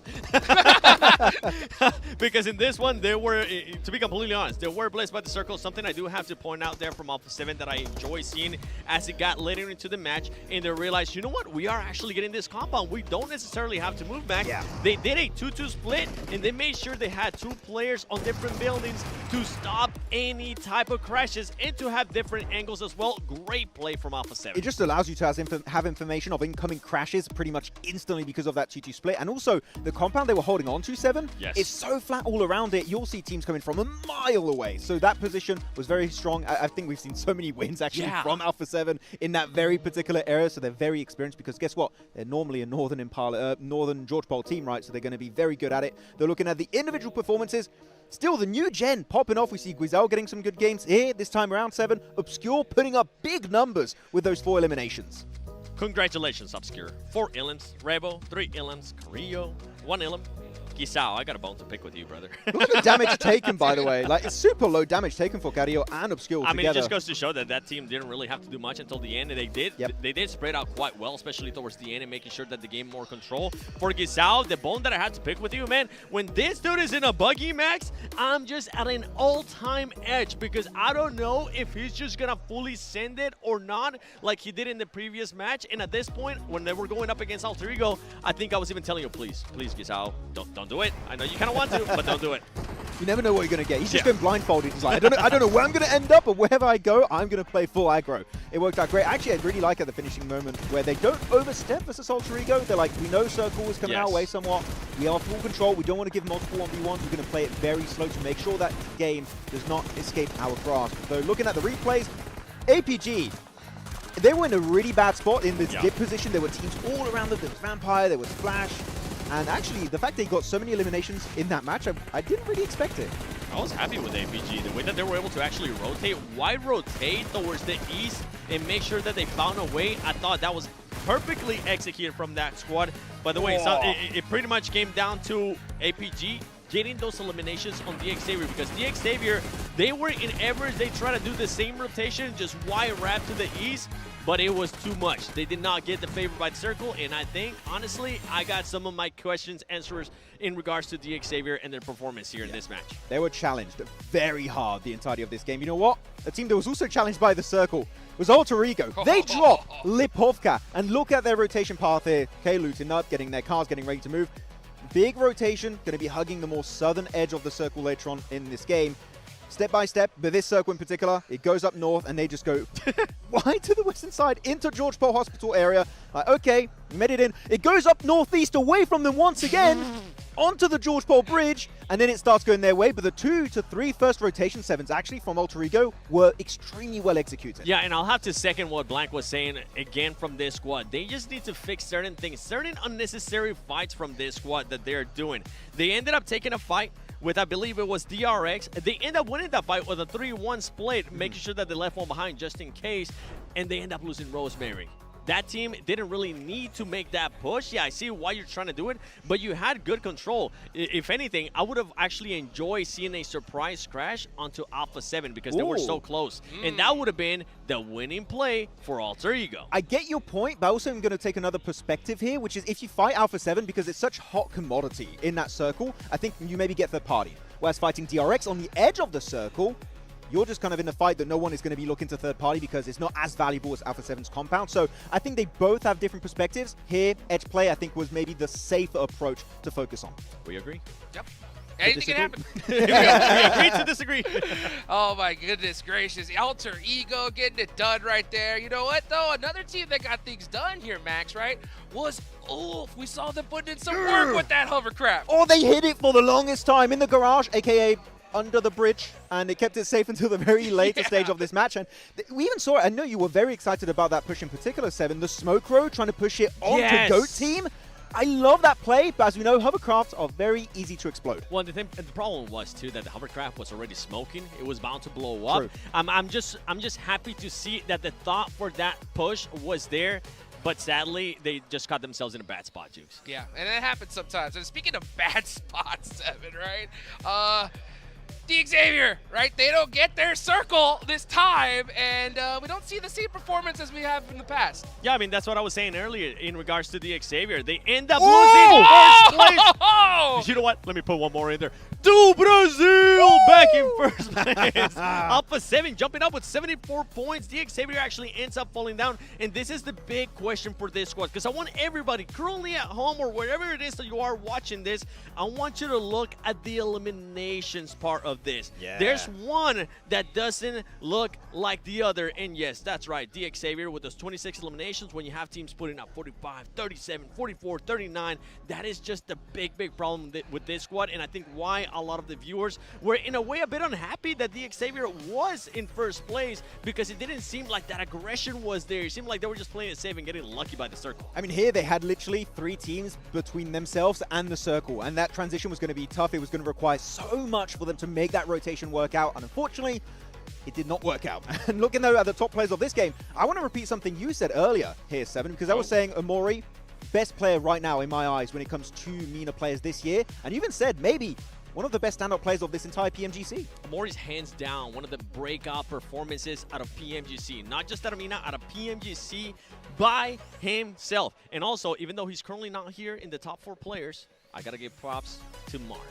Marth was able to clutch up big time for the squad when Regnum Karya was making a push from the Everest. We saw that. You mentioned that to me, Max, actually. As soon as Regnum Karya saw the circle shift, they went for it, and Marth was just waiting for them to come out. I mean, you're playing the crates area. Guess what? Those nades, you cook them perfectly, and you're going to get instant eliminations that time around. Very, very happy about it. Though, seeing out this top graphic here, AJ, Thunder Talk, getting a few eliminations. Very happy to see it. Mainly during the league stage, we were seeing a lot of presence from it was Sitting. This time around, it is AJ that's been just a storied player back in PL, and good to see a bit of presence here. But it's a bit annoying for me looking at Thunder Talk, because they get that one good game every once in a while, and then they disappear for a bit, then they come back. So it's a trend that when you have only 3 days worth of games, that can hurt you significantly on your position in the rankings. For sure. And you know what? Speaking of hurting on the ranking 7, right? We got to talk about D+, right? That off angle from Nobu, right? Just getting a little bit too greedy, at least in my opinion. What do you think? Your opinion is absolutely right, Jukes, because Nobu was definitely greedy, trying to get one of those eliminations. He ended up getting the knock. That's the thing, especially when you're a caliber player of the likes of Nobu, you end up getting greedy because you know there's one point on the other side of that vehicle. Yeah. You know you already got that knock. You can convert that into a point, and with the squad where they currently at, they're going to be forced to do that kind of stuff, Max. Now he gets into the buggy. I was hoping he would just fully back off, but he doesn't. He decides to go back for seconds, and that's ultimately when Thunder Talk's like, haha, we cut you, sucker. He's like, I could maybe get to 1v4. Let's try it. Psych. Psych. Didn't quite work out. But if you look, the thing is, if you look at D+'s gameplay style here in that game, and how they were positioned, map-wise, it makes sense. But if you look at the actual area, the terrain itself, you have so many trees, they can't actually see the ridge line, meaning they can't stop that push over the ridge, and Noble's just going to get completely overwhelmed. It felt like a little bit of Sandok game there, where the foliage is just too much. It blocks out your vision entirely. I hope they can fix that one thing, because otherwise, if they play together on that eastern edge, maybe they take Ulf's position, meaning they can easily make it up on the podium. Yeah, I think it was just them getting a little bit too overzealous, kind of the likes of what we've been seeing with Alter Ego. But then once again, when we start seeing stuff like this, it's going to happen, especially for a squad that needs those points, especially when we're getting into that halfway mark of PMGC. That's right, one more game and this tournament is halfway done. We're about to head into the grassy lands of Aragale for one more time. Let's go ahead and take it on over to John Allen and Blake. We are indeed heading over towards Erangel. We are once more into the grassy pastures.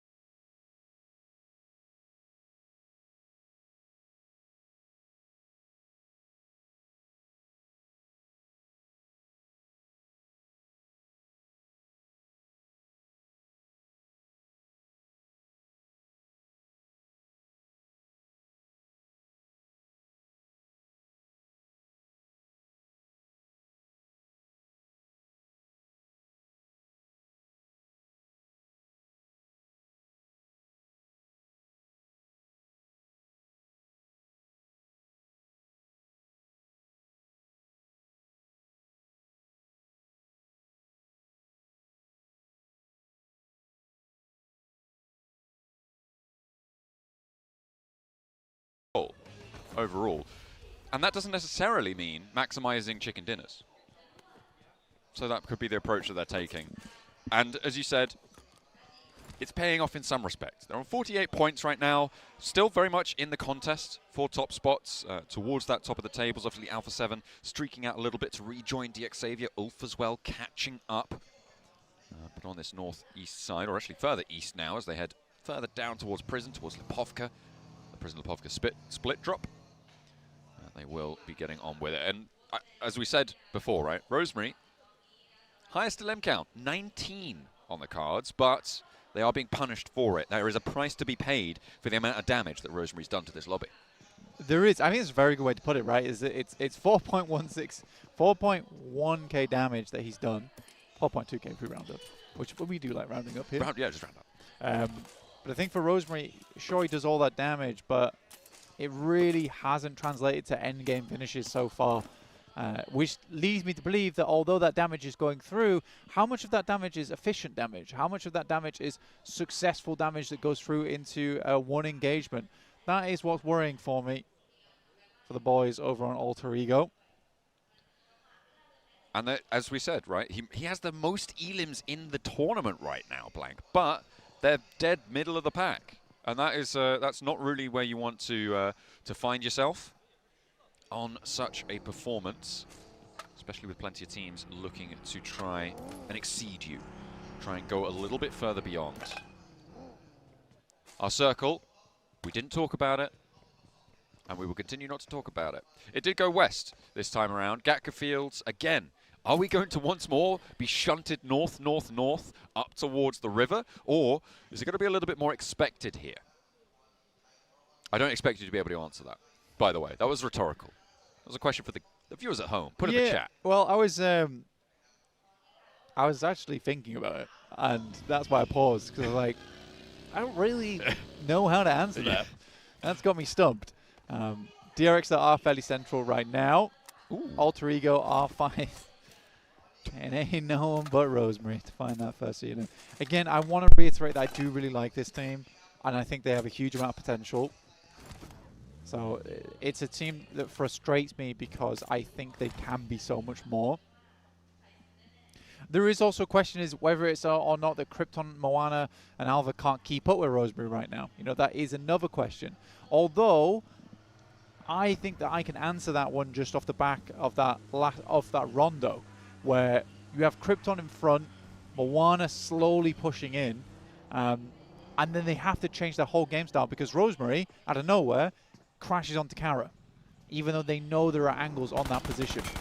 So it means they have to completely change up how they're performing in the middle of that engagement because of Rosemary getting overexcited there. So I think there's just a bit of a disconnect. And it is a hard disconnect because Rosemary is so good at the game. So you as three players, like, are we the problem? I do think there just needs to be a conversation had where they all sit down and they say, hey, yes, you're sick of the game, but we got to play together. You just got to say, hey, what's going on? Yeah. Sometimes that's all you got to say. You got to say it loud and make sure that everyone hears it. Get everyone on the same page. I was looking at Regnum Kai's rotate during that blank. They were all the way over towards Rostock, but they got very, very central. Again, we know that they love to be there, right in the middle of the circle. They really had a tough time in crates on that last match, though. I guess who else is in the middle of this circle with them? Oh, I'll tell you, it's DXavier. It's DXavier. They are right there with them too, alongside on that north side of Gatka Fields towards Ruins on that north edge.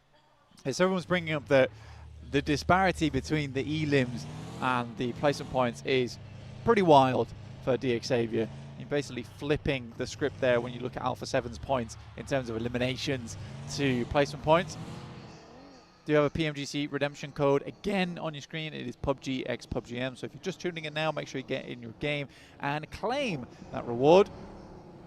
Don't want to let that one slip through your fingers. Make sure you're getting all those goodies that we're providing you, as our teams try and get any goodies that the other teams are trying their best not to provide them. That is the main task here on the biggest stage of the year.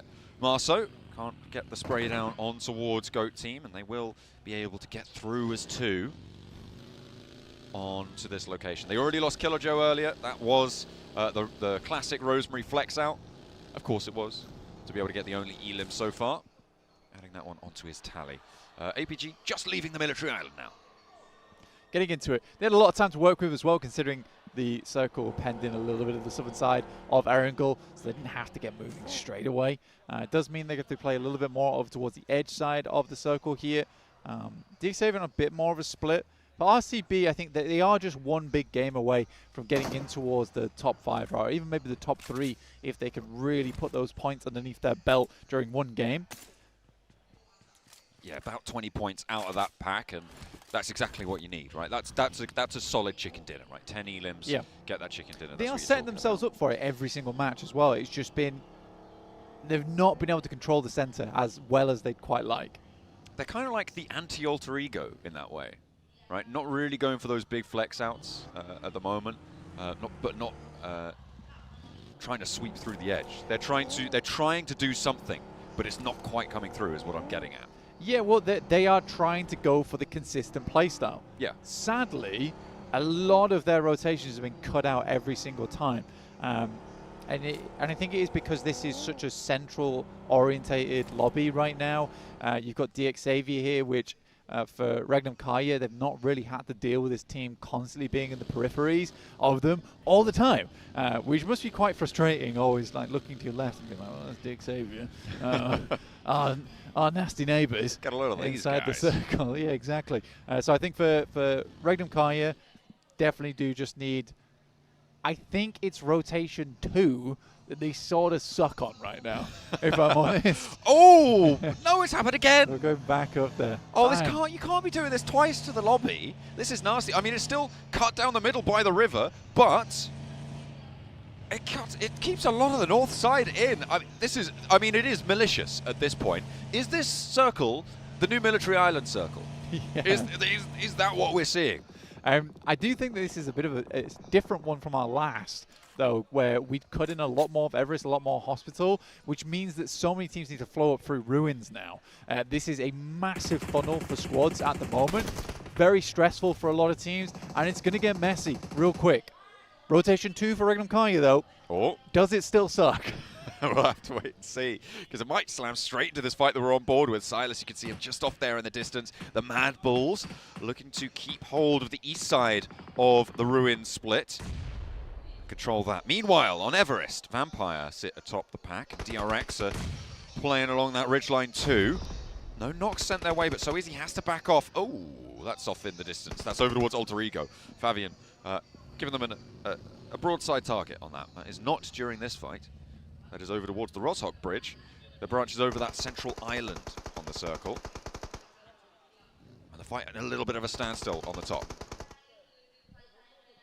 Yeah, Fabian going down there is a bit odd. I guess that he just jumps out of the vehicle and tries to use that forward momentum flying out from the windshield towards the rest of his team. And it works, right? One of those comedic approaches towards the rest of your squad. They've still got to go further on this, though. Thunder Talk, again, wide wrapping, and they love to do this, right? Try about 1 billion ribbons in this circle. Well, they have to give it a go. Thunder Talk, entertaining to watch, I think, is the way to characterize this team. Something that you highlighted during yesterday's games. And they are trying to sweep up on this eastern side. Currently 2 players north of the river. Looks like King and Xing yet to regroup. And to be fair, you don't need to commit to the north at this point, right? You can play on this eastern edge as long as you're confident that nobody's going to sweep through. And with Team Flash, you know where they are. You played up against them last match on a very similar rotation. I feel like holding the north side of Roshok for Thunder Talk on a 2-2 split might be a solid idea. Yeah, it's not a bad idea at all for Thunder Talk. They are fairly split, though, which is a little bit worrisome for the squad. But either way, you are right in the sense that they're controlling a lot of zone. And I think that they understand there's not a lot of teams over on this eastern side. Most teams want to litter themselves across Ruins, across Watertown, across Headshot Hills, up towards Box Compound for Alpha 7, this is a really nice circle for them. Heads further towards that north side. And now Okay. Thunderhawks can regroup, right?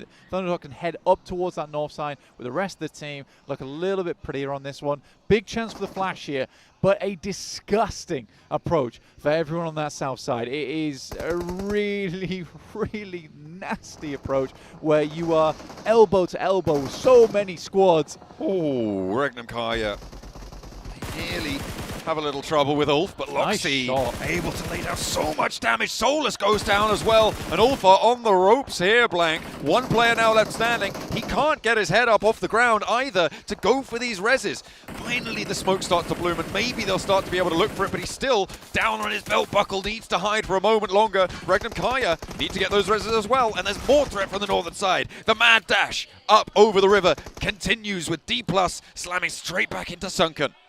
Yeah, I mean, D+ just had to reassess this as Mad Bulls immediately move out with force.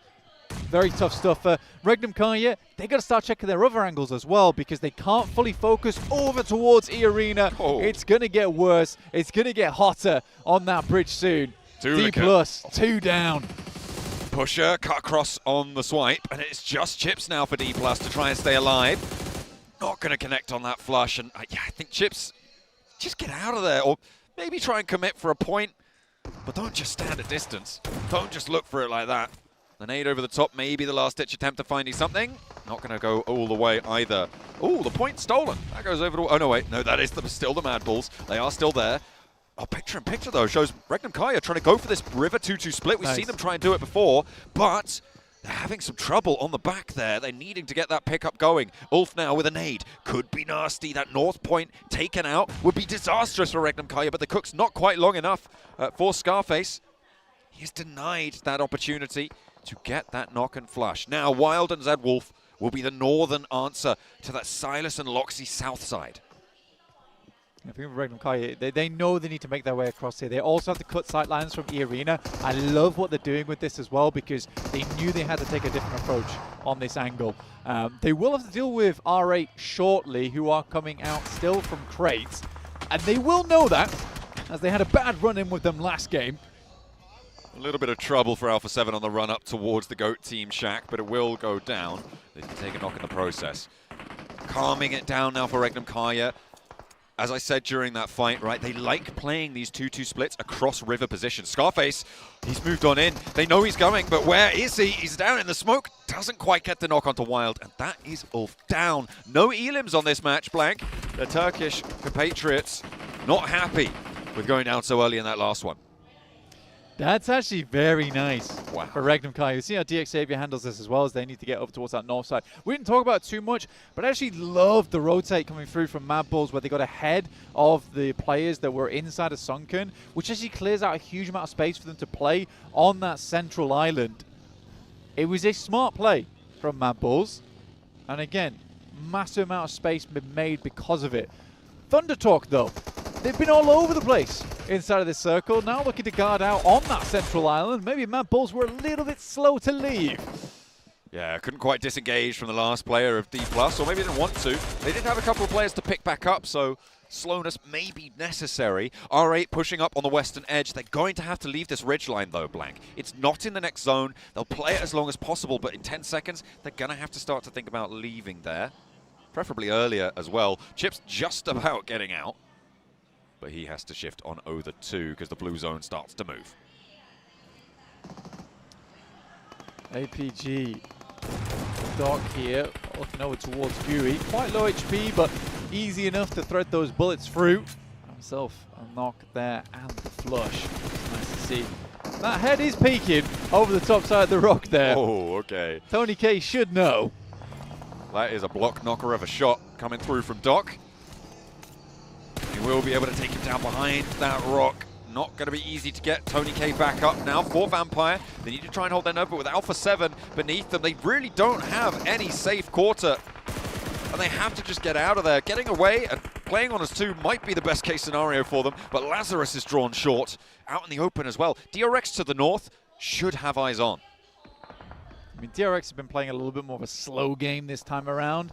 After some very good games yesterday, it's been a little bit more quiet today. APG spots over towards R8, who did make that crossing on the western side. They look to instead completely cut out flowing across RCB. Thundertalk do go down on their attempted roll-up. Mad Bulls, a little bit too much pressure on towards them, and Alter Ego, the main profiteers of it right now. Alter Ego pretty happy about that. R8's really struggling against APG's lineup here. Top with the Mini 14. A lot of ammo in it as well, and R8, they are up against it right now. Alpha 7 in their way.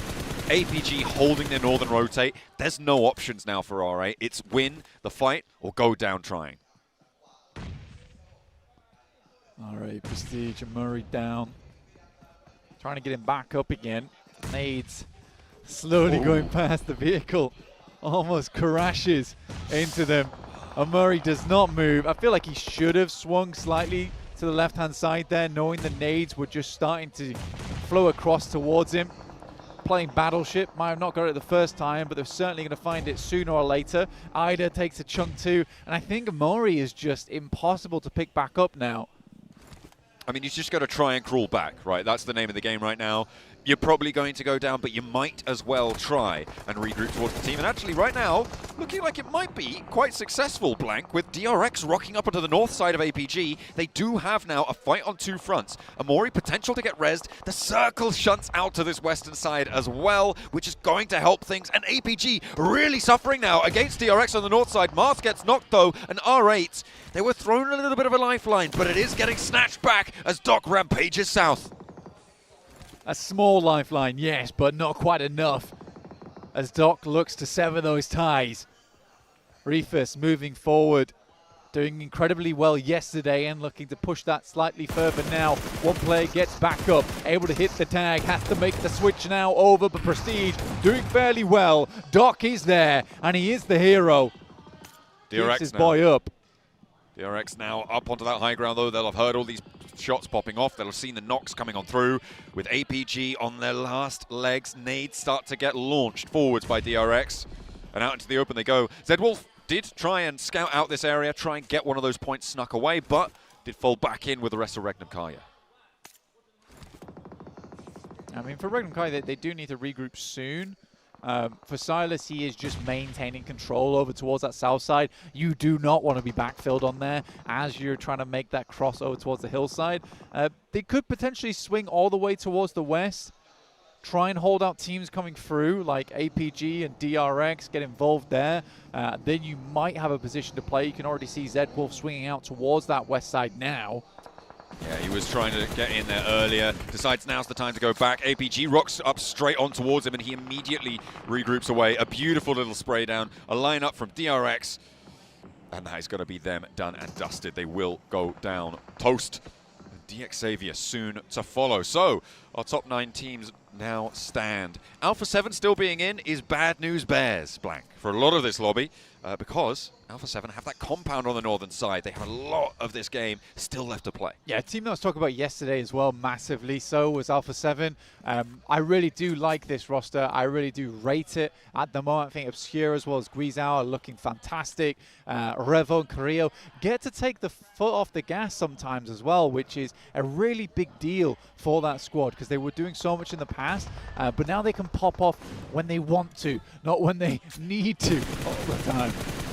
Oh, Alter Ego, they're all together at the moment, and it's working out against the Mad Bulls. Tuluka tries to get back into a position to go for these reses, but they are crawling desperately towards this one. Lemon will go down. Kara up on that high ground may have angles as well towards Mad Bulls, and now they're playing as two, trying to march towards the Alter Ego position, but there's CEO. No, he's chiming in, too busy over towards Team Flash, but instead it's the play zone, it's the nade zone coming on through, but Pusher gets one in response. It's Rosemary to go down, and why wouldn't it be? Another one sent on in.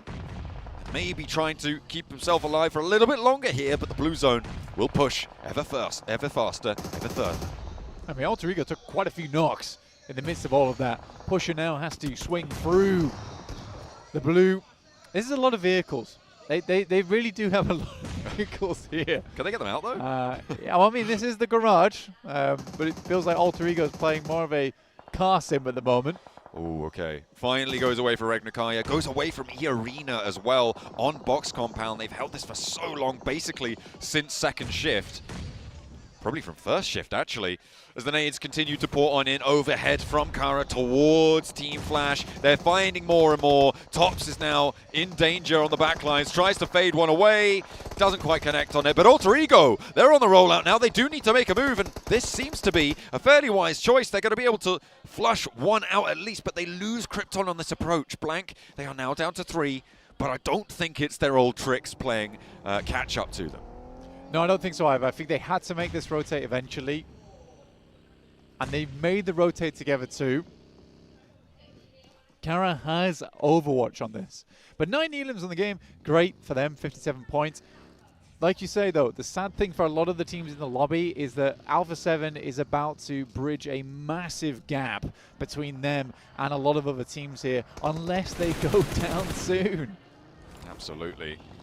Need to try and take them out as quickly as possible. With only 1 elim going down in 7th, that's not going to put a huge number of points on your tally. But going down in 7th seems fairly unlikely for Alpha 7 right now. Kara much more likely to be next up off the bat, and they will indeed fall. 4 elims, 7th place. Again, not great. Alter Ego now trying to go for that same descent from the hilltop that they just saw go fairly poorly. Let's see if they have a better chance at it. I mean, this has to be an incredibly fast rotate, get down the hill here, but it is so open, as it always is with this kind of circle. DRX has nasty shots from along the way, and it's Hyunbin, as always, finding those cruel pincers over towards Alter Ego. Moana absolutely should be going down here. Alter Ego is essentially a 2-man squad right now. But they've got 10 elims already, Blank, again. On this match. You know what? I would love for DRX to crash Alpha 7 right now. I'm not even joking, because they're sort of looking towards Alter Ego. And what other option does DRX have? That is true, and when Regnum Kai starts to get involved as well, that's going to be made harder. I think they're gearing up for it. They're going to go up. Kaikse now, first onto the wall. They're not going all the way in. Hyunbin draws short. A nade sent over towards. Not quite going the full distance there. The Molotov to try and find Grisao, but Hyunbin goes down from a nade to revolt. It's a great bounce. And an immediate flush comes through as well. A good bounce on the nade there. And now DRX are playing on as 3. Alpha 7 not going to take any knocks. A bounce from the roof. From Kaikse doesn't find it either. Carrillo burns out the door frame. They are slowing down this one too. You're Kaikse crazy. into the fire to try and get the nade on through. He's going to burn out, Blank, but could have got huge value there. It's not to be, and now DRX playing as 2. Oh, that's so sad. He bounced it back through the window, by the way. But yeah, DRX down to 2 players, having to do everything right now. But this has taken a lot of attention off the rest of the circles. Regnum Kanya starts to flow through E-Arena, slicing away at them, up to 7 elims now. Guizhou looks to step out, but QXZ being the final member. And a hell of a bounce. The roll up from Regnum Kai to look for the last players of E-Arena now. 1 down, 2 down, 3 down, more man down. E-Arena out of it. Loxy may be needing to get picked up here, but they can flex out. They've got a little bit of time to play with. Alter Ego send Alva straight on in, and Alpha 7 not on the Overwatch. Getting rid of the last player from Vampire. Has he got cover enough to do this? Alva has moved through. Again, very well played to him. He's fairly safe here as well, honestly. Alpha 7 are not in nade range. And he's sort of got this little compound to himself made up by the rock and the vehicle. How many percent did Alpha 7 win this one, though, Blank? Last time, it was a much clearer call. Against Regnum Kaya, though, on that south edge, it looks a little bit tougher, but the fact that their compound is just in this zone. Yeah. It basically, if stage 8 is on top of Alpha 7, then yeah, they should just win. Regnum Kaya have really no way to assault that position, right? I mean, sure, they have vehicles, but the approach they have to make gives so much time for the guys over on Alpha 7 just to pepper them with bullets. But it is the 2 storylines converging right now, between Regnum Kaya waiting for that big win to set them up towards the top of the tables, and Alpha 7 looking to create a massive buffer between them and everyone else, John. I mean, Alpha 7 with 4 elims, a 3rd place guaranteed. Alter Ego, though, as well, with huge elim counts coming on through. Nothing else. Oh, yeah, no nades, just 20 smokes. 20 nades for Regnum Kaya and no smokes. Oh, brilliant. Maybe a little bit of swapsies right now. Silas feeling the lack of smoke as he tries to get away with it, but steps into the blue zone. The damage a little bit too much to handle. He is not going to get back up there, Blank. Zedwolf has marched forwards and is a lot closer and in the next zone. It's a big split. It's an alter ego split, actually, coming through from Regnum Kaya this time, as they take down into third place Alter Ego, who do still get huge elim numbers, 12 on the match. Right. Stage 8 it is. For Silas, takes a tag. He's trying to get the buggy back out into control there, which is fair enough. Sadly, because he takes a little bit of damage there, it does mean game over for him. And this is where it all gets set up in 3 seconds. Whether it's a surefire Alpha 7 win or a potential for Regnum Kaya. And it looks like a potential. But how the hell does Loxy and Wild get forward? They don't have smokes. I mean, Wild's in this circle, right? So he doesn't necessarily need to get forward. The fact that Alpha 7 are moving now, I really like this, right? They have smokes. They have smokes. Exactly. Exactly. It's those nades, though. Like you said, how do you get forwards? It looks like Loxy's managed it, though. He's closer to the circle. Needs to step a tree to the right, though. I think not having any nades is kind of a big deal here for Alpha 7. And they could try and just demand presence in the zone using vehicles, maybe. That could work.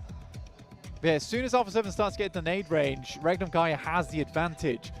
What they have to do here is they have to take advantage of the fact that they have players to refrag off the back of. It's one of those games where you play 4v3, then you're playing 3v2, then you're playing 2v1, and that's how you got to win it out. But letting Zedwolf up to here is crazy. Alpha 7 look to be sweating. It's brains versus brawn with the nades in the pocket for Regnum Kaya. I mean, they're staring Wild down, but he is behind a tree in the circle. It's Loxy who's the only one who has to actually move here. And Alpha 7 will have to put themselves forwards. The stage 9 circle will close dead center, and at the moment, they don't have the cut on it. They are now expending more smokes to give themselves that smoke train run out. Obscure, waiting for Wild to peek, but he doesn't need to. Zedwolf drawing attention from Guizhao. And Alpha 7 still playing it slow, still playing it cautiously. This is what we saw from them last time to close it down. But will it be enough without those nades? Because they only have 6 smokes left now. They are inching forwards. It's really smart, though, the way they're playing this, because they're trying to angle themselves with these smokes further and further out of nade range. It's really well played. Ooh, Wild can't get too far out from his tree. He knows he's under lock and key. Oh, that's a great nade. Revo is there, hops through, but it's not enough. Fancy on the feet, but it is going to still be on target, and a big pickup. Alpha 7's rollout just made all the harder. Info can be gathered, sure, but Zedwolf has the sideswipe, and blank, the smokes have run dry for Alpha 7. That was the last one to be taken out. Oh, Wild no. is the answer, and Guizhao comes in clutch. Zedwolf, can he find it? Carrillo rolls out to Revo. This was talking about the 3v2. Zedwolf finds one, but that's about it, and the blue is at his back. Alpha 7 pick themselves up. They're back to back here in match 3. What a nerve-wracking finish for them. It was a lot more certain. The north side of that central river after a Gaka field shift on the circle is how Alpha 7 like to play, it turns out. To be honest with you, I think Zedwolf was the only one playing that game how I would have liked him to. I think Wild, yeah, sure, gets himself into a good spot there, but the fact that the players weren't moving forward, playing in the grass, Zedwolf had the off angle, but he didn't really have too much support, and there wasn't enough time to divvy up those grenades, so when Zedwolf moved forward, he only had 2. I think he could have done a lot more if he had more nades in hand. It's just unfortunate that he's the player on that side to make that push. I mean, a big pick coming through from Guizhao as well. Around the edge of that smoke. Oh, yeah. Over towards the back lines. I think it was Loxy on that angle. Got spotted, got taken down, and they were able to keep it going with a back-to-back chicken dinner. Alpha 7. Do Brazil?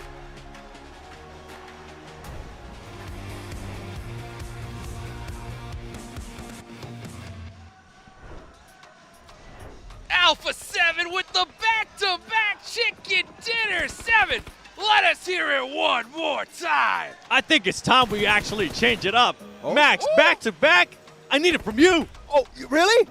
Do Brazil! Maybe a bit that was too much. Sorry. Nah, that was perfect. That's the right energy.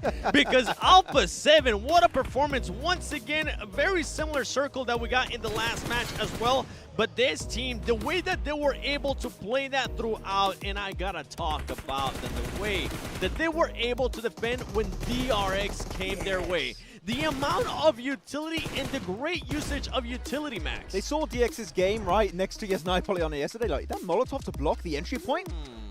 Carrillo, maybe he should steal that. And he did, and he worked out amazingly well versus DRX. Such an easy squad wipe in that compound. And look at the spread here. Low elimination game. Yep. Rotationally speaking, again, they drop northern side George Pole. They have an easy entry point. You expect Alpha 7 to deliver, and they do it twice in a row. An even better use of utility, especially towards the late game, towards that ending right there. Because at one point, you were telling me they decided to throw a smoke. I was like, why is Alpha 7 not using their smokes quite yet? They threw one as a decoy, making sure that the Regnan player thought that they were going to be going that way. And then we started seeing Alpha 7 just putting out an insane wall of smokes and working that perfectly. One thing that I do, if I had to nitpick here for Alpha 7, was Revel's rotation, trying to go for the off angle. He ended up getting a little bit carried away, got him too close to the sun, and he did because he got within the nade set. I think he was hoping the Regnan Kari, after fighting so many times just to get there, were out of utility. Wild had 7 grenades. he was stacked up. Okay, he was the red zone if there was one in esports settings, but unfortunately, he was not able to quite get as many eliminations as he hoped for, and it is going to be Alpha 7 to get themselves the win. Though, going through the recap of this game, very similar rotation, right, when it comes to this circle, because it was in a very, very similar area to the first round of the day. And Alter Ego, man, their defense on that garage spot, I mean, this game in particular, 7, the garage is so hard to hold on to because you only have a few positions you can actually check it out. You've got the entrance to the garage and the back door. And they were able, thanks to E-Arena actually working with them, to eliminate all of Madpulse on that push.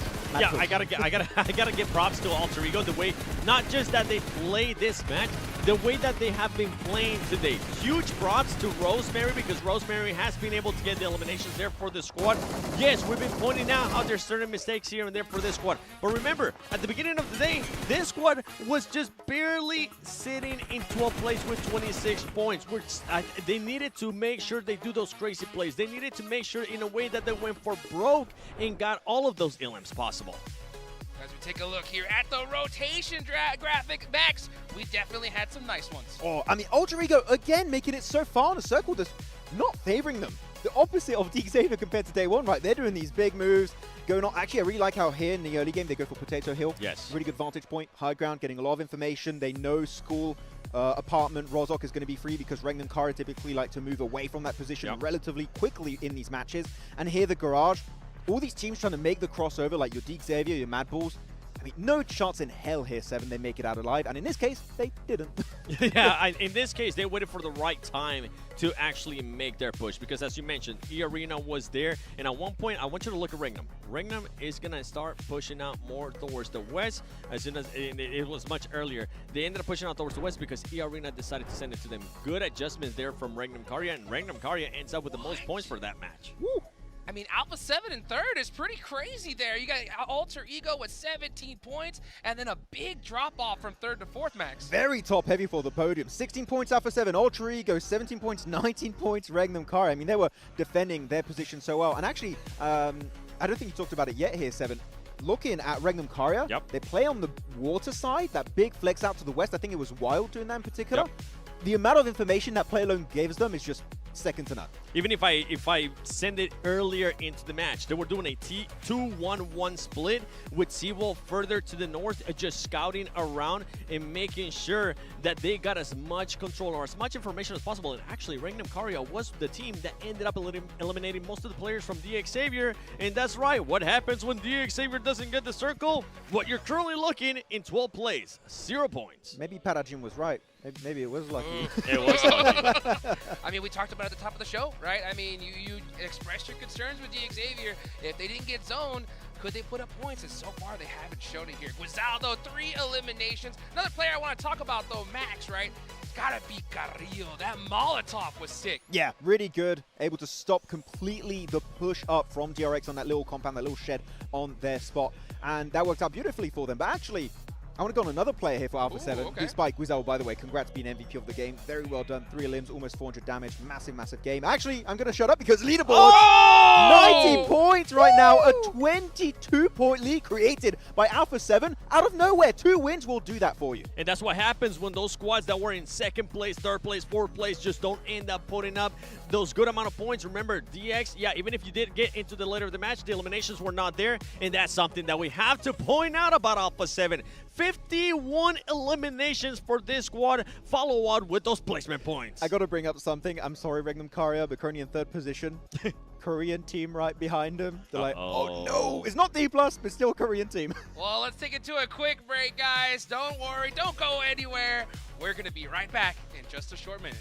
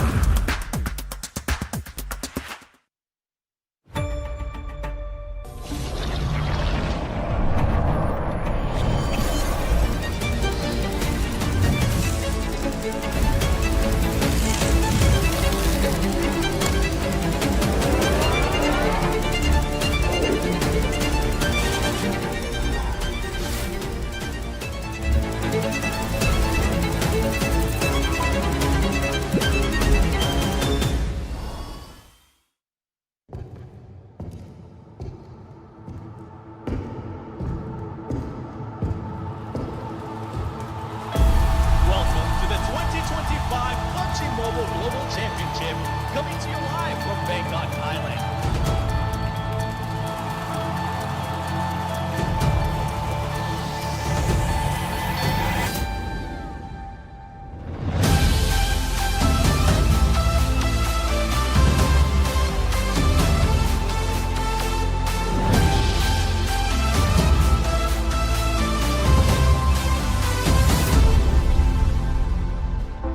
I hear a shout, it shatters the silence in the morning. Call your name, I see the doubt.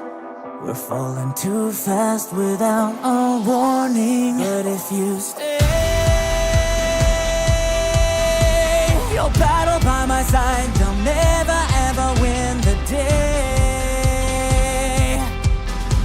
No matter what they say, this mission ain't broken. Don't take what is spoken. Our path ahead is still unknown. This battle ain't over. Let's walk through the fire. Wash out our fear, fight to the end.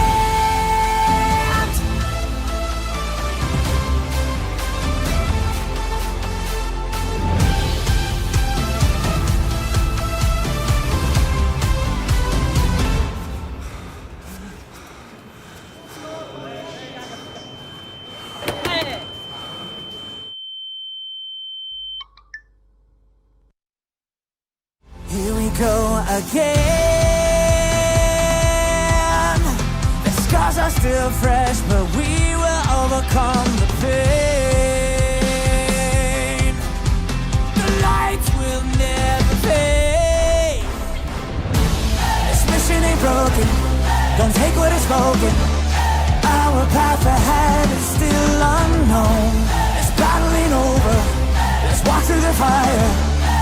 Wash out our fear, fight to the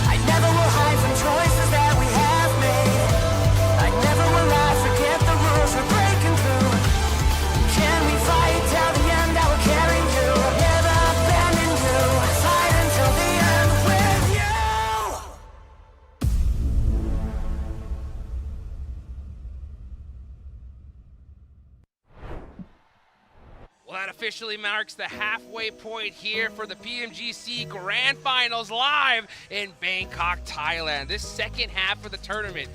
We could have 9 more matches, or we could have even less than that, 7. Yeah, I mean, we're definitely going to have for sure 4 more. Yeah. Minimum. Minimum 4 more. And then tomorrow is just a big question mark. Yeah, that is right. But you know what? There's no question about the Infinix GT30 series, the official gaming phone for 2025 PMGC. Engineered for precision, performance, and victory. Go get yours today so that way you guys can outplay the rest. Also, gotta make your predictions, guys. This is it. The last chance to be able to make your predictions, get some of these exclusive rewards in-game. Go ahead and make sure you do that as soon as you possibly can. All right, going into the second half, Alpha 7 back-to-back chicken dinners, dominating so far, 7. With them having such a big lead at this point, that could really, really impact the Smash rule in a whole bunch of different ways. It definitely can, especially if they can continue on this performance. I feel like that's going to be the big question mark, right? If we were towards the end of the day, then yeah, it will be big effect in regards to that Smash rule. But right now, we still got 3 matches to go. That performance got to continue because we already seen what happened with DX. And as we switch over, I mean, look at this players right here. Loxy. We've been talking about this player for a long time, and Rosemary too. Yeah, and also Alva, we said many times, is kind of the setup anchor point player for the team, which is very interesting about that. Yeah. Sorry to interrupt you, Max. Yes. But that's not Alva. That is Alva Mary. Hey, no, if you do well, you're like, insert name, Mary. That's the way to do it. Oh, look, it's Doc Mary here from APG. And also Wild Mary from Regnum Kara. I don't know about Yeah, but like looking at this, I know you said, right, that for you, Loxy is the guy for Regnum Kara, which is fair. I feel like he's still the clutch player. He's able to pull off some 1v2s, 1v3s, 1v4s like he did during the league stage. Wild is so consistent. He flies a little bit under the radar compared to Loxy, but the fact he brings points every single game is so impressive. And Regnum Kara looking hella strong right now with those kind of rotations in the mid game. Yeah, and I would have to agree with you in regards to WoW. I'm just happy that it's not Silas, because a lot of people coming into this tournament, they were expecting Seawolf, right, to be able to put up this kind of numbers, to be kind of like the standout player for Regnum Kara, but now that's not the case. You got Wild being able to put up good performances, and Luxy, I mean, another, like, this year, so far, we've been getting so many players just having an amazing PMGC league stage, and now that's transitioning here towards PMGC Grand Finals, and I know he's currently not here, but boy, do I wish that Inner Circle Falak was here, because that man was popping off. But yeah, I see you looking at Rosemary. I'm looking at Rosemary. I was looking at Doc, actually. A little bit higher up. I'm wearing glasses. Maybe my eyes are looking a bit weird. It's fine. But Refus was up here on day 1, right? He was MVP of day 1. He's been a little bit slower, a little bit less present in looking in these matches. There's been a lot more Doc and top action going around the board. So are we going to see a swap? The Doc takes the Refus MVP position today. There's a chance that could be happening, even though right now it would maybe be an Alpha 7 player. Come on. yeah. I mean, that's so crazy. These individual performances today are definitely going to shake up that MVP race for that brand new Porsche Cayenne. But you know what? I want to talk about Alter Ego one last time, Max, right? They had some roster changes. What do you think about that? I mean, I'm actually surprised Snape is not playing, right? Because he was doing so good during the league stage, got so many good clutches, and Moana's more of a passive player, but I'm thinking Moana actually, 7, maybe despite not being a very full aggro player, maybe he's making the team lean more aggressive and through just communication and mentality in general. Maybe that's the approach the Ultra Ego are going for on this second day. We've seen it in the past too. All it takes is just one adjustment, something to be able to change it right for the squad. But for them, I mean, it kind of has to come down to just continuing to be aggressive, but be aggressive and be smart about it. Don't be overextending. Don't be doing those plays that we're always kind of critical of whenever they do end up doing them. Continue getting those eliminations. I feel like that's a big one. And earlier you were talking about which player I think you're going to be daily MVP. Right now, for me, I'm going to have to disagree. Even though Alpha 7 has back-to-back chicken dinners, I actually think it would end up being one player from Alter Ego, and that is none other than Rosemary. I mean, it would definitely be number one in terms of eliminations. Maybe the damage and survival time would be won by a play from Alpha 7. So it might be close. As of right now, it's all an Alpha 7 player or it's Rosemary to be the MVP of the day. But it's still 3 more matches to go. And after that, we're going right into Miramar. Still so much more PUBG Mobile action here to be played today. Here we go, second half of the tournament, folks. We're getting into the last Erangel for day number 2. Let's go ahead, get excited, get ready. The crowd is going wild. Woo. Let's take it on over to our casters for the last Erangel of the day.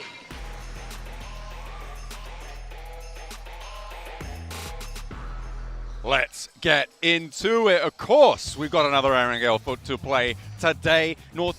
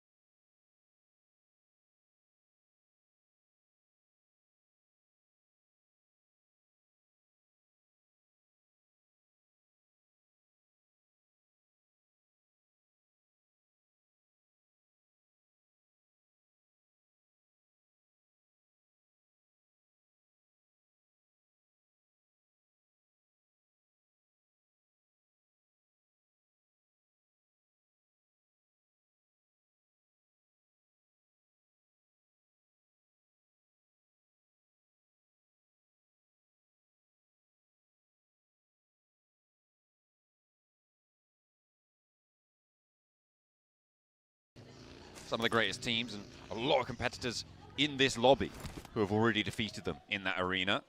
They want to try and reign supreme over this one.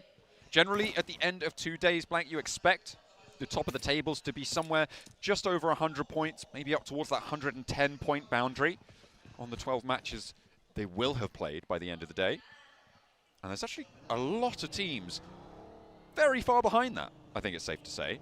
So I think that Alpha 7 at the moment in with a very unique opportunity to set a smash boundary that may only be achievable by them in a reasonable amount of time. I think so. I think for Alpha 7, right now 90 points, it is an incredible feat for today. Though all good things must come to an end at some point. And for Alpha 7, whether they can keep this up over the next 3 games, I find that hard to believe.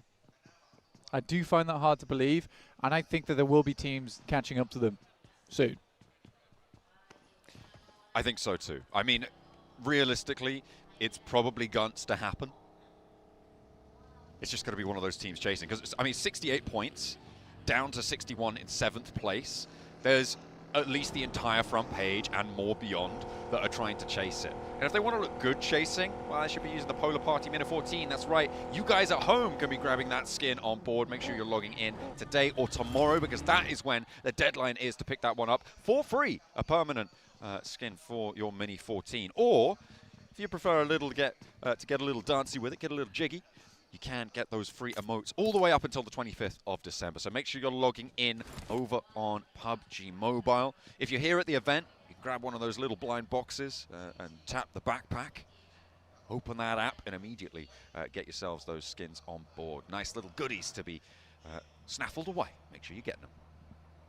For Alpha 7, it's a pretty good adjustment, honestly, on this circle, just because usually it's North George for them. On this circle, we get a northeast shift on this one, and Alpha 7 is already on top of Stalbert, split across Komeshki.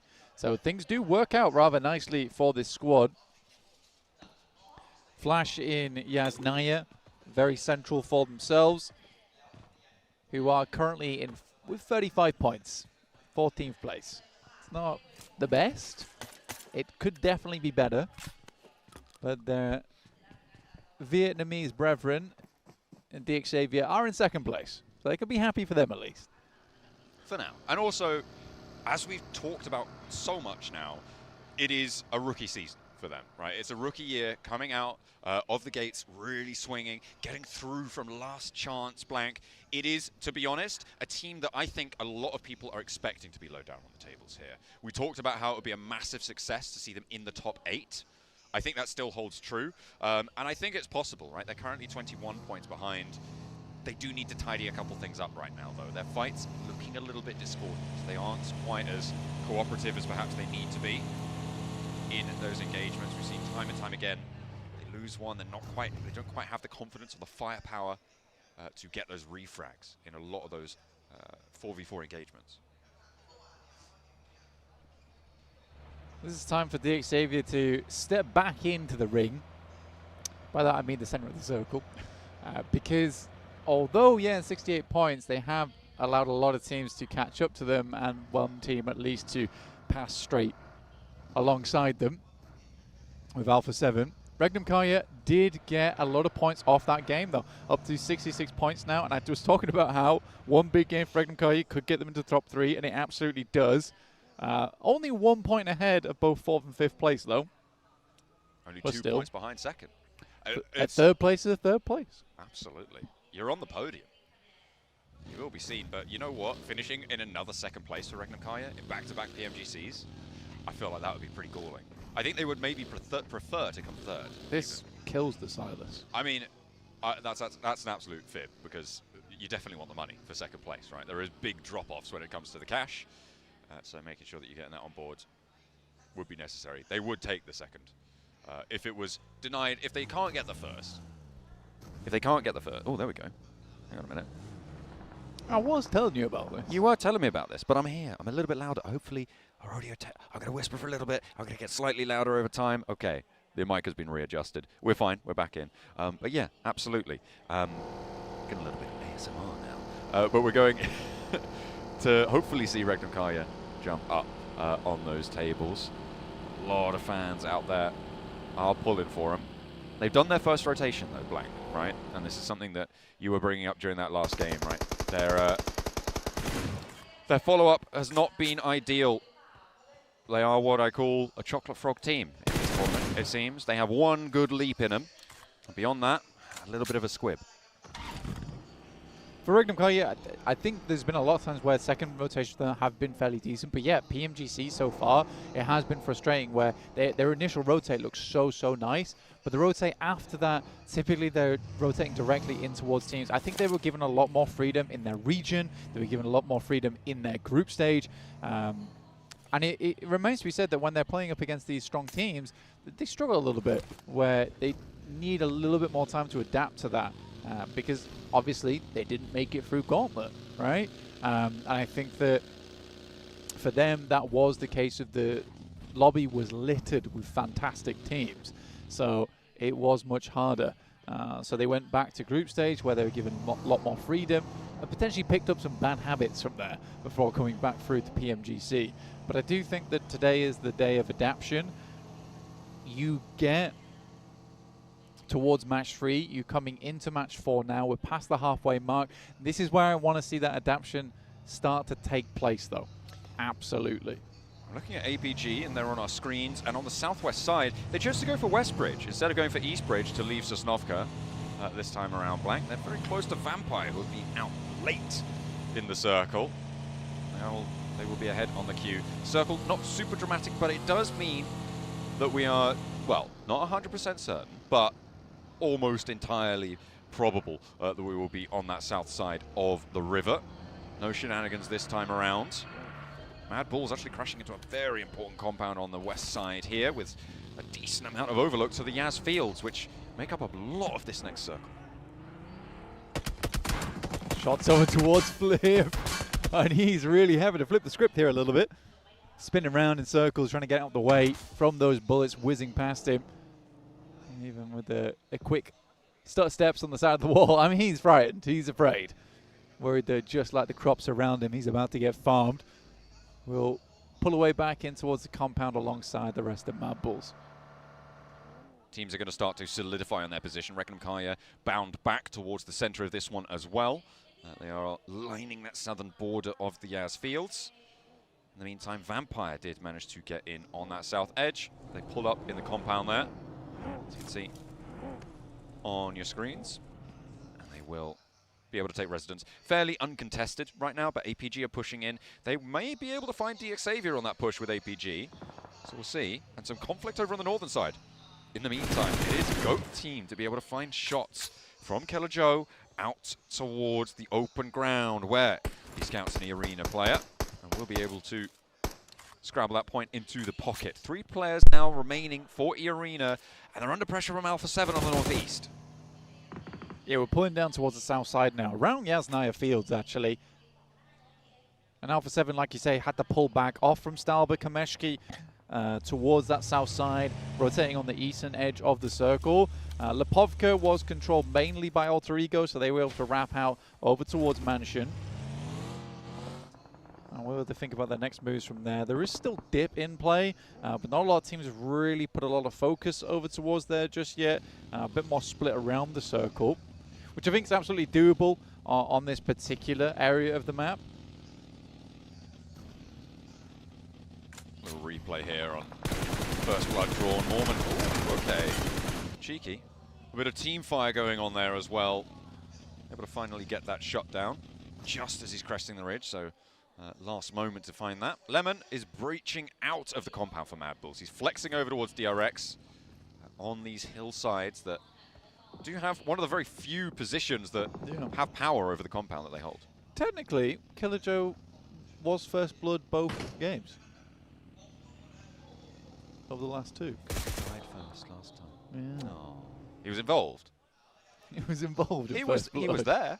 He was first blood, and he drew first blood. Oh, well, he gets the shift as well this time around on this next circle, going out to the east side of Yaz Field, so Mad Bulls and DRX could disengage on their standoff. Regnum Kaya sending very quickly. It's just they just seem to do all the time to the roadside, though. A little bit tougher to hold there, and they might try and crash up towards GOAT team, towards that heaven and hell position, which is a major feature on the east side of this circle. With the field as well on the western side, you kind of do cut a lot of teams in towards that eastern edge. We have a lot of teams not really wanting to wander through the barbed wire that is Yaz Field.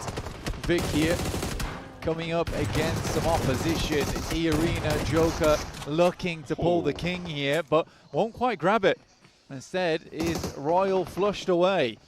Sakura, the next to go down. Regnum Kaya, they stopped short of going for this crash. GOAT team were trying to regroup towards heaven, and E-Arena just sent it on in. It hasn't gone phenomenally for them, but Turney K has got the pump action. He's found that knock onto Twix. A nade goes up on high, and Regnum Kaya still trying to put pressure on. If you could take down a player from GOAT team, it might be that Regnum Kaya then sidle on in, try to get involved. Kraken trying to marshal that south side, trying to marshal the ground floor, and keep his team safe. Turney K has to hit the deck. He's the last player alive now for E-Arena, trying to put on a show for the home crowd.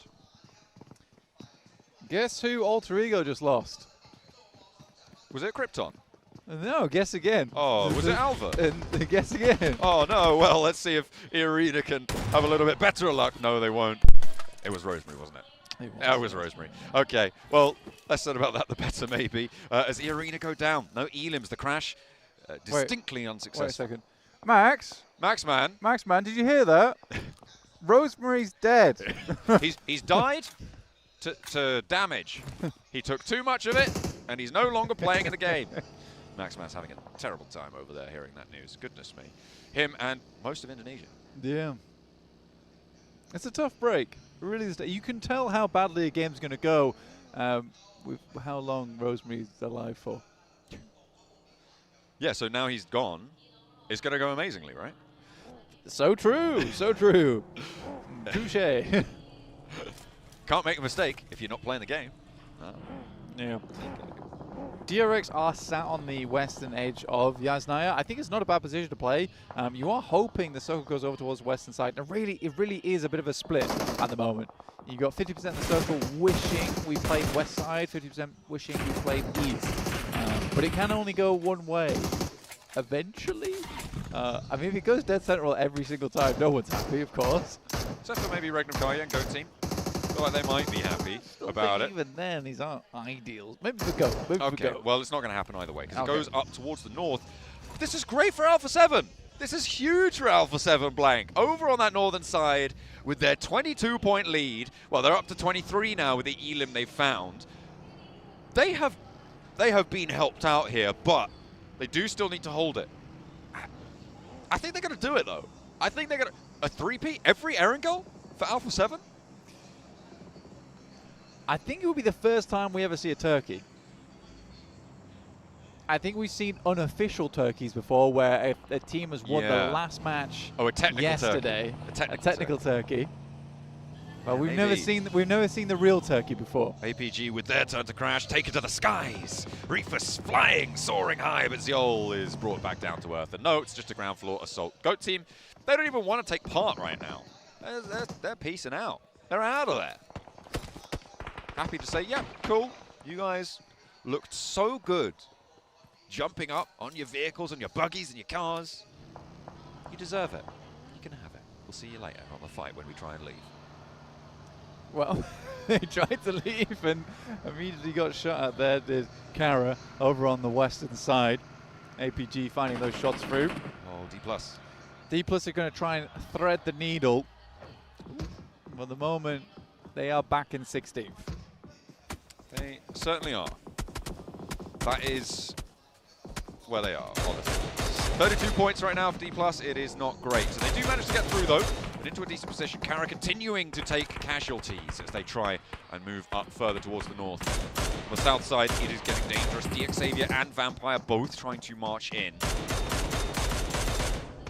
They are not in this next zone. It's crunching in on towards them. APG successfully taking Heaven. I mean, it's potentially going to be quite profitable for them if they can spot the shots down towards the south side, which Reefus seems like he can. He's got this one. Top taking shots. I mean, they are really trying to clear out a lot of the area around them. Thunder Talk, as per usual, making that wide ramp over onto the eastern side. Star players to mess around with there too. They could crash over towards Alter Ego on that north side. It would not be out of the wheelhouse of Thunder Talk either to go for an aggressive play like that. Whether it's successful remains to be seen. Hey, let's see what happens, because it could be literally anything at this stage. For Thunder Talk, they're trying to keep us confused. Vampire actually with a roll up towards APG. They find the flex out, the bold push out coming through onto the open ground, but the rest of the Vampire squad getting taken care of here. Just Gooey left, and on this angle, Reefus, he's no match for it, it seems. Lazarus, no, he's still alive as well, so they're playing 1-2, and they get the heal off. I thought they'd lost another. That's Thunder Talk chiming in over towards Doc at APG. A catastrophe. They try and flex Ziol out into the open, push him down south, and it all comes crumbling down on the hold. Top now, the last to stand for them. Do you think that was a mistake from Reefus, like an accident, I mean, or he jumped down the hill?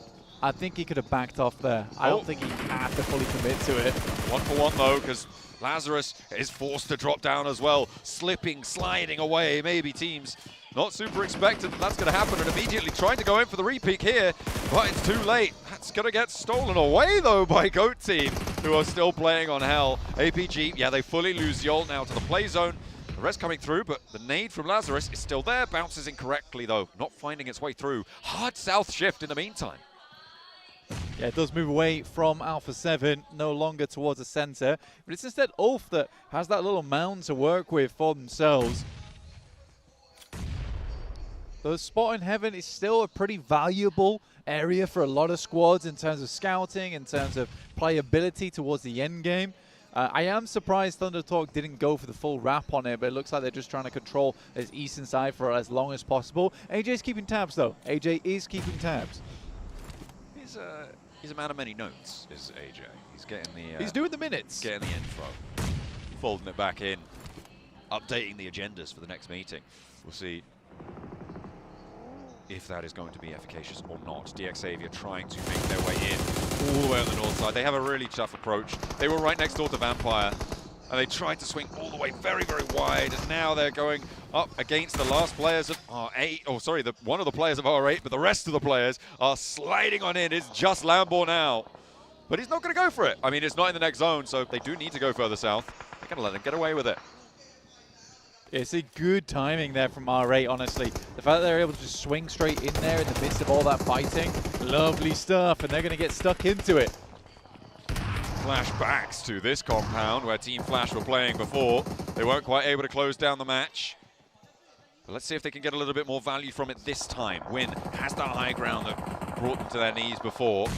Nice nade out the window for Tops, but unfortunately Ida's already repositioned. And even more fortunately for them though, there is an off angle, and they will be able to find it. Regnum Kaya getting torn apart as well in the meantime. A lot of damage done their way. Everybody trying to move, having a terrible time of it. And DXavier actually catching the final players of R8, but now they're under pressure. It's Team Flash finding those shots. And everybody around that bubble position, that top spot blank, they're taking heavy, heavy casualties. Yeah, we're not actually playing up there on the northwest side, guys. Mad Bulls and the Flash. I think they're wanting to go back to that game again, but it is not happening. Luckily, the Flash seems to have made some big adjustments. Uh-oh. Because this is a very different ending to what we saw last time. That's the worst time to do that. That's bad. That's a bad time. He nades his own teammate out. And the Flash is and DXavier there on the wall as well. This is oh my goodness me. That is actually crazy that it's the same setup, but just shunted over a couple matches. DXavier, though, will no longer be on the wall. Bose actually steps out for it.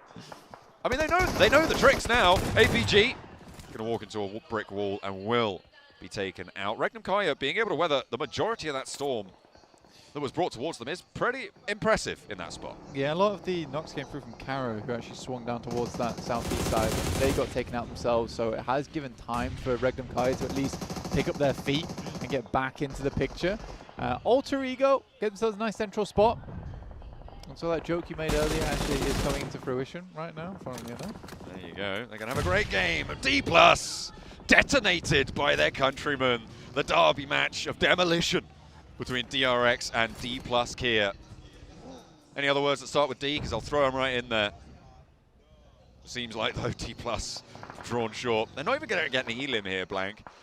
16th place for you. Back in the corner. Back in corner. Go to shops and purchase some points.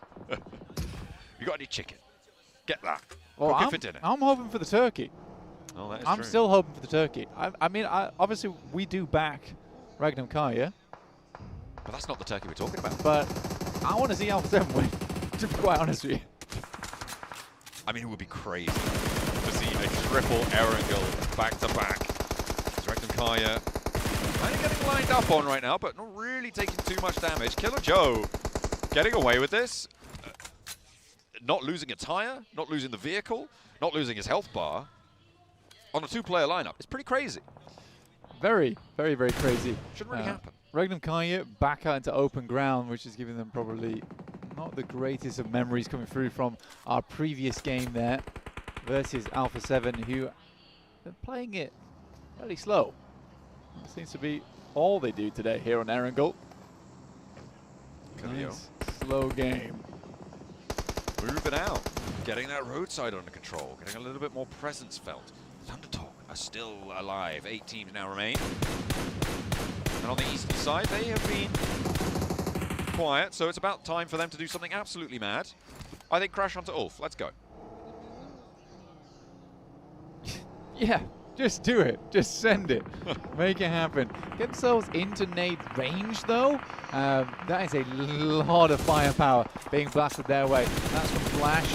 Obscure will hit the deck, but Revo is immediately there. And they're having to battle it out for this They're position. crashing onto Ulf. Thundertalk are going, and they are going straight onto Ulf. They lose one out in the open, but the roll down is strong. And Thundertalk overwhelm the hold there. I called it.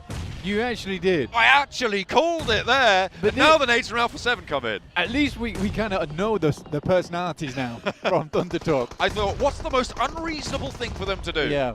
This is Sighting's personality actually manifesting within the team this time around. We're in 24th minute. That means the new IGL's kicked in. Goat team are going to rock up on the fight as well. Alpha 7 may be looking at third party, but they're looking for their own res in the meantime. Thundertalk overwhelmed in that fight. And now Regnum Kaya left alone on the south. Alpha 7 do go down to just 3. Not impossible. Not impossible. To happen here. West side. Tenwolf, Silas, straight on from Loxy, but he's not going to be able to do more than that. Regnum Kaya handled there. They're up to 70 points on their 10 matches that they've played, but they will go down and will not get any more. 11 eliminations for both Team Flash and Goat Team right now, Black. Yeah, it's a big game. It's a big stand-up performance for Regnum Kaya, though. What an unfortunate match for them. I mean, you get so far into this and really not a lot of points at all off the back of it just because you cannot contend with a South Korean team. It's just not possible. Just any South Korean team, it's Silas's kryptonite. What do you mean? What do you mean? You're South Korea? We've got to fight you now, apparently. That's the chant. They scream Hell for Leather as they go into battle against them. Go on, chant that. I'm not going to do that. Because... We're busy. Go team. We're not going to fight you right now. No, we're not going to fight you right now. Great chant. Oh, yeah. DRX, though, they're going to fight Team Flash right now. Bose gives it a good go, and 2 players from DRX go down. 9 eliminations there on for DRX. Alpha 7 trying to keep them at bay, though, and they are surviving. 13 eliminations, however. Boys. Comes through from Goat Team. The possibility of the 3-peat getting a little bit closer, but Revo is caught. Will get flashed. No answer from Alpha 7, but they got the middle of this next zone. DRX trying to stretch their legs forwards, and they've got 9 players. Nades are finding their way towards Alpha 7 as well. DRX not really doing all that much right now. They're kind of keeping it safe, but a 14 elim game is absolutely tremendous. And Alpha 7 is pinched. They are so pinched. There's a good initial shot from Carrillo. I don't think Alpha 7's living to do much longer here. Was Carrillo evaded that, but another nade finds its way over towards Goat Team, and Carrillo gets the heal off. DRX are putting more pressure over towards Goat Team. Vic could land a nade, Kraken could do something, and Alpha 7 can make this work. They need to be worried about the backline. QXZ is on an off angle for DRX, still a threat. One more player goes down for Goat Team. Guisao's looking to pick up the points as well. He flexes out wide around the back here for Goat Team, and Vic is under so much pressure. Oh my god. DRX able to do the dirty towards Goat Team. They will take them down, but now in a 2 versus 4, Alpha 7, they're really up against it with DRX stepping forwards. I don't think they're going to be able to get the 3-peat. Greaseout needs something special. He steps up for 1. So easy now with a challenge, but he goes for the flush instead. That's a little bit too bold. That's a little bit too big for your boots. Alpha 7, 1-1-2. They drop the ball at the final moment, but they get a lot of points. They open the gap further. DRX, however, they are second place, and they're on the hunt. Alpha 7 unable to topple the Thailand territory here and grab that turkey in those end games. I mean, it looked very close. It looked very cool, but it wasn't quite happening. All that being said, a chicken dinner into a second place is still pretty dang awesome. That's pretty dang awesome for Alpha 7. DRX, they're on the chase. Once again, it's a team that you can't count out, and is it going to be 2 South Korean wins in a row here at PMGC, but from 2 separate teams? We'll have to wait and see, John. I mean, that would be a pretty monumental record to settle for your region.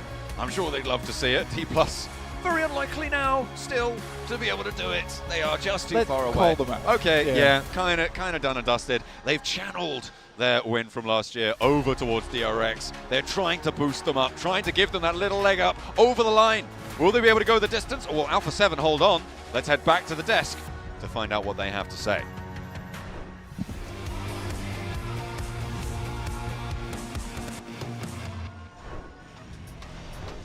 It's DRX to pull out this chicken dinner on the last Aaron Gale here for day number 2. This was the match of ultimate third parties, Max. Yes, I mean, the Western tsunami here was DRX. They would see you would be swept under the rug instantly. They were doing so many good plays. I love especially how QXZZZ, normally one of the top fraggers, he was set up as the off-angle player. He was really getting so much information for his team, denying rotation paths for their enemies, and looking at the end there, as you said, third party, fourth party, fifth party, sixth party, seventh. How far can you go? 16th party at the end. What? One team that was blessed by all those third parties, fourth parties, fifth parties was Alpha 7, but we'll talk about that later because you said it honestly, Max. QXZZC, even though he only ends up with 2 eliminations and 180 damage, the fact that he was able to take control of those off angles, the fact that they were able to eliminate Team Flash, which, by the way, Team Flash, congratulations.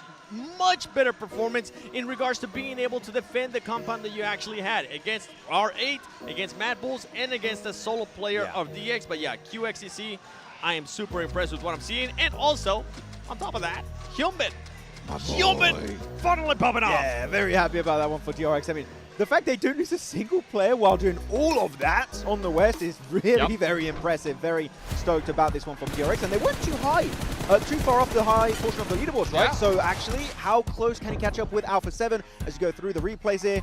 And yet, if unfortunately your E-Arena, that push off to Heaven did not really work out in their favor. Yeah, I mean, that was so crazy just watching so many players fall off Heaven right there at that game. But you know what? It's wild to see that, yeah, DRX, they're going to definitely push up the leaderboards. But, you know, Alpha 7 is going to make that gap even bigger. 7 was still a great game for them. It really was. For Alpha 7, I mean, at one point it looked like they were going to be getting blessed by the circle again. They ended up going south, and they found themselves in a particular spot because I thought that they were actually going to end up getting eliminated. Luckily, for Alpha 7, they ended up getting into 2 fights. Not only just with Thunder Talk. First, it was going to be Ult. Thunder Talk crashes Ult, right? No longer have to worry about that. So Alpha 7 starts taking a fight there with Thunder Talk. They start focusing on Alter Ego 2. And as soon as Thunder Talk was about to do something, Goat came over and just took over that terrain. So Alpha 7 ultimately, Max, their squad just kept getting blessed because they didn't really have to fight anything. Yeah, not blessed by the circle, blessed by the third parties in that situation. Pretty much. It's just like, we're getting squad wipes without shooting a single bullet. You know what? It's a great trade-off. Looking at this circle, though, and how the team's rotated, this time, Alpha 7, they don't go for the typical George pole drop. They drop east, and the circle goes east with them. And they even go Stormwood just to get a bit of a vantage point, get a lot of information with the high ground. Pretty typical play for them. But Flash, not giving any spots away on the eastern side. I know you said many times this 7 you wanted them to be more aggressive. That defense, they would have done it yesterday. That is how they could have gotten a win. A completely different defense, and it goes to show that that team is actually going back by reviewing and learning from their mistakes. Because if you go back, for everybody currently watching at home, after today, go back and watch how they were able to defend that in day 1.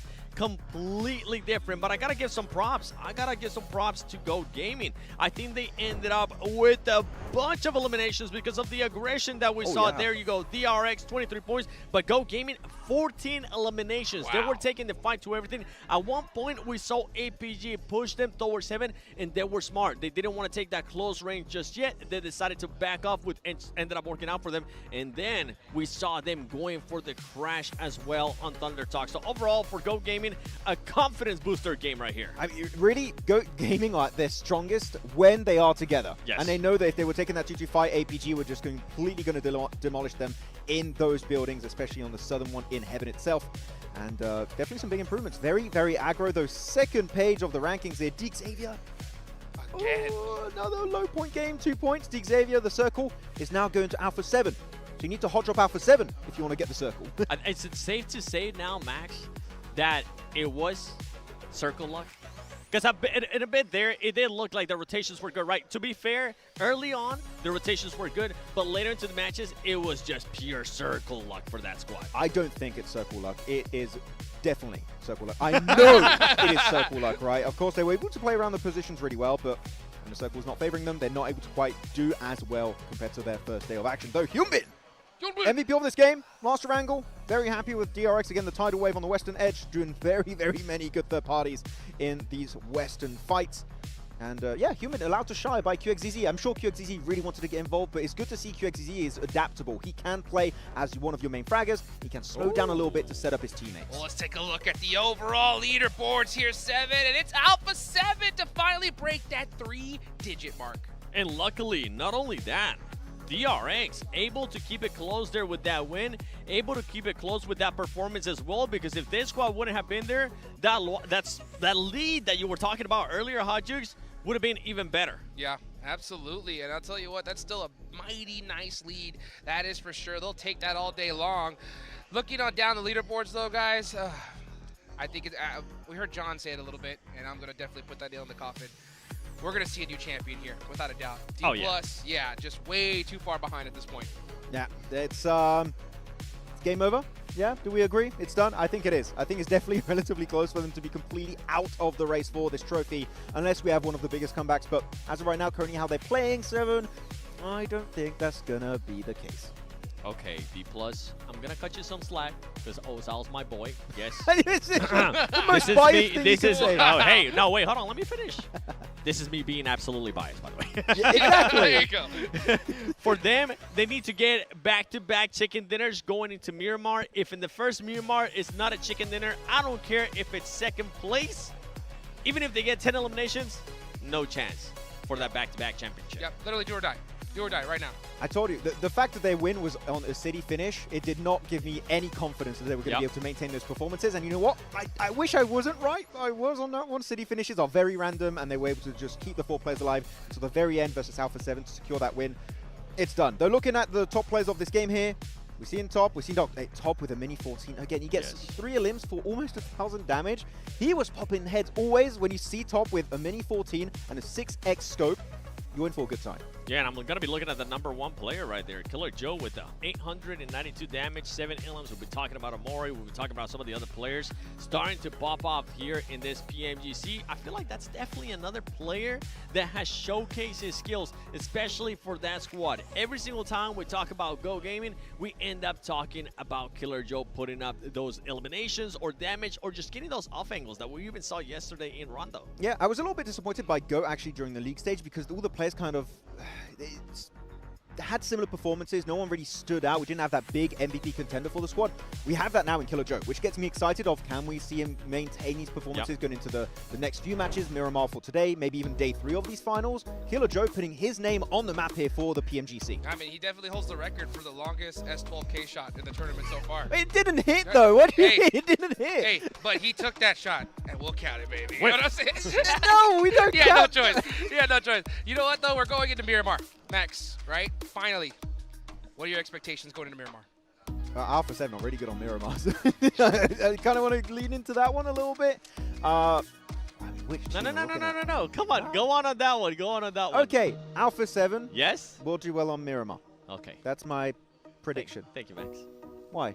No, because that's actually a great point. That was the best performing map yesterday for that squad. Yeah. When we talk about Rondo, if we go back and look at what they were able to do in Erangel, it was pretty much non-existent for that squad. Whenever we actually ended up going towards Miramar, they ended up with 4th place, and I think 6 elims, and then a 2nd place. So for this squad, if they can actually continue on this performance in Miramar, and if for some reason those other teams that are currently trying to catch up, DX, APG, DRX, if they slip, then we're going to be posing that big question that you were asking earlier, Hot Jukes, about that lead that we've been talking about, and also Smash Roll coming into play on the final day. That Smash Roll is going to be insane, guys. So just a quick reminder for everybody, right? At the end of the day, the team with the top points, 10 more points than that is going to be that Smash Zone. So if Alpha 7, let's just say they were ending the game with 100 and they're on top. 110 points in game 1, they win the next chicken dinner, they're the champions. It's all over, right? So I think Alpha 7 going into Miramar, right, are going to definitely try their hardest, of course, to get all these points. Yeah. But if they have that big gap, that's going to be a huge advantage because it's going to be so tough for any team to possibly even break to that Smash Zone. Yeah, I would love to see Alpha 7 take the approach of focus on getting a good position early mid-game. And after that, if you have a good spot, you just leverage it to be able to get a double-digit elimination game. Because if you increase the point threshold for the Smash significantly and you distance yourself from 2nd, 3rd, 4th place, that smash rolling is going to be really hard for any other team but yourself to execute. Ah, look at that Carrillo. He's smiling. He knows he's in a really good spot right now. Oh, my goodness. You know what?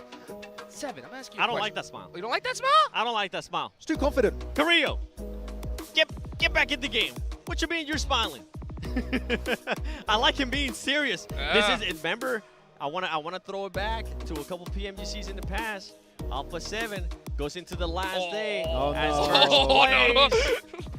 The pressure, they're not the ones chasing, they're the ones being chased now, and then we see a drop off. You took me back to 2023 right there. Damn I right. was like, oh yes, you're right, that was a thing. Yeah, But so new that team, even though you guys think I might be memeing, I kind of want him to No, be focused yeah. and actually be present in what's currently going on, and not just enjoying that 12-point lead, because honestly, that 12-point lead can disappear in just one match. yeah, and actually, as we're talking about Alpha 7 maybe being a little bit overconfident there because he's smiling, good man. That's You know not what? the He case. gets That's smart. not the case. No, like one thing that was interesting, and I think you pointed it out to me, Seven, we did see, I think it was Guizao or Obscure over peaking a little bit too much, overlooking that position, and he gets knocked. If they don't do that, that might have been a back-to-back chicken dinner for Alpha 7. So, sure, you just got 2 wins. Don't let it get to your head.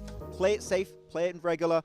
Don't overpeak, because taking those casualties in a lobby like this, they get one knock on you, they are going to push it, like DRX, for example. So those small individual knocks can hurt you significantly in a lobby of this caliber. And it is players that it is their first PMGC Grand Finals. Remember, they've been to PMWC, but now at this stage, a lot of people consider, a lot of the players especially, consider PMGC to be at a higher level. They hold it at a higher status too. So I'm hoping that that confidence that these players have had for the longest time, it continues on. And now we're looking at the Xavier here, and yeah, that's exactly what we expect to see out of them right now. Just distraught in currently what's going on. I want that picture as a meme, and in the text in white below, no circle, question mark. Oh man, it's been so it's so brutal, man. You know, we're going into Miramar. We'll see what D Xavier can do. As we look a little bit further down the leaderboards, you know, we talked about how D+, they're not going to be able to be the champions unless they win this game. Going a little bit more towards that mid-pack, though, Seven, right? When it comes to a team that you're seeing, what team do you feel it's do or die for them right here in this Miramar? Do or die? Yeah. In the mid-pack? If they want to win. If they want to win this tournament. And they want to win, I think I would have to look at the squads. First of all, 10th and below.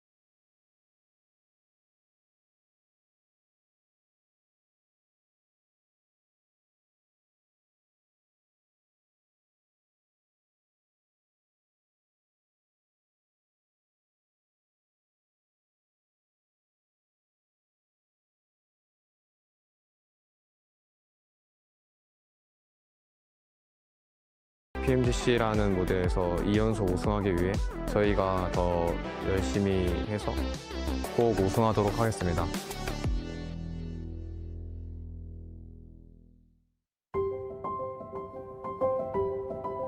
Merhabalar, ben Berke Saylas Çetin, Ege'nin Kale Sports'ta ayrıca konumunda oynuyorum. PUBG'ye ilk çıktığı günden beri oynuyorum. Ailem o zamanlar izin vermiyordu. Gizli oynuyordum. E-spor yoktu o zaman ama başka oyunların e-sporlarını takip ediyordum. Yani bir e-sporcu olmak istiyordum. PUBG Mobile'da buna açık. Whoever won the title, RC GB pinned to the post. It's South Korea. D plus Kia.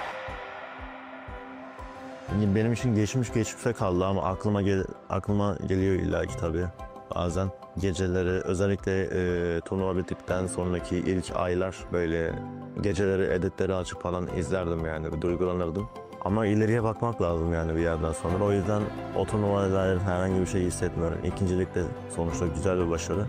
Ama son maçtaki talihsiz alanlardan sonra nasip değildi. Belki bu sene olabilir yani. Yani bu sene güzel başladık. Yani WC'de daha iyi bir sonuç getirebilseydik bu sene benim senem değil, yani bizim senemiz diyebilirdim yani. Aslında daha yani çok uzun bir yolum var. Elimden geldiğince çok şey kazanıp kendimi tarihin güzel bir yerine yazmak istiyorum yani. Bu işi en iyi şekilde yapmak istiyorum. Dünyanın belki de en başarılı e-sporcularından biri olmak istiyorum kendi alanımda. Takım değiştirip de iyi olmamın sebebi de birazcık da disiplin ve tecrübeden kaynaklı. Servet amcam ve Çınar amcam kendi öz ailem dışında. Onlara çok teşekkür ediyorum. Eski takım arkadaşlarım dahil, yeni takım arkadaşlarım dahil, bütün bu ana kadar gelmiş geçmiş bütün takım arkadaşlarımla. Onlar olmadan ben buraya gelemezdim. Onların emeği de çok etkiliyor takım oyunu olduğu için. Onlara da buradan çok teşekkür ediyorum. Ve beni destekleyen herkese de çok teşekkür ediyorum.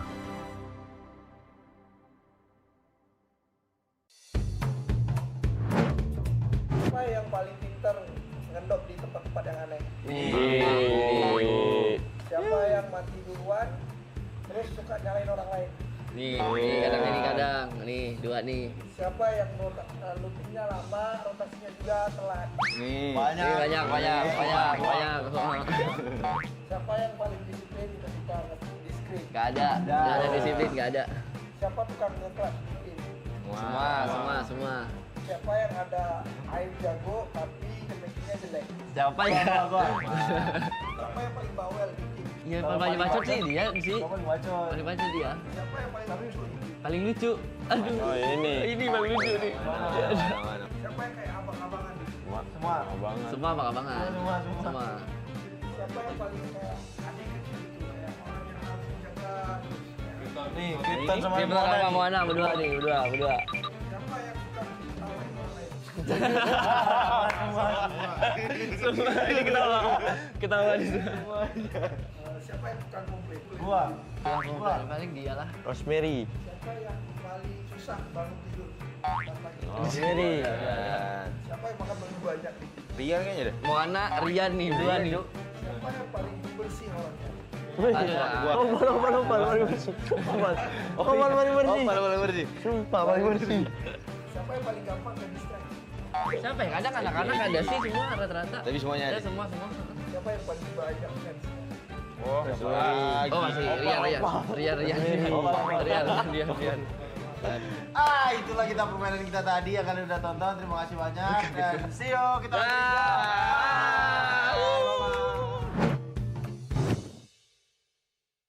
to actually continue and do that, then that's why I think that team is not going to have a chance, Jukes. Makes total sense. Yep. I mean, when you really look at it like that, there's some point analysis, Seven. Yeah, What can I love say? how in-depth he went the entire time. That was like the best 5-minute point I've ever heard in my life.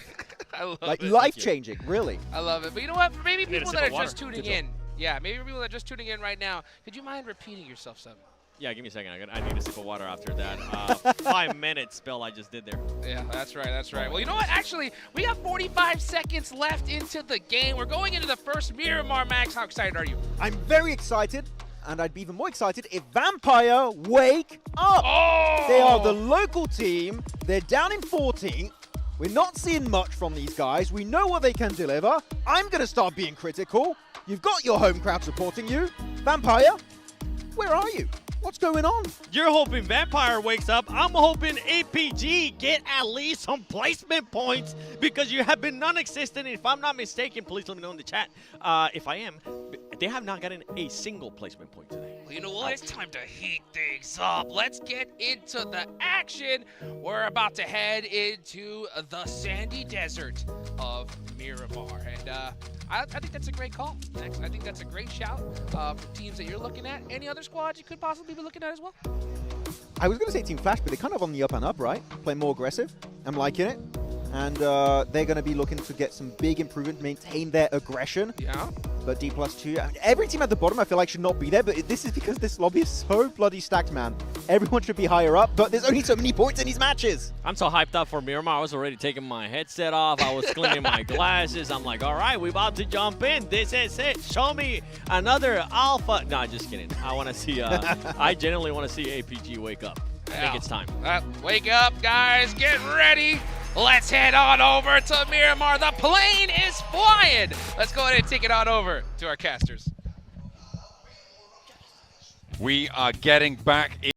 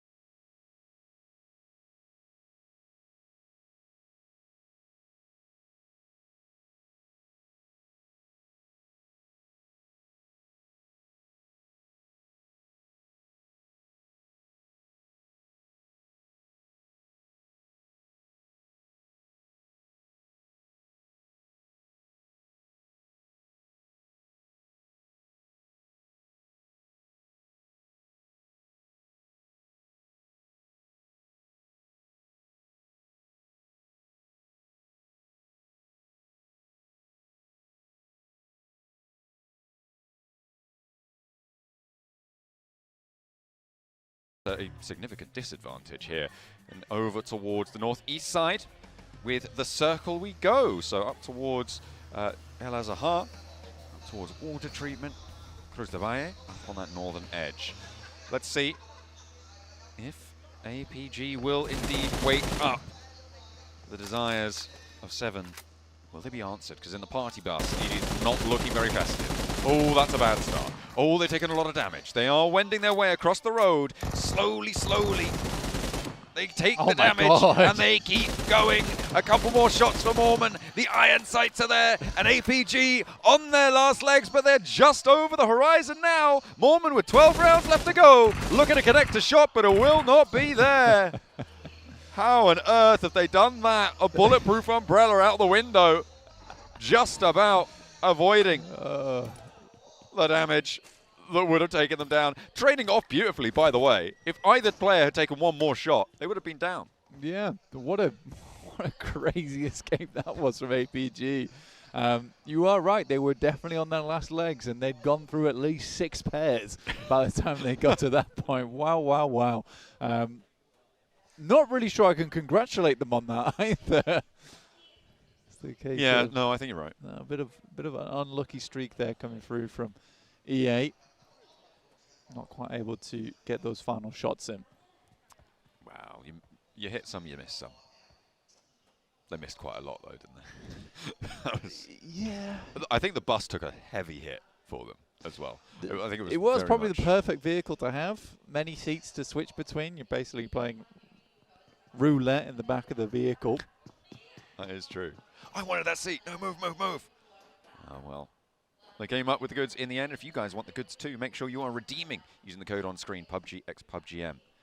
Zol trying to keep as quiet as possible. He's redeemed those codes, and everyone is out to get him for it. You redeemed the only code.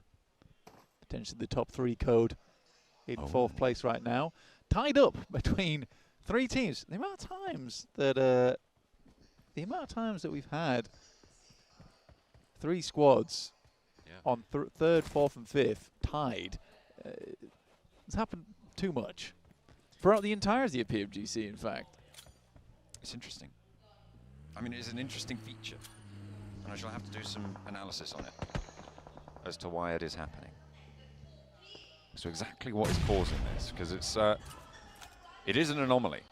Oh dear, E-Arena continue to have a tough time of things after not being able to get the knock or a flush or a point over towards APG. They now have taken a knock their way, and another one. Rufus finds it, but APG. Okay, no, I thought Seoul was going to have to win that challenge as well, but he's staying alive. Has he been spotted? Are they turning around? Maybe coming back to this one?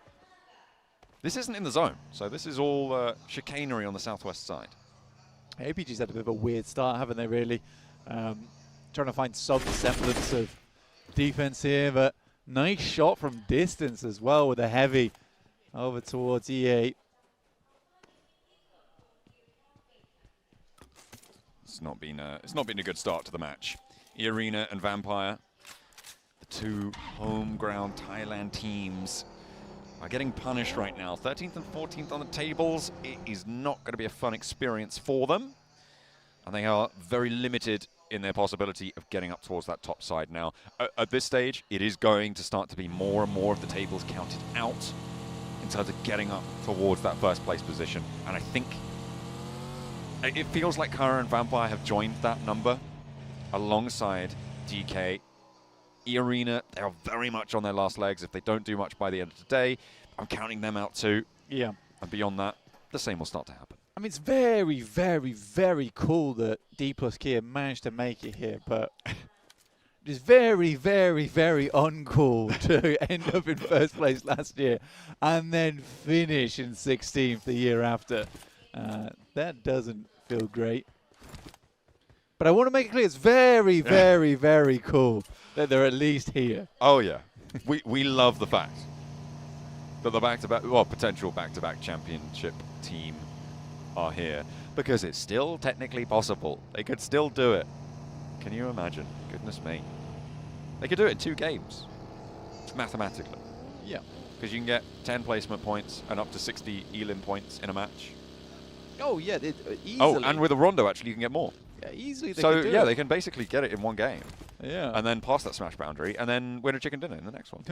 Quick win a chicken dinner, done. Yeah, I mean, it's that easy. Bish bash bosh. Just get a 70 elimination rondo. Just elim everyone. Do it. Seen that guy?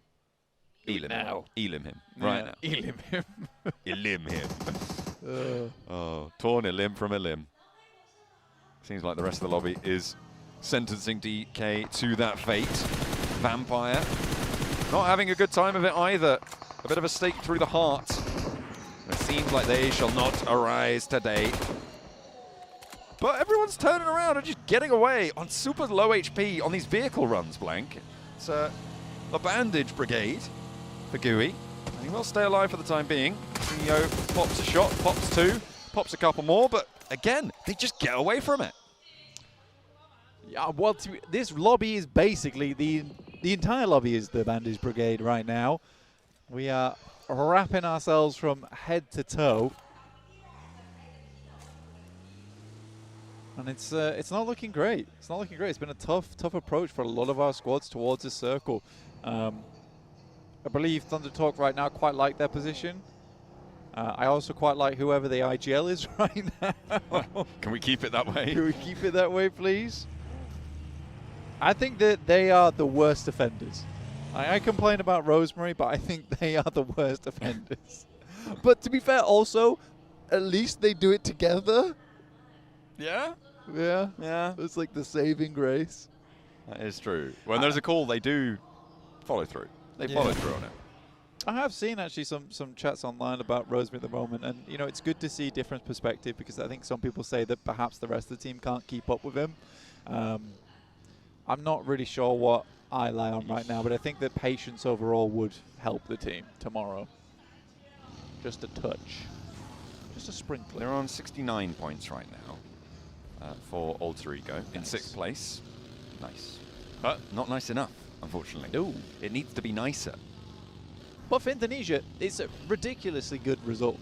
Yeah, it's a brilliant turn up. It's something we've been waiting for a while now, so being in and amongst the top pack is good news, because they are very, very close to the podium, right? They're 2 points away from APG in 3rd place.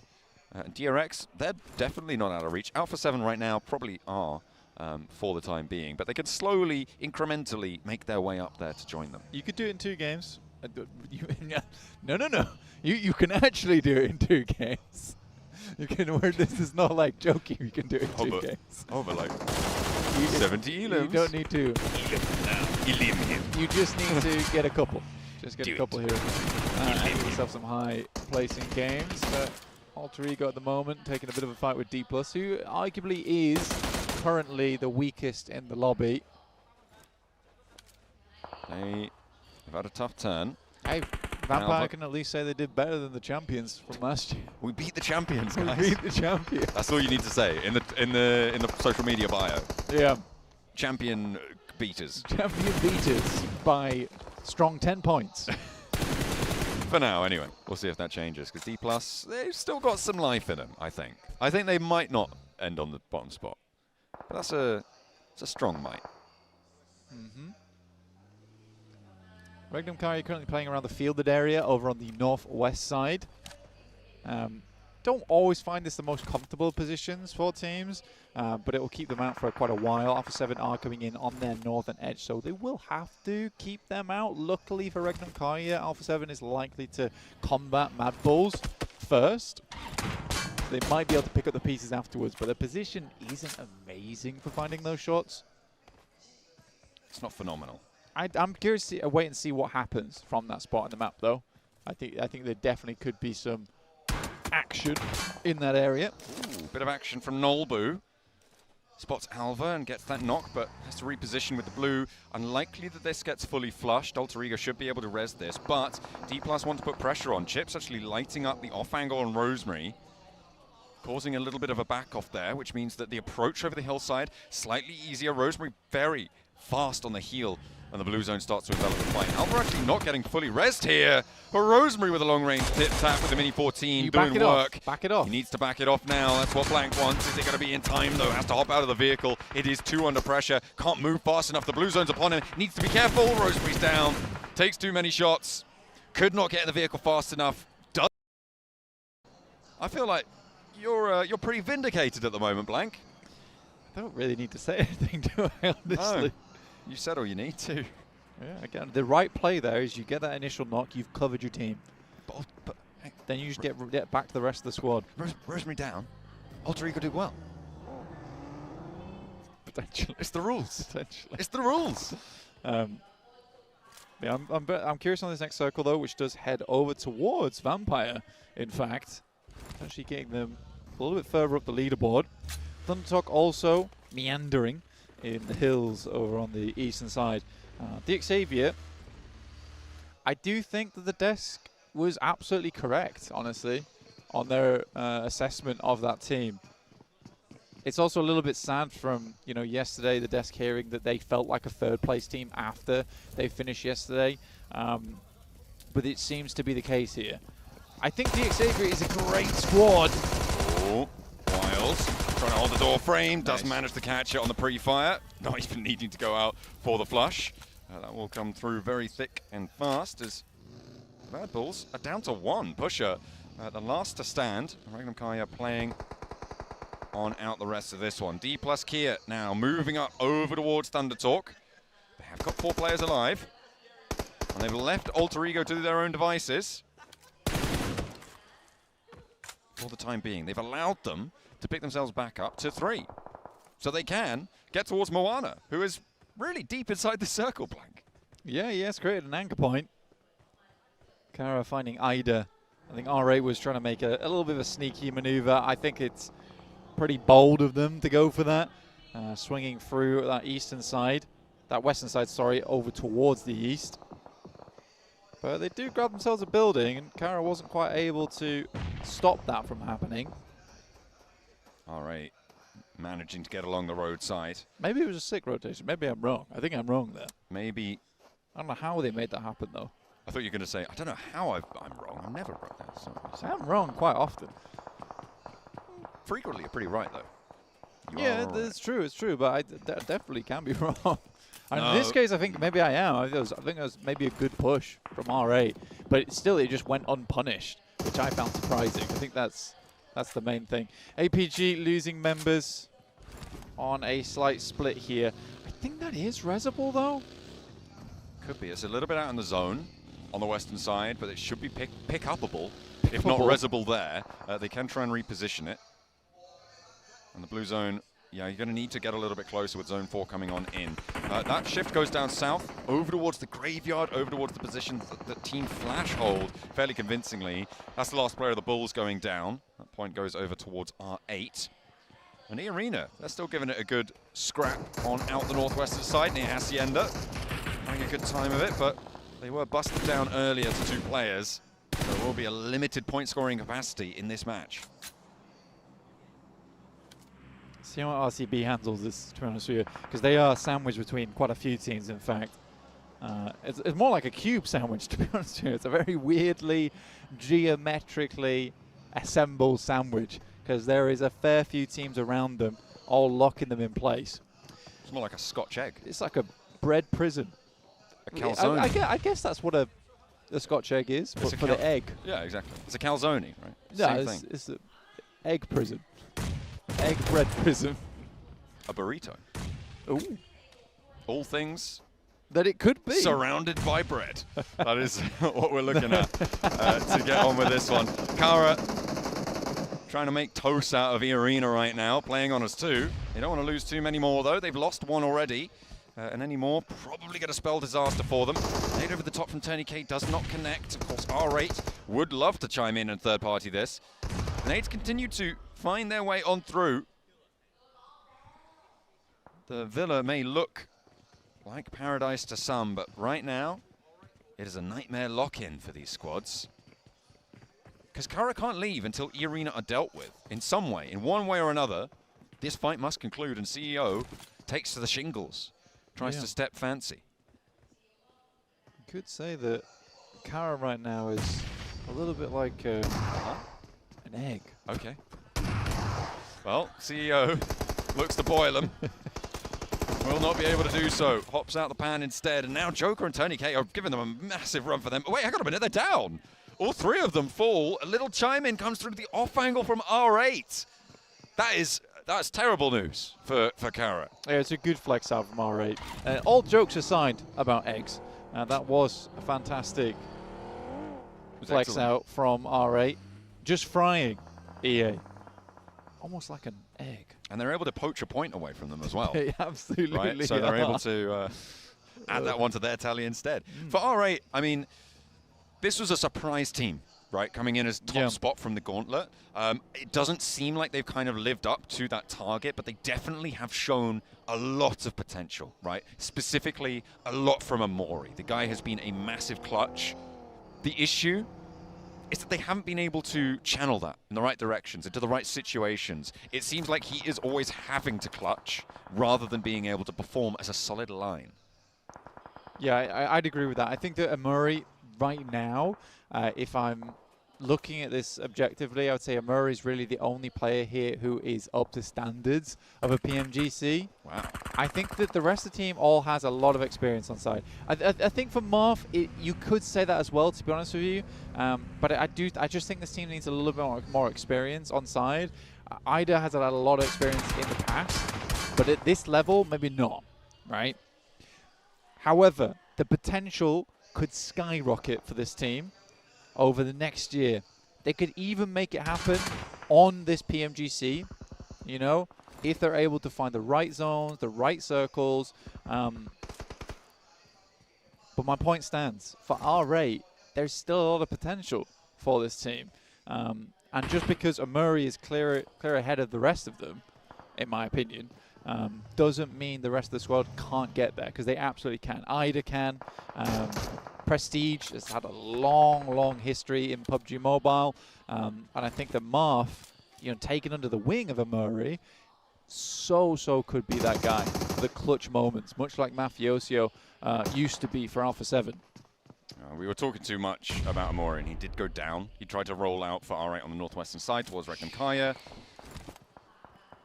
And nothing else happened after that. He did not, it's totally fine. It's totally fine. Meanwhile, the circle moves away from that south side a little bit more. Team Flash not going to have the assistance there at the moment. Ulf having a pretty good compound on that corner of the road. And Alter Ego as 2. they're going to have an amazing game because they don't have Rosemary. We have to stop saying. I will not be stopping. We have to stop saying. I feel like I've gone so hard on Rosemary today. I've tried to make it clear that I think he's fantastic as well, but I'm going to leave that team alone for a little bit. I feel mean. You can have too much Rosemary. Such a thing exists. Marth. Ooh, gets spotted by Ulf off in the distance, but the burn is good over towards Goat Team. That's actually coming from D+, who are further south of this one. Seem to have an angle. A nade over the top. It's just Prestige now remaining. Ida getting taken down. A lot of danger on this crossing. And they're not in the zone, Blank. They do still need to move forwards. Dropping these smokes, necessary to pick this back up. But APG, they're going to have angles. As soon as they step too far forwards, that's when D+ Kia chime in again. I mean, there's definitely angles coming through from Ulf, but I do think here, behind this tiny little mound on the ground, it's possible to get one player up. Aaron, though, does find Ida. Guizhou down from DXavier. Is this DXavier starting to pop up a little bit more? I'd love to see it. Could be. Could be. Alpha 7, though, having a real tough time. Revo now the last to stand for them, in fact. As a solo player, this is good news for the teams chasing, but it's DRX who are still alive as well, who could be another major hurdle to cross. Revo gets spotted, and Alpha 7 fall. Blank, our top spot now, will stay at that triple-digit boundary. So teams behind can chase. Regd and Kaya on the north edge have 5 elims already. They're looking to challenge off against Vampire, and beneath them, it's Ulf on that south side. Both from Turkey. We'll see if that familiarity is going to play into the wheelhouse of either Regd Kaya or Ulf. I mean, for Ulf, their position is not impenetrable, right? I think it's definitely possible to go for this. It will be tough, though. But there is a large amount of area, even on the east side, that Regd Kaya could head over towards. What they really need to do at the moment, though, is clear out the majority of the north. If they can clear out the majority of the north, then their life gets a lot easier. They could even opt not to fight Ulf until later on in the game.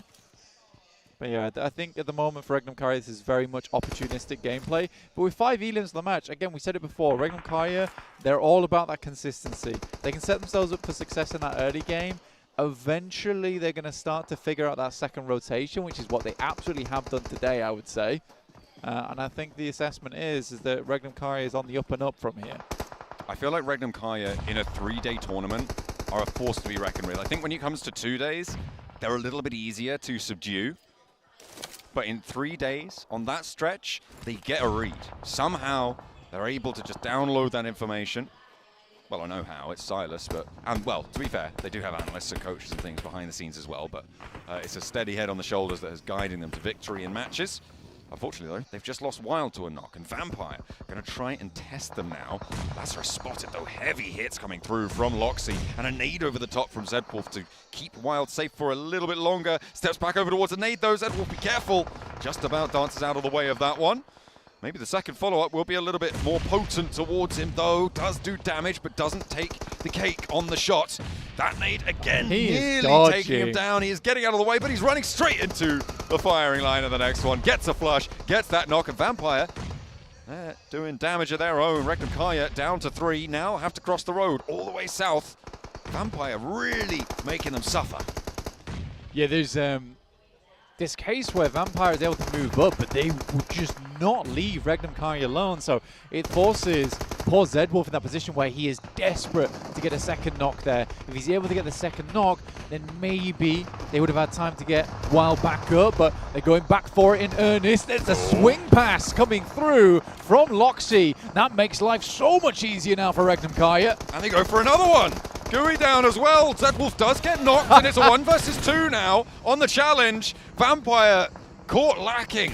Will not be able to pick up the teammates now. It's all up to Miaula as he goes out wide with the shotgun shells, trying to play close range. Zedwolf needs to get picked up fairly quickly under the vehicle. Shut down there. Comes through from Silas. Able to stop the funny business. They lose Wild, but they stay alive as 3. They're up to 7 elims now, Blank. Loxy just smearing bat blood across the desert here was disgusting work. DXavier getting backed off the position from Thundertalk, who are shifting into gear sighting very soon. Nades up. DXavier not connecting, but they use it as cover. Moving forwards, that short plateau really stopping them short, and actually APG chiming in. That is bad news for DXavier. They lose one, very unlikely to be able to stick around for that revive. D+ also trying to step towards Paragin, but Nolbu just about able to win that trade. Thundertalk might try and step forwards, take that point away from them, but no, a second Elim found. It is, however, just Nolbu now left standing on the south side for D+. And Flash is in his way. So it's sort of unlikely that's going to go through. I got worried for DXavier there because I did feel like Thunderdog was just going to send it. Luckily, they didn't. For Ulf, they actually have a lovely spot to work with. And I think that for Regnum Kaya, their option here is sort of to clash E Arena. But even then, Ulf's going to have sightlines over towards us. This is a very tough push for them. Do you wait for DRX to make a move, though, out on that east side? You've no idea. You've no idea they're even there. They've been quiet for a long, long time. That's true, but they do have 4 Elims. Alter Oh, Ego, here it is. They've been holding on the shack, and Thundertalk go for the push on in. It's not going well to start, but King's trying to hop up. Immediately he's taken down. Moana gets shut down as well, but Thundertalk are getting plinked away from those off angles, and AJ can only look on in dismay as his teammates are taken out, but so are Alter Ego. And that is going to leave us at 7 teams remaining. APG, 8 eliminations. Regnum Kaya on 7. And TRX on 4. I only have 2 words for that. Gear sighting. Oh. You had to do it to him. AJ super low on the rollout from the blue zone. Trying to travel on in down the roadside, but that's not going to be pretty, especially when the vehicle rolls away from you. Even the cover doesn't want to stick around. That's going to be Thundertalk going down. APG, hang on a minute, there's a roll-up. That's nice. It's Regnum Kaya finding That's 2 from incredible. APG. That is a huge pickup on their 2-2 split. Reapus is next on the menu. Silas hops out before the damage is done all the way on his health bar. And Loxy wants the rest of it. Over towards Doc, but he goes down. It's a trade-off. Can they get back in for the res, though? Can they get Loxy back to his feet? Because Seth falls down as well. Very unlikely. I think right now, for Regnum Kaya, getting themselves up towards a top 3 is the highest priority. Loxy is 100% gone. I love the push, though. I love the attempt. For Regnum Kaya, they are now just looking for a higher placing. Already a lot of eliminations on this game, but I do not see Flash allowing Silas to leave, and they do not. Keep him under lock and key in the meantime. DRX still looking to chase towards Alpha 7. Another Elim to look for. And will rack up the point. Yunbin now storming around the front, but caught by the off angle. Ulf should be able to clean this one up now. As DRX are drawn a little bit short of the mark. Don't think that they've crossed that 100-point boundary, which means that we're getting closer to locking in our Smash boundary.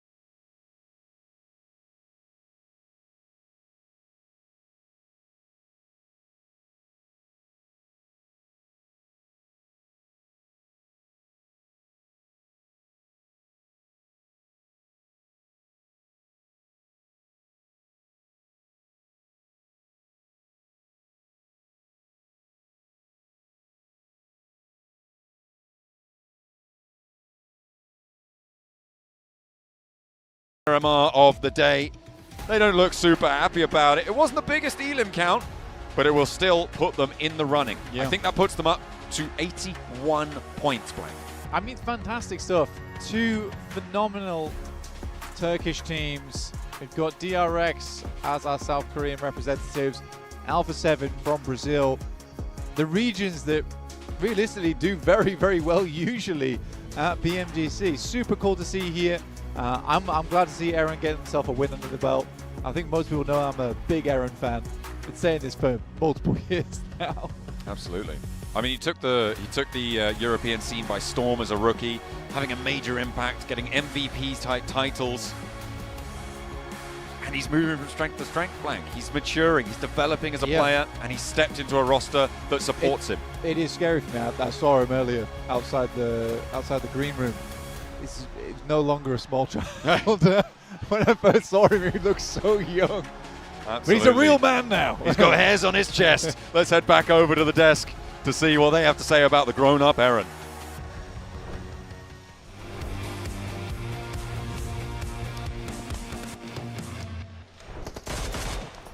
And it's Ulf who get their second chicken dinner on the day. They get one in Rondo, and they get one here, right towards the end in Miramar, Max. Not going to lie, very straightforward game, right? Yep. They're not challenged on the crossroad of this Miramar match. A few teams do get close, and you know what? They do get 7 eliminations before going for their big game-winning push and making sure they do get the elims onto Flash. But it's a good defense, really. The thing is, there's so little to say because it was so well set up. Yep. Right? Everyone they would see taking shots, making it known that, yes, there is a full squad in this compound. You come to us, we will fight you.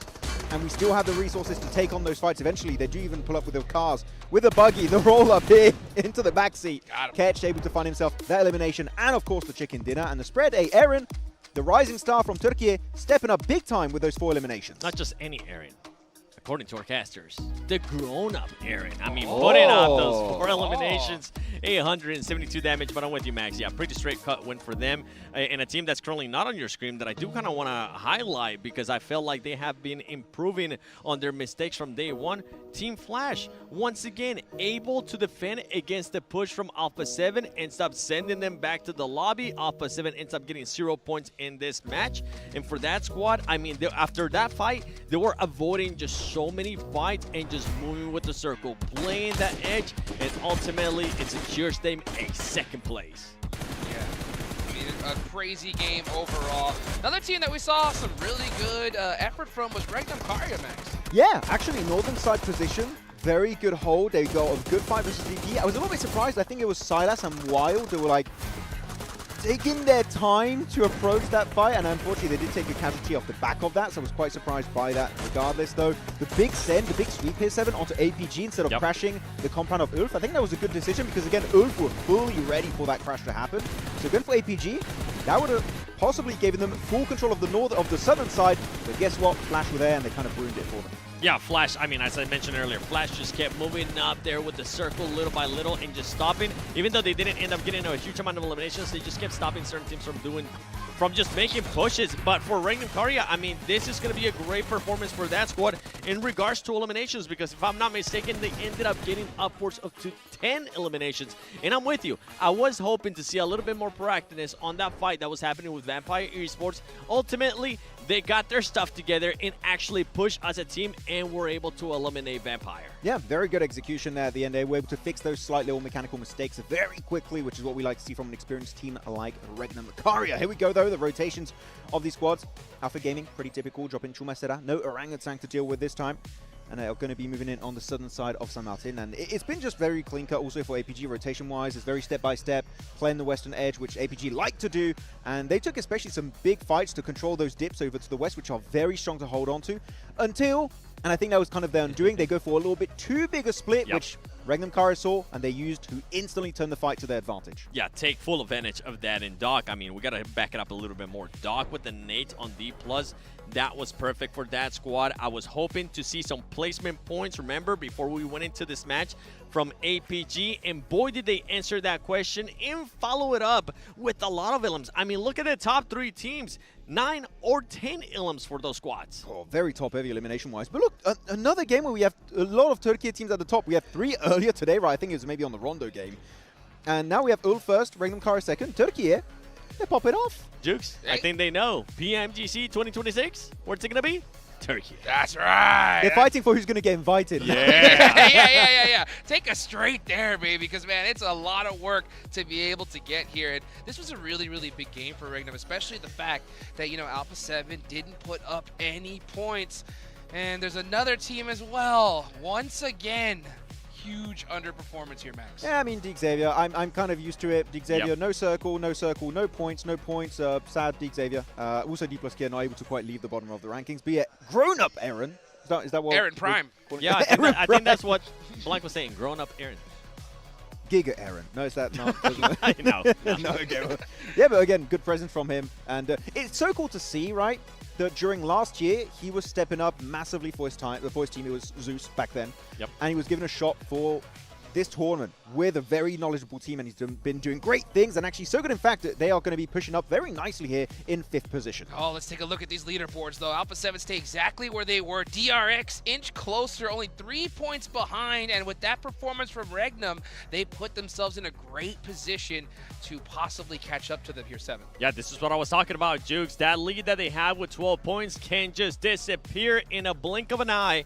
That 12-point lead comes down to just 3. Regnum Karya able to get even closer towards Alpha 7. Then you have APG with those 2 placement points that they got this match. The only placement points, I have to repeat it to everybody, the only placement points that they have gotten so far today. Now, for APG, the fragging is still there. I want to see even more from this roster. I want to see even more from this squad if they want to challenge, especially going into tomorrow. We're getting closer. We're going towards that last match, Max, and whoever ends up being the first place team is going to get +10 at the start of the day tomorrow if they want to make it to the Smash Zone. And then after that, that team or any team that gets that threshold will be able to win via the Smash Roll. And you could have multiple teams in that threshold because it starts on Rondo. Inflated points. Neox, we didn't see it happening big time over there, but if it does happen today big time, that could be so damn impactful. Actually, on this game, Silas being up there.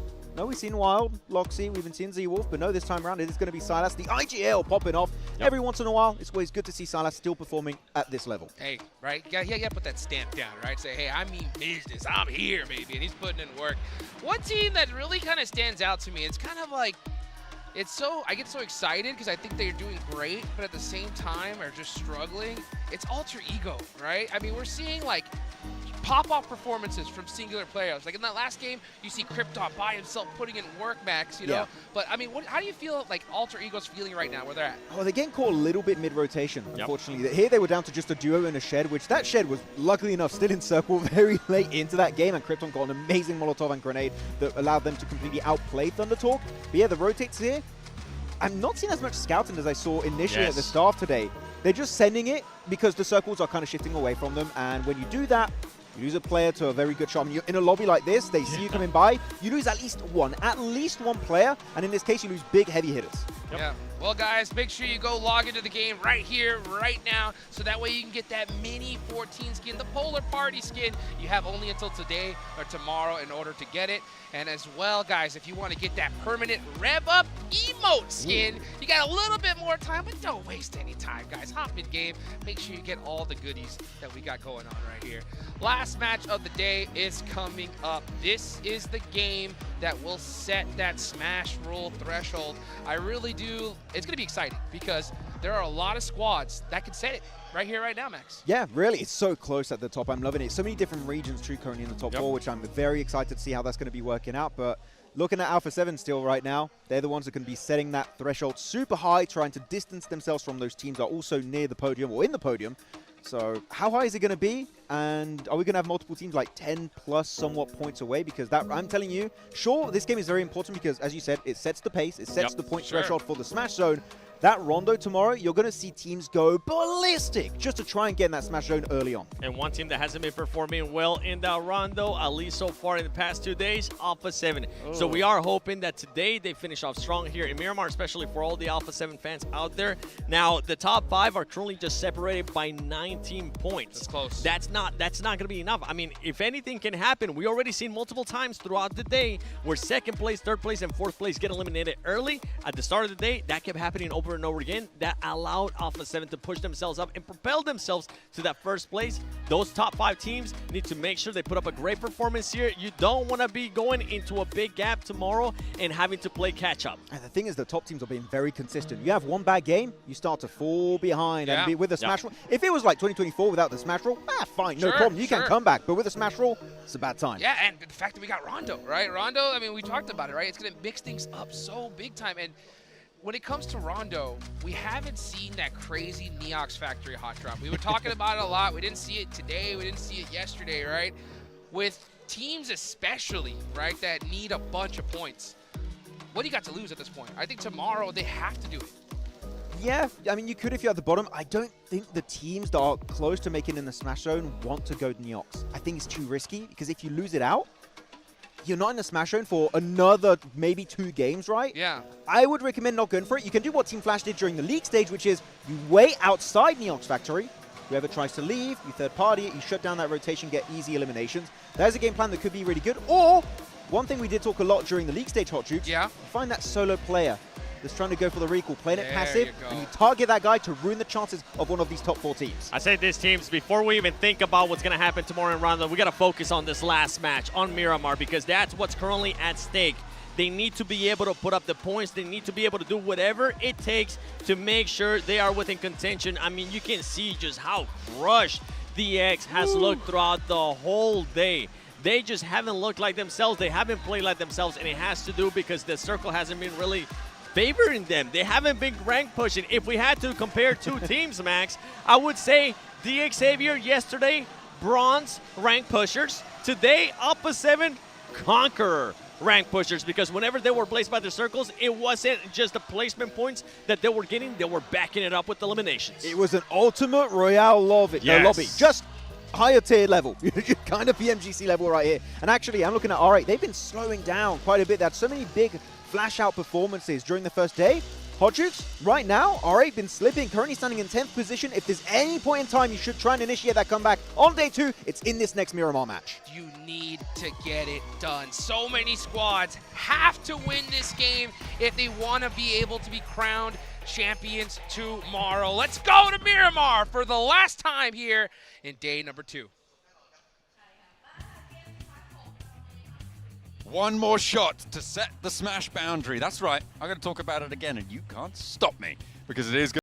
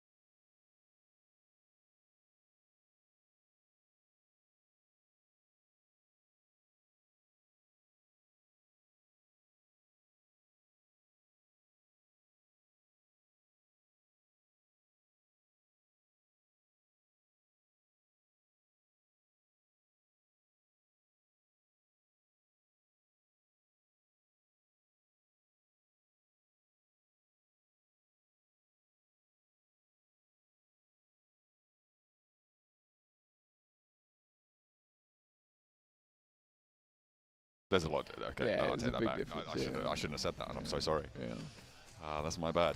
Circle goes out to the west side. A lot of teams are dropping over near Los Leones, Blank.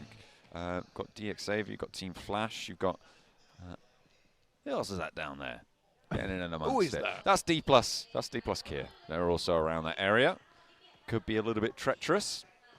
Circle centers up north of Monte Nuevo, south of El Pozo. Alpha 7, again, in El Pozo, maybe on to push that boundary higher. Technical Turkey. No, it wouldn't be the Tech Turkey. The Tech Turk. The Tech Turk. The unofficial Turk. Tectonic plates shifting. Tectonic? Something like that. It's gone away from us. Turkey plate? Subduction zone? It's like a really high magnitude of a turkey. at least an 8.2. Round it up though, so 9. No. You gotta round it up. What? I don't. You gotta round it up. Wouldn't we round down? Yeah, though? we definitely would. But you can, just apply the ceiling function. Sorry, guys. And you saw it. We've gone. It's last off, match We've century. gone off piste. Okay, it is last map. So, and I was here very early to meet Bam Bam. You see. Yeah, well, Yeah. we had to be here, We had to be here to see one of the greatest performers of our time, purportedly. Not my words. They were my words just then, actually. I lied. Tricked you. Alpha 7 getting the high ground very quickly. Obscure up the top. Looking to try and obscure the battlefield, the rotational paths around them. That high ground is very, very dominant around this sort of area. You do need to be careful, as we always highlight when someone goes up towards a high ground like that. If you get knocked there, it's very unlikely you can get rezzed by the rest of your team, so you do need to be careful. Mad Bulls want a peak of their own, but they're much further north, and looks like Push has not quite got the horsepower to push himself up there. If he had a Mini 14 with a Polar Party skin, he'd look pretty cool while he's up there. Actually slams it in reverse and might be able to get up after all. But you guys can claim your free Polar Party skin for your Mini 14 by logging in today or tomorrow. After that, won't be available for free on that deal. Will not be there for you. An emote as well, you could claim that. And that one will be available all the way up until the 25th. So you don't have quite as much of a hurry on for that. You do not, but still do it. Just like Pusher on the peak of this mountain, that Polar Party Mini 14 skin is peak. So make sure you pick that up. Like we said, not a lot of time left on that one. Obscure Mini 14 as well as an SLR. Only 30 bullets in the magazine, so actually not a lot of long range on this guy. You could probably call the M4 with the 3X his long range option, but even with 180 bullets there, like, you're putting in a lot of sprays to make that happen. Favian with a DBS, a classic. Ooh. But again, it's too little. Oh, it's no, is it? late. That is nasty. D+. Standing on Fabian's shoulders right now. They're not in last place. Blank. Yeah, Their chicken dinner breaks the tie. It's really big and it's really early, apparently. Hell yeah, it's last game time, Blank, and it's now time for D+ Kia chicken dinner. Oh my God, you might be onto the formula right Look, there. I'm not seeing the numbers anymore. What are you seeing? You're seeing real life. I'm seeing. Don't laugh at me like that. You just agreed with me, and now you're just like, you're playing analysis jujitsu right now. I'm not playing chess, I'm playing checkers. Yeah, you're strutting around on this chessboard like a pigeon right now, and I will thank you to stop preening your feathers. That's funny. It's not. It's a bit funny. It's quite funny, actually. Nice Oh, one. dear me. Don't I look like a mug? I looked over him. He just had this face of defeat. He just stopped talking. Oh, that's really You're good. like, yeah. No. That's what's happened then. That's very It's so mean. That's tickled me. Look, guys, this is what I have to You deal know, with. what you were saying was great, man. Then, yeah, what happened after was maybe Get another bubble in your throat. Was a mishap. Yeah. Fabian, he certainly didn't have any This bubbles was in his crazy. throat. He absolutely popped off. And Carl Torrigo in half. Wait, is Rosemary still alive? Have they still got Rosemary on board? I think Rosemary. Was he one of the two? Yeah, I think Rosemary's still up potentially. Ooh, they're somewhere. We'll see. They're out in the blue zone somewhere. I was laughing way too hard to check, so that's my bad, guys. Sorry about that. But yeah, with the circle up towards the western side, there is still the western road in play, where Go is currently hanging out, and quite a bit of the western mountain, all unplayable zone. So a good chunk, at least, removed from this one. Depends how hard the western circle on the zone 2 goes, because that is quite a large shrink. If it does go far over towards the west, we have a real game on our hands. That would be nasty. I mean, that huge outcrop of unplayable terrain right on the western side would make things very, very nasty to play, but there's plenty of other locations we could end up in towards. I feel like a lot, the the worst scenario for a lot of teams would be just southeast of El Pozo, right? That field, that open area is so nasty to try and play around. Leaving El Pozo, basically impossible. That high ground to the east side of it, really difficult to play up against. I think for the Mad Bulls, it might be one of the better circles, though, on the north side, and probably for Alpha 7 as well, but they would need to regroup. Yeah, and they do control actually a lot of area to Alpha 7 right now. It's not super obvious on the map, but they're currently controlling south compound of the field. They've got 2 outposts in El Pozo watching the high ground as well as the low ground rotate, and they also have a player from Obscure from Alpha 7 watching over towards Mad Bulls on that mountaintop. So Alpha 7 is holding a huge split, but I agree with every decision they've made. All right. They're currently regrouping down to the south side. Kara, now the bottom of the table bandits, looking to try and launch themselves up against the Chaos Mongers of the lobby, Thunder Talk.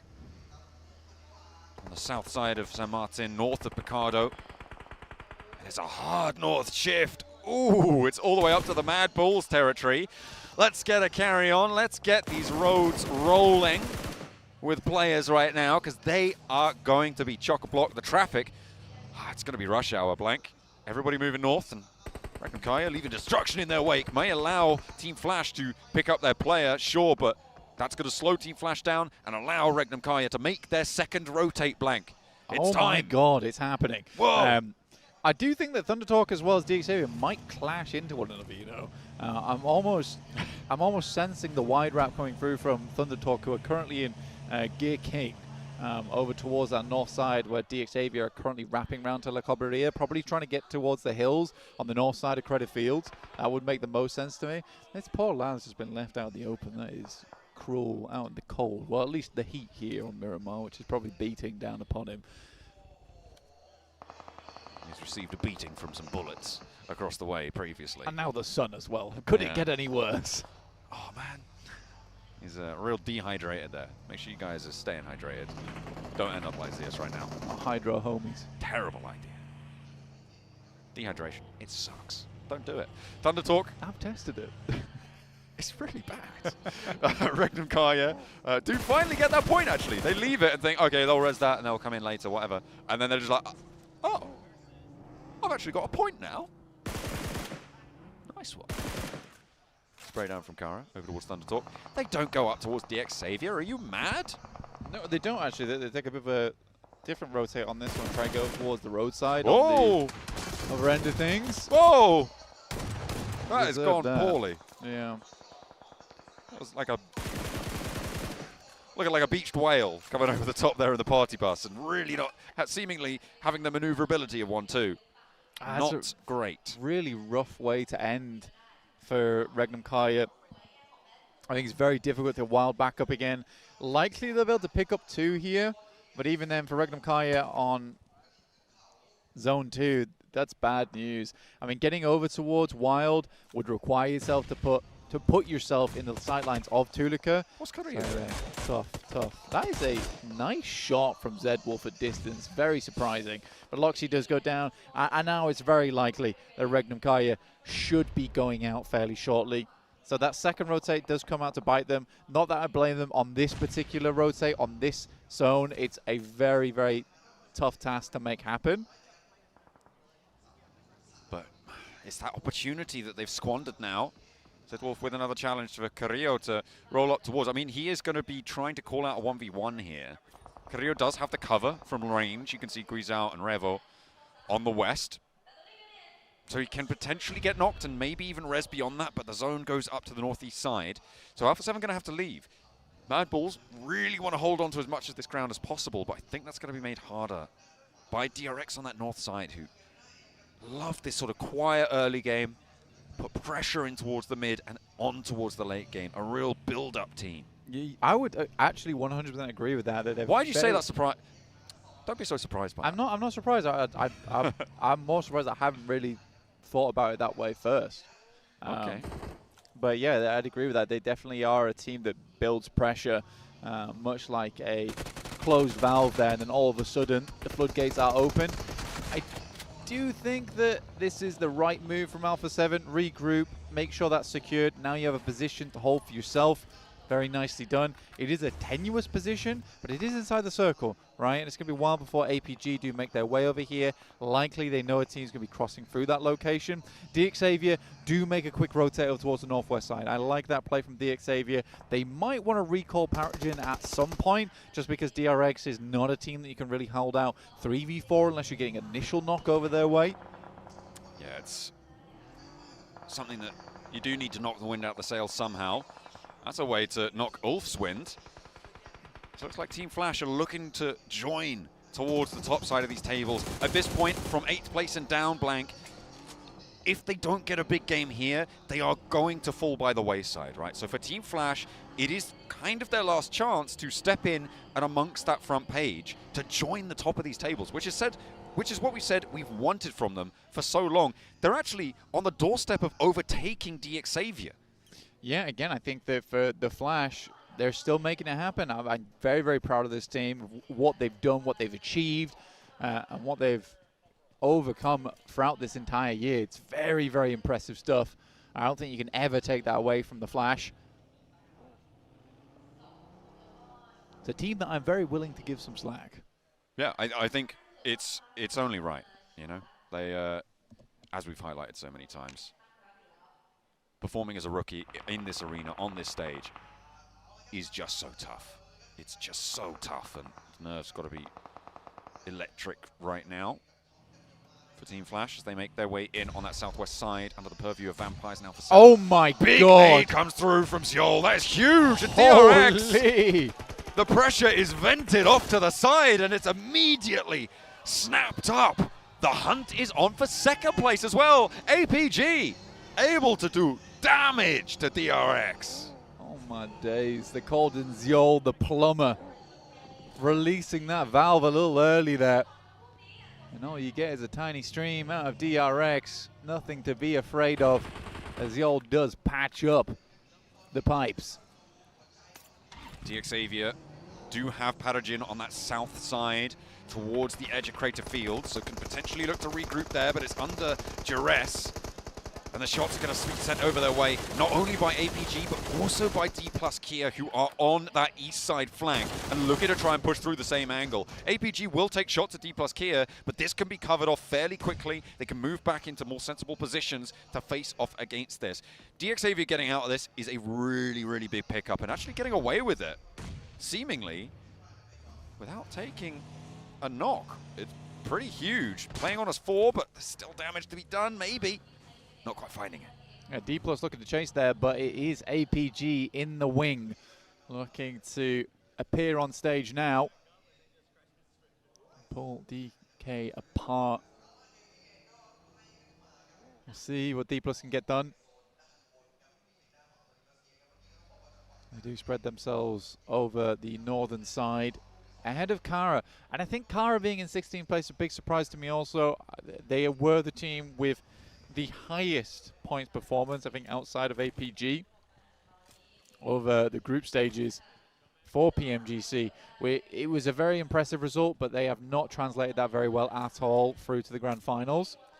Yeah, it seems like their half of the lobby was much easier for them to read, to navigate. It has come crashing down for them here. D+, though, they've got a little bit of fight left in them.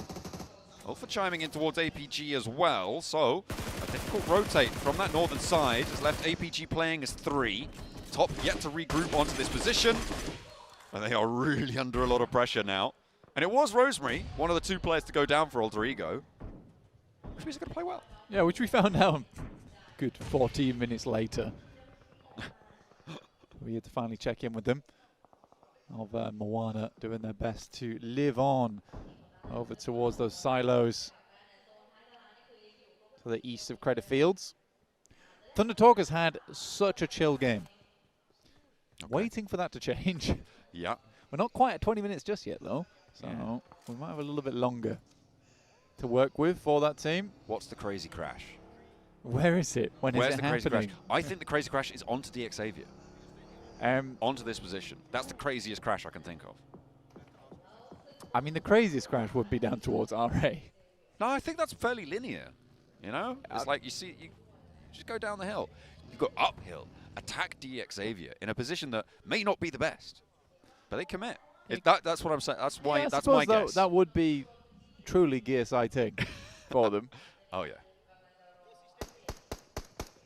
D plus Kia still on a tiebreaker right now. The only reason they're in 15th at the moment is because they got a chicken dinner at the end of yesterday, Blank, which is crazy to say, given that they are on a tiebreaker for last place right now.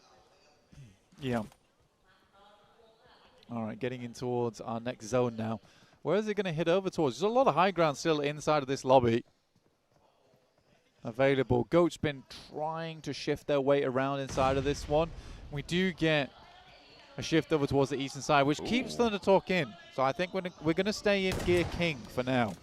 DX Xavier just took a double knock from a nade, and D plus Kia, it's go time. They don't have the time to crawl back. Paragin's off in the distance. Levi's is just not there for those reses.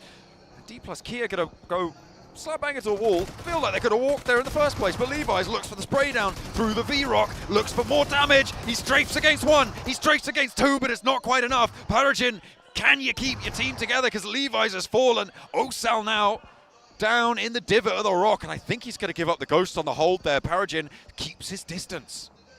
I don't think Paragin's going to move too much further forward right now. E-Arena falling off the cliff at the moment. They lose one player to a tumble, and Doc can't quite make it across there as it is actually chips to find that really, really clean shot over towards him. It's the last game of the day. Blank time for D plus Kia to do really well. Oh, is it happening again? Can they do two? I don't know. Just reminding everyone at the end of the day that they still exist. Oh, we're supposed to play PUBG Mobile. Oh, why didn't forgot. you say so? Everyone else It's is been tired. 4 hours.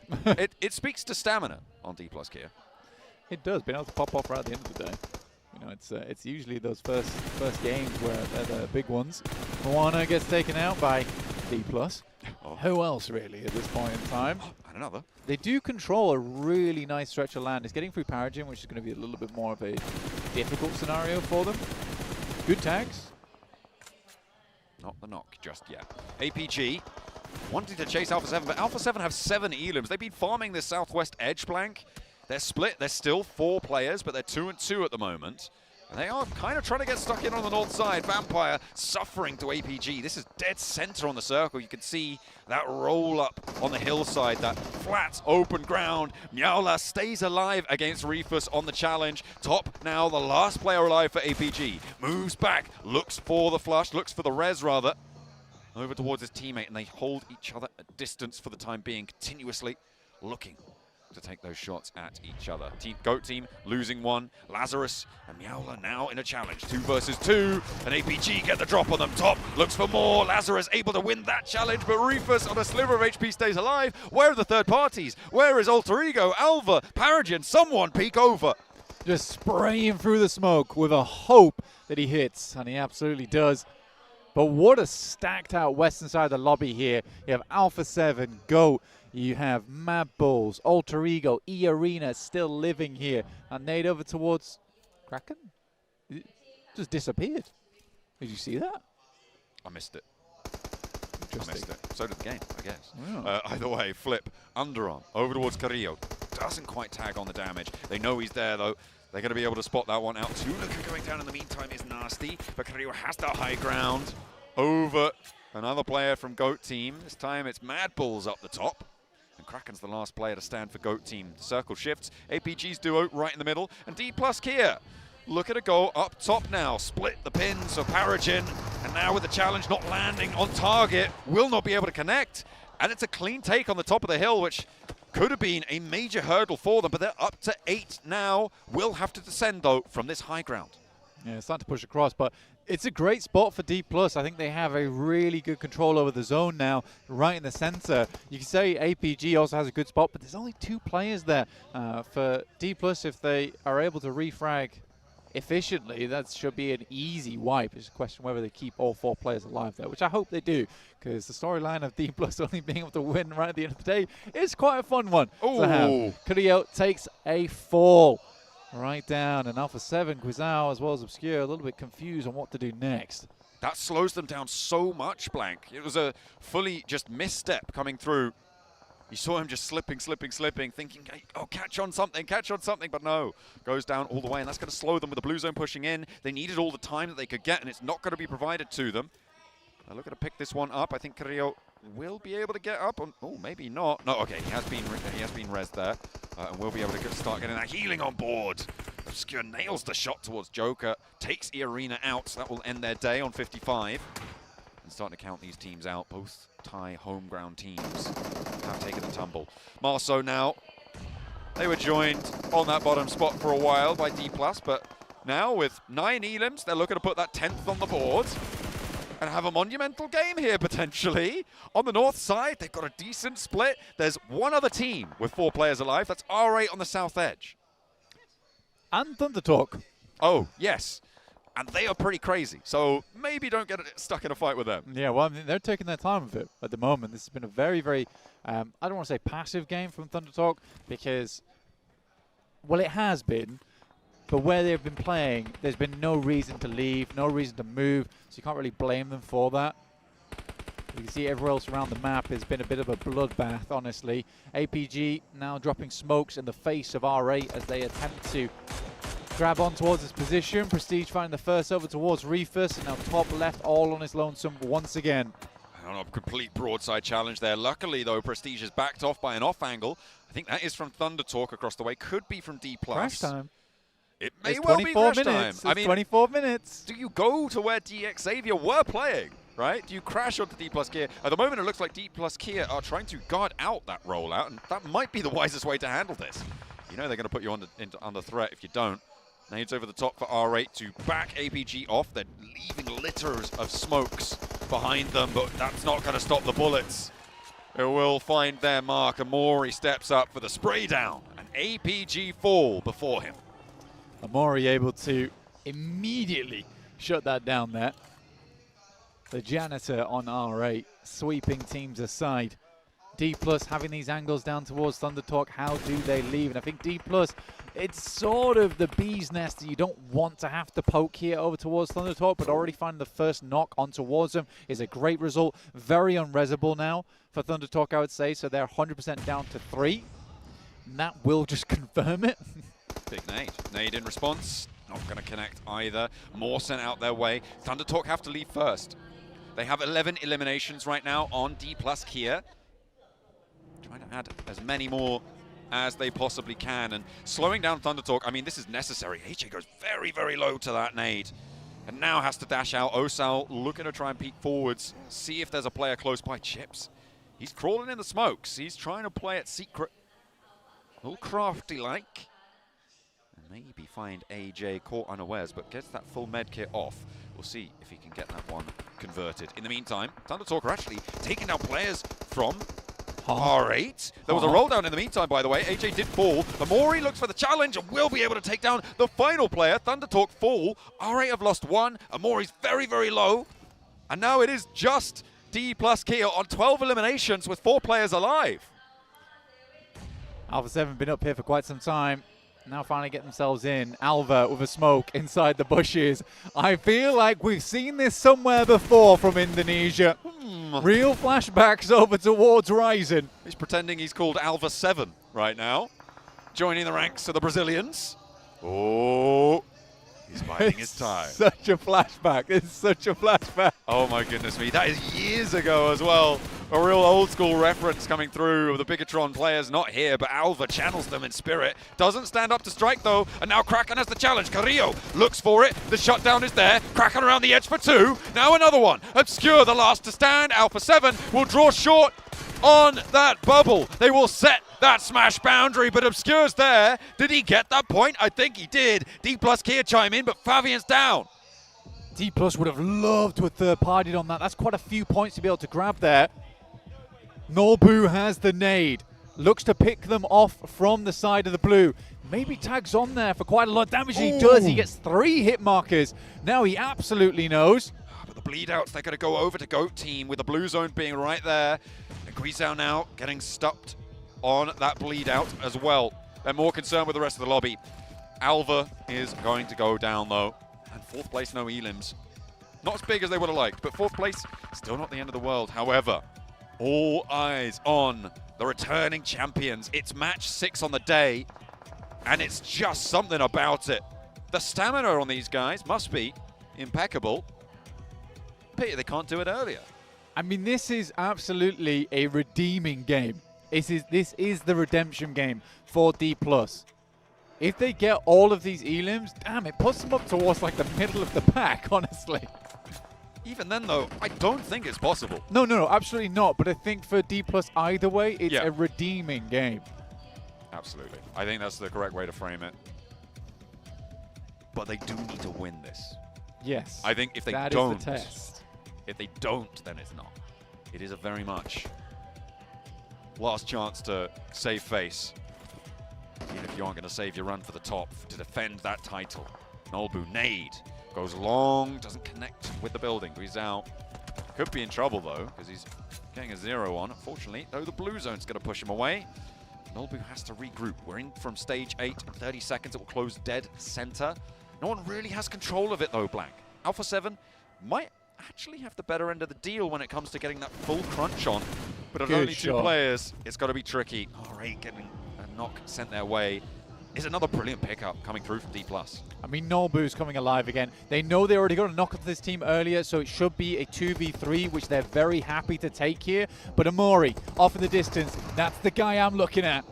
Osal, though, a little bit closer, and behind the ridgeline might have the cover. Obscure drops down, Obscure tries to fade away, and there will be shots from every angle, just about surviving. In the meantime, though, Marth is out, and so will Ida, soon to be clipped around the ear. And another point added to the D+ Kia tally. I think this is a massive game. A lot of points. Nade goes long, but not long enough. But Nolbu actually gets a tag in through the smoke, which is great news for him. Might be able to find a bit more. But this could be an 18 elimination game coming through for D+. A 28-point match, and it's looking very likely that D+ is going to continue the legacy they set yesterday. Goodness me. Right from the outset, we were talking about it. 18 points, nearly doubling their points tally in one match would be huge, but it's Alpha 7 who are right now looking to set that smash boundary as high as possible. The nade not quite finding its way around. Is the angle good? Is the geometry there? Obscure dodges one, the second is there as well. Guizhou goes down, the nade detonates, and it is D+ Kia to do twice. The end of the day, chicken dinner, they find a way to keep themselves alive. The tactical back-to-back. The defending champions with an 18 elim game. A massive match for D+. Incredible stuff. And that should shoot them up towards, like I said, the middle of the pack. Is it possible tomorrow? Very unlikely. For Alpha 7, they set the target high, John. What was it, like 32 points at the start of this match? Something around that metric. The fact that they have, as I said, almost doubled their points tally from 2 days in one match. Yeah, 36 at the start. It's going to be a lot of points to I mean, here. It was absolutely insane what they've been able to do there. Around the 70s now? You know what? Give them 80. Why not? After Oh, that no, match. no, not at all. It's like give them 100 and set no. They're on 60-some. The other big news from that match, of course, was Alpha 7 locking in second place, getting a lot of eliminations, moving that smash boundary all the way up and up and up and out of reach maybe for some of the teams chasing. It's going to be very, very hard. It's going to be match 4 probably. Match 3 if teams do really strike out, where they'll be starting to get those opportunities at a smash. But like I said, Alpha 7 now has a lot of time to play with tomorrow. And it's going to get nerve-wracking, especially with 2 chicken dinners today and 2 second places. Oh, they are close to making it happen. Oh, they have so much behind them. They have so much backing them. But will they be able to hold the first place spot?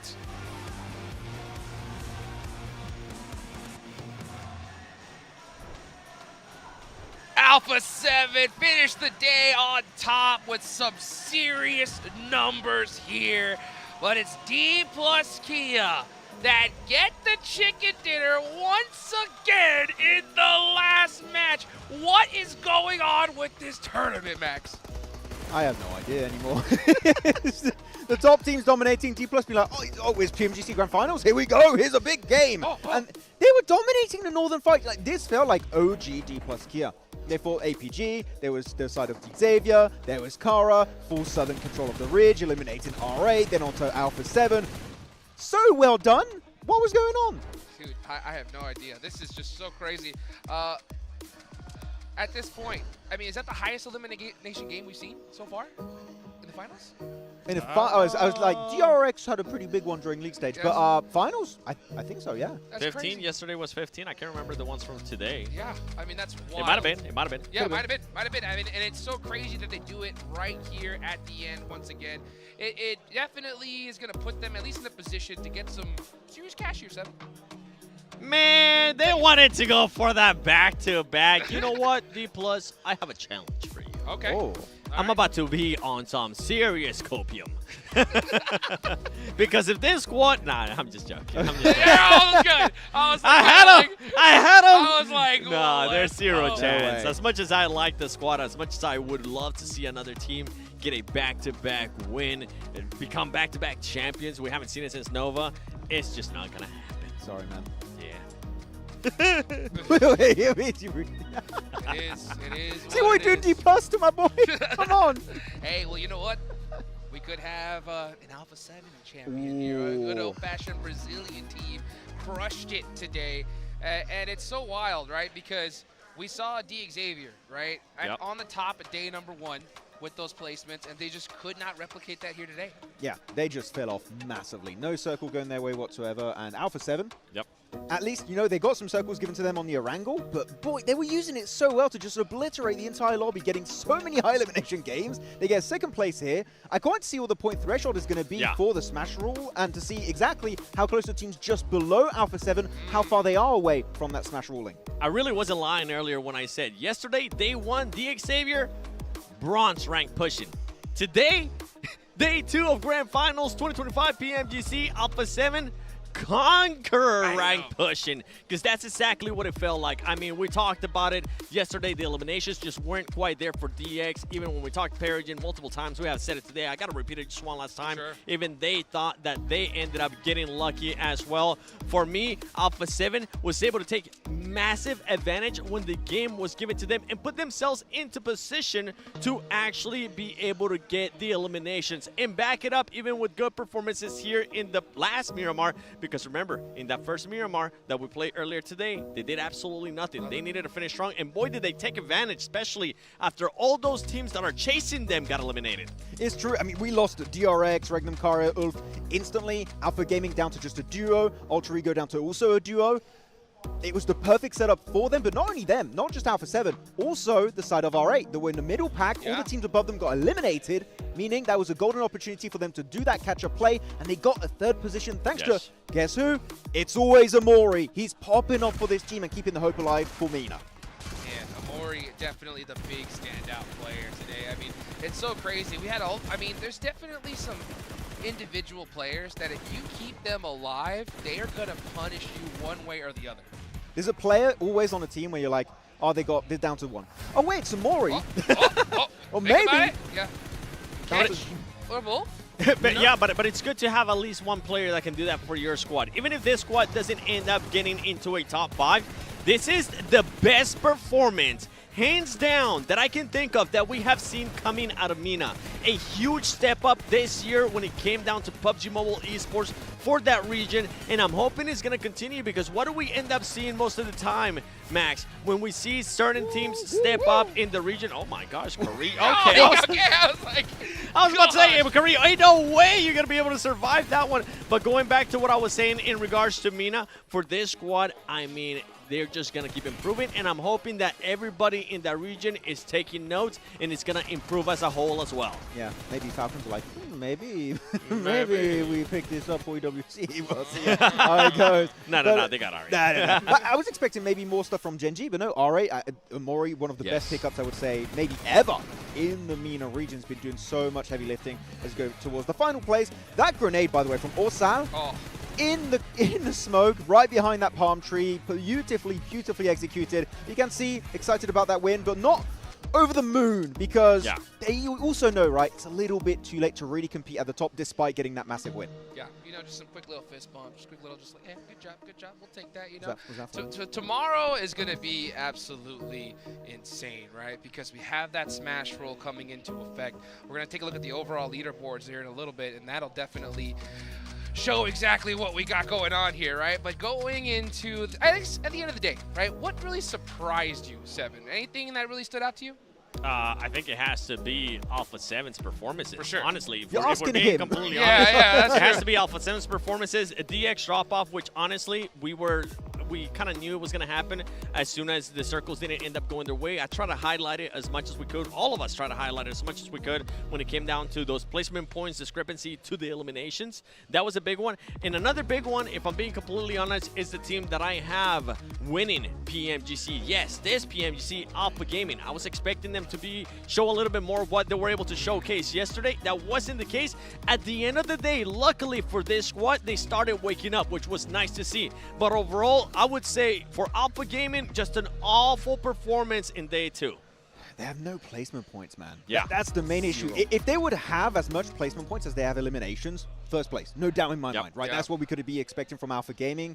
And yeah, the Alpha Gaming, good day 1, day 2, falling off a little bit. They'll try and come back strong into day 3. But again, how long is day 3 going to be? That's the issue. You have a bad day 2, fall behind, and Alpha 7 keep popping off. They're popping off back-to-back win. They're doing a second place on Miramar.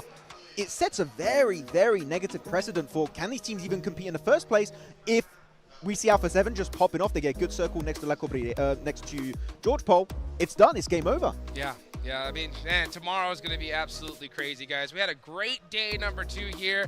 But you know what? Let's go ahead and take it on over to Barney, the stage, with a nice little interview.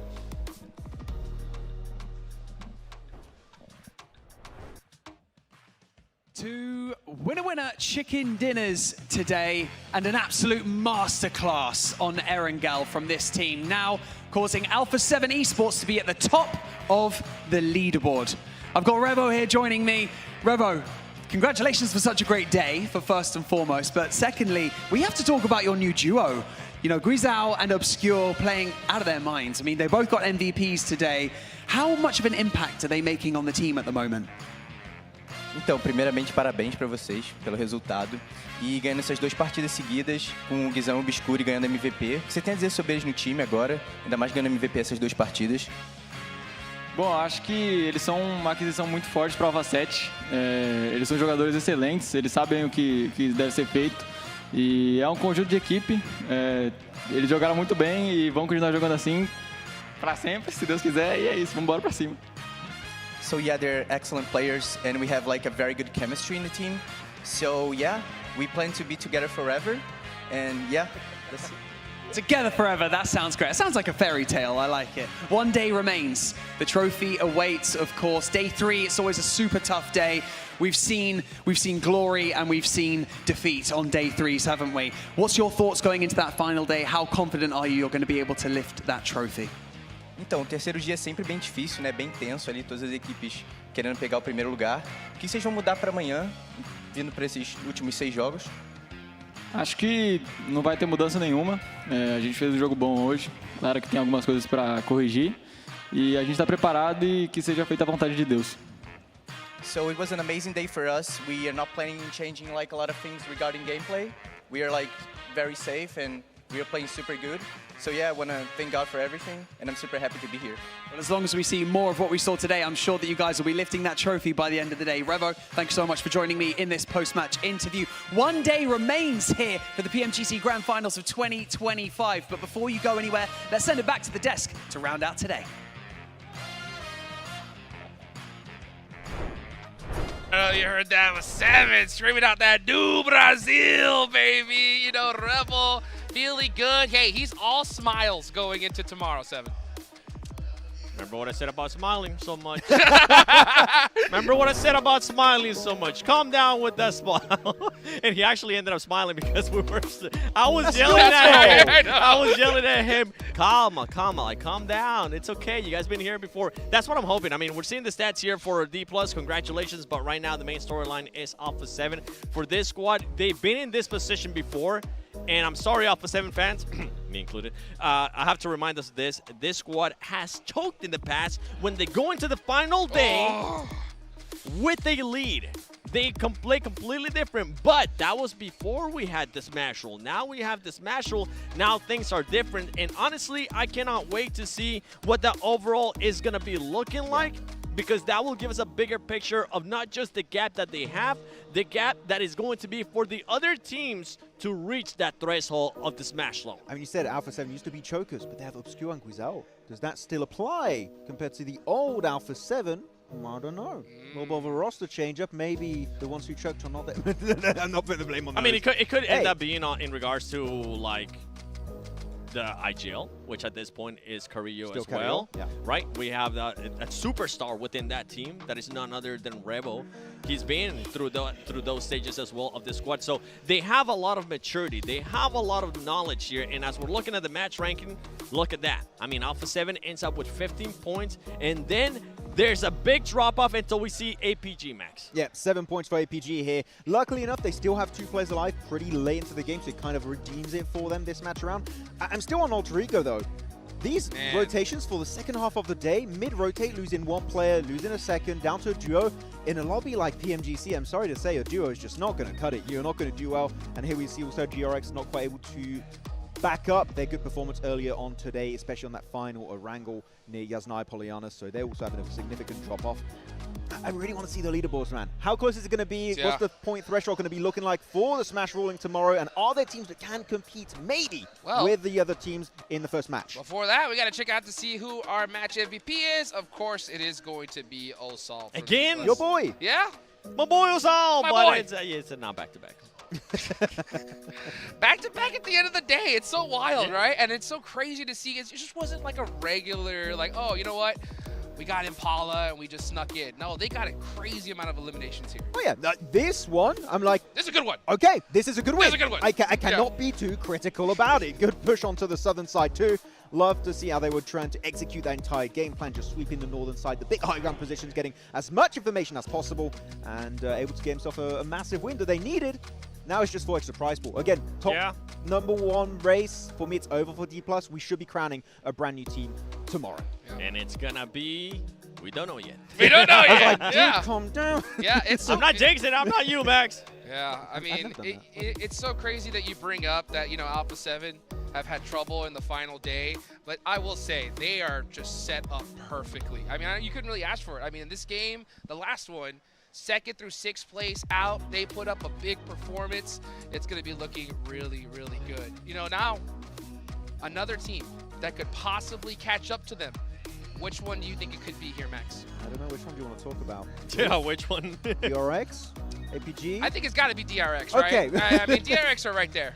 Yeah, I mean, DRX were looking fantastic, right? That Irangle game, the third party, the tsunami of DRX, as I talked about them earlier, just completely destroying the entirety of the teams over to the west. I would love to see DRX being able to make it happen, take the trophy back to South Korea, right, would be fantastic. But Alpha 7, I mean, unless we see a throw from these guys, which, like you said, has happened in the past for some of the players. Yep.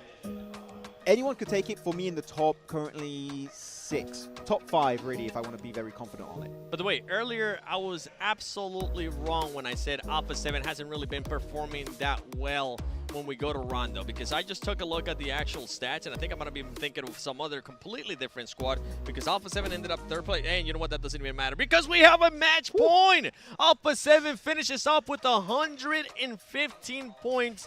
28 points ahead of DRX. And Max, something to keep in mind, is it just 28 points, or do we want to look at it as possibly 38 points because of that match point rule?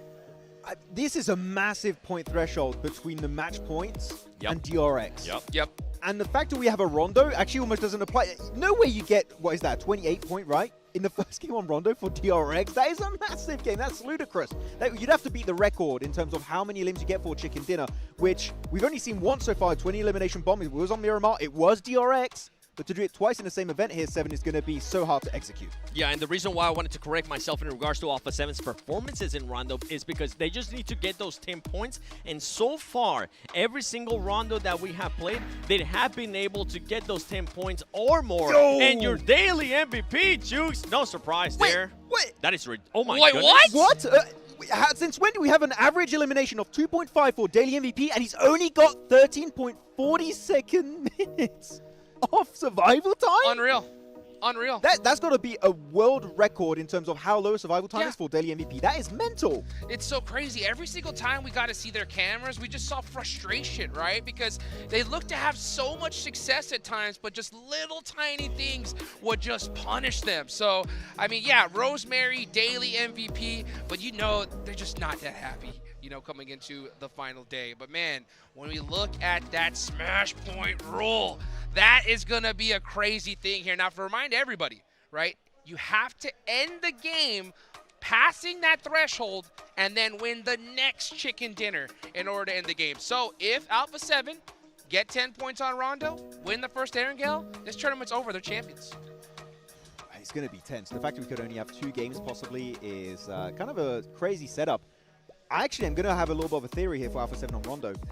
Play it slow. Play it very slow. Just get into the late game, 10 points, and then you're in. Yes, yes, indeed. Well, for the last time, of course, we got to give a big thank you to the Infinix GT30 series, the official gaming phone of 2025 PMGC, engineered for performance, precision, and victory. Go get yours today so you guys can outplay the rest. Also, again, make your championship predictions. If you don't do it today, it's going to be too late because today is the final day to predict your champions. And I'll tell you what, I mean, there's some definitely some big names here that you can pick. Actually, what we say? I had to call my We're getting a Infinix. phone call on the Infinix. I had to call my Infinix, sorry.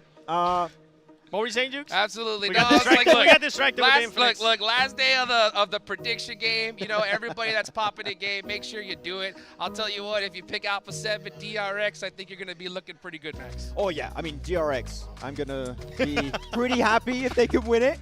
Maybe. I don't want to jinx it. Not biased at all. Oh, yeah. DRX.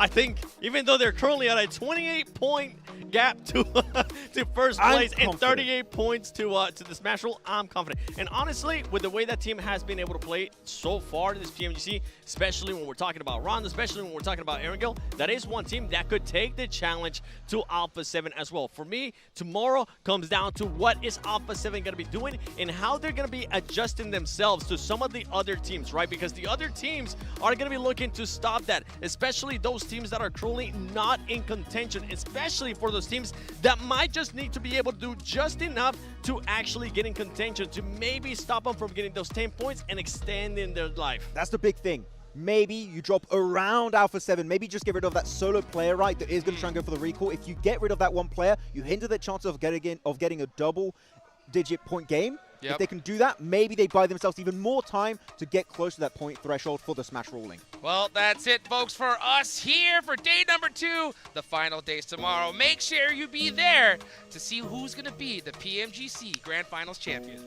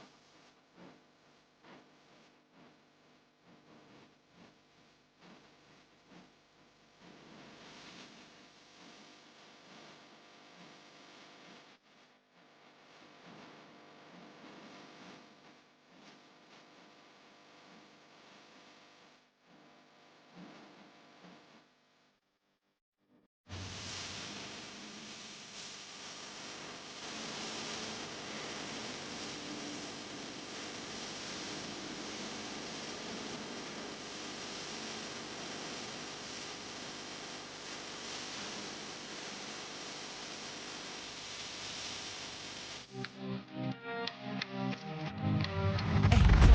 ready? Tell me if you hear him coming. Survival of the fittest, be the hunter or the hunted. Better pay attention, they might come around the corner. Keep your eyes open, any second you can be a goner. It's a countdown.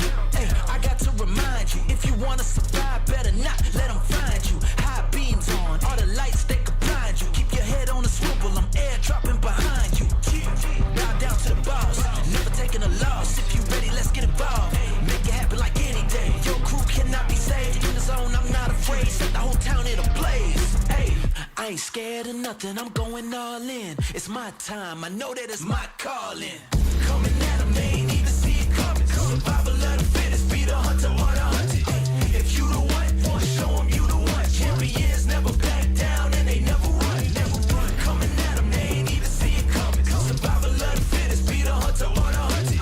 If you the one, show 'em you the one. Champions never back down and they never run. Where you squad at? Time to airdrop. Going all out and we don't stop. So where you squad at? Time to airdrop.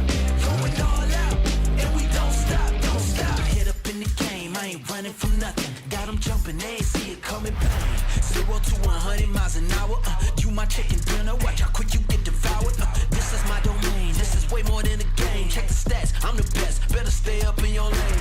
Yes, I got the passion. Got no time for distraction. Let's get into it, cause I'm ready for that action. Might have had the title, homie. That was in the past tense. After I attack him, I got him running backwards. Hey, fall back. I make him fall back.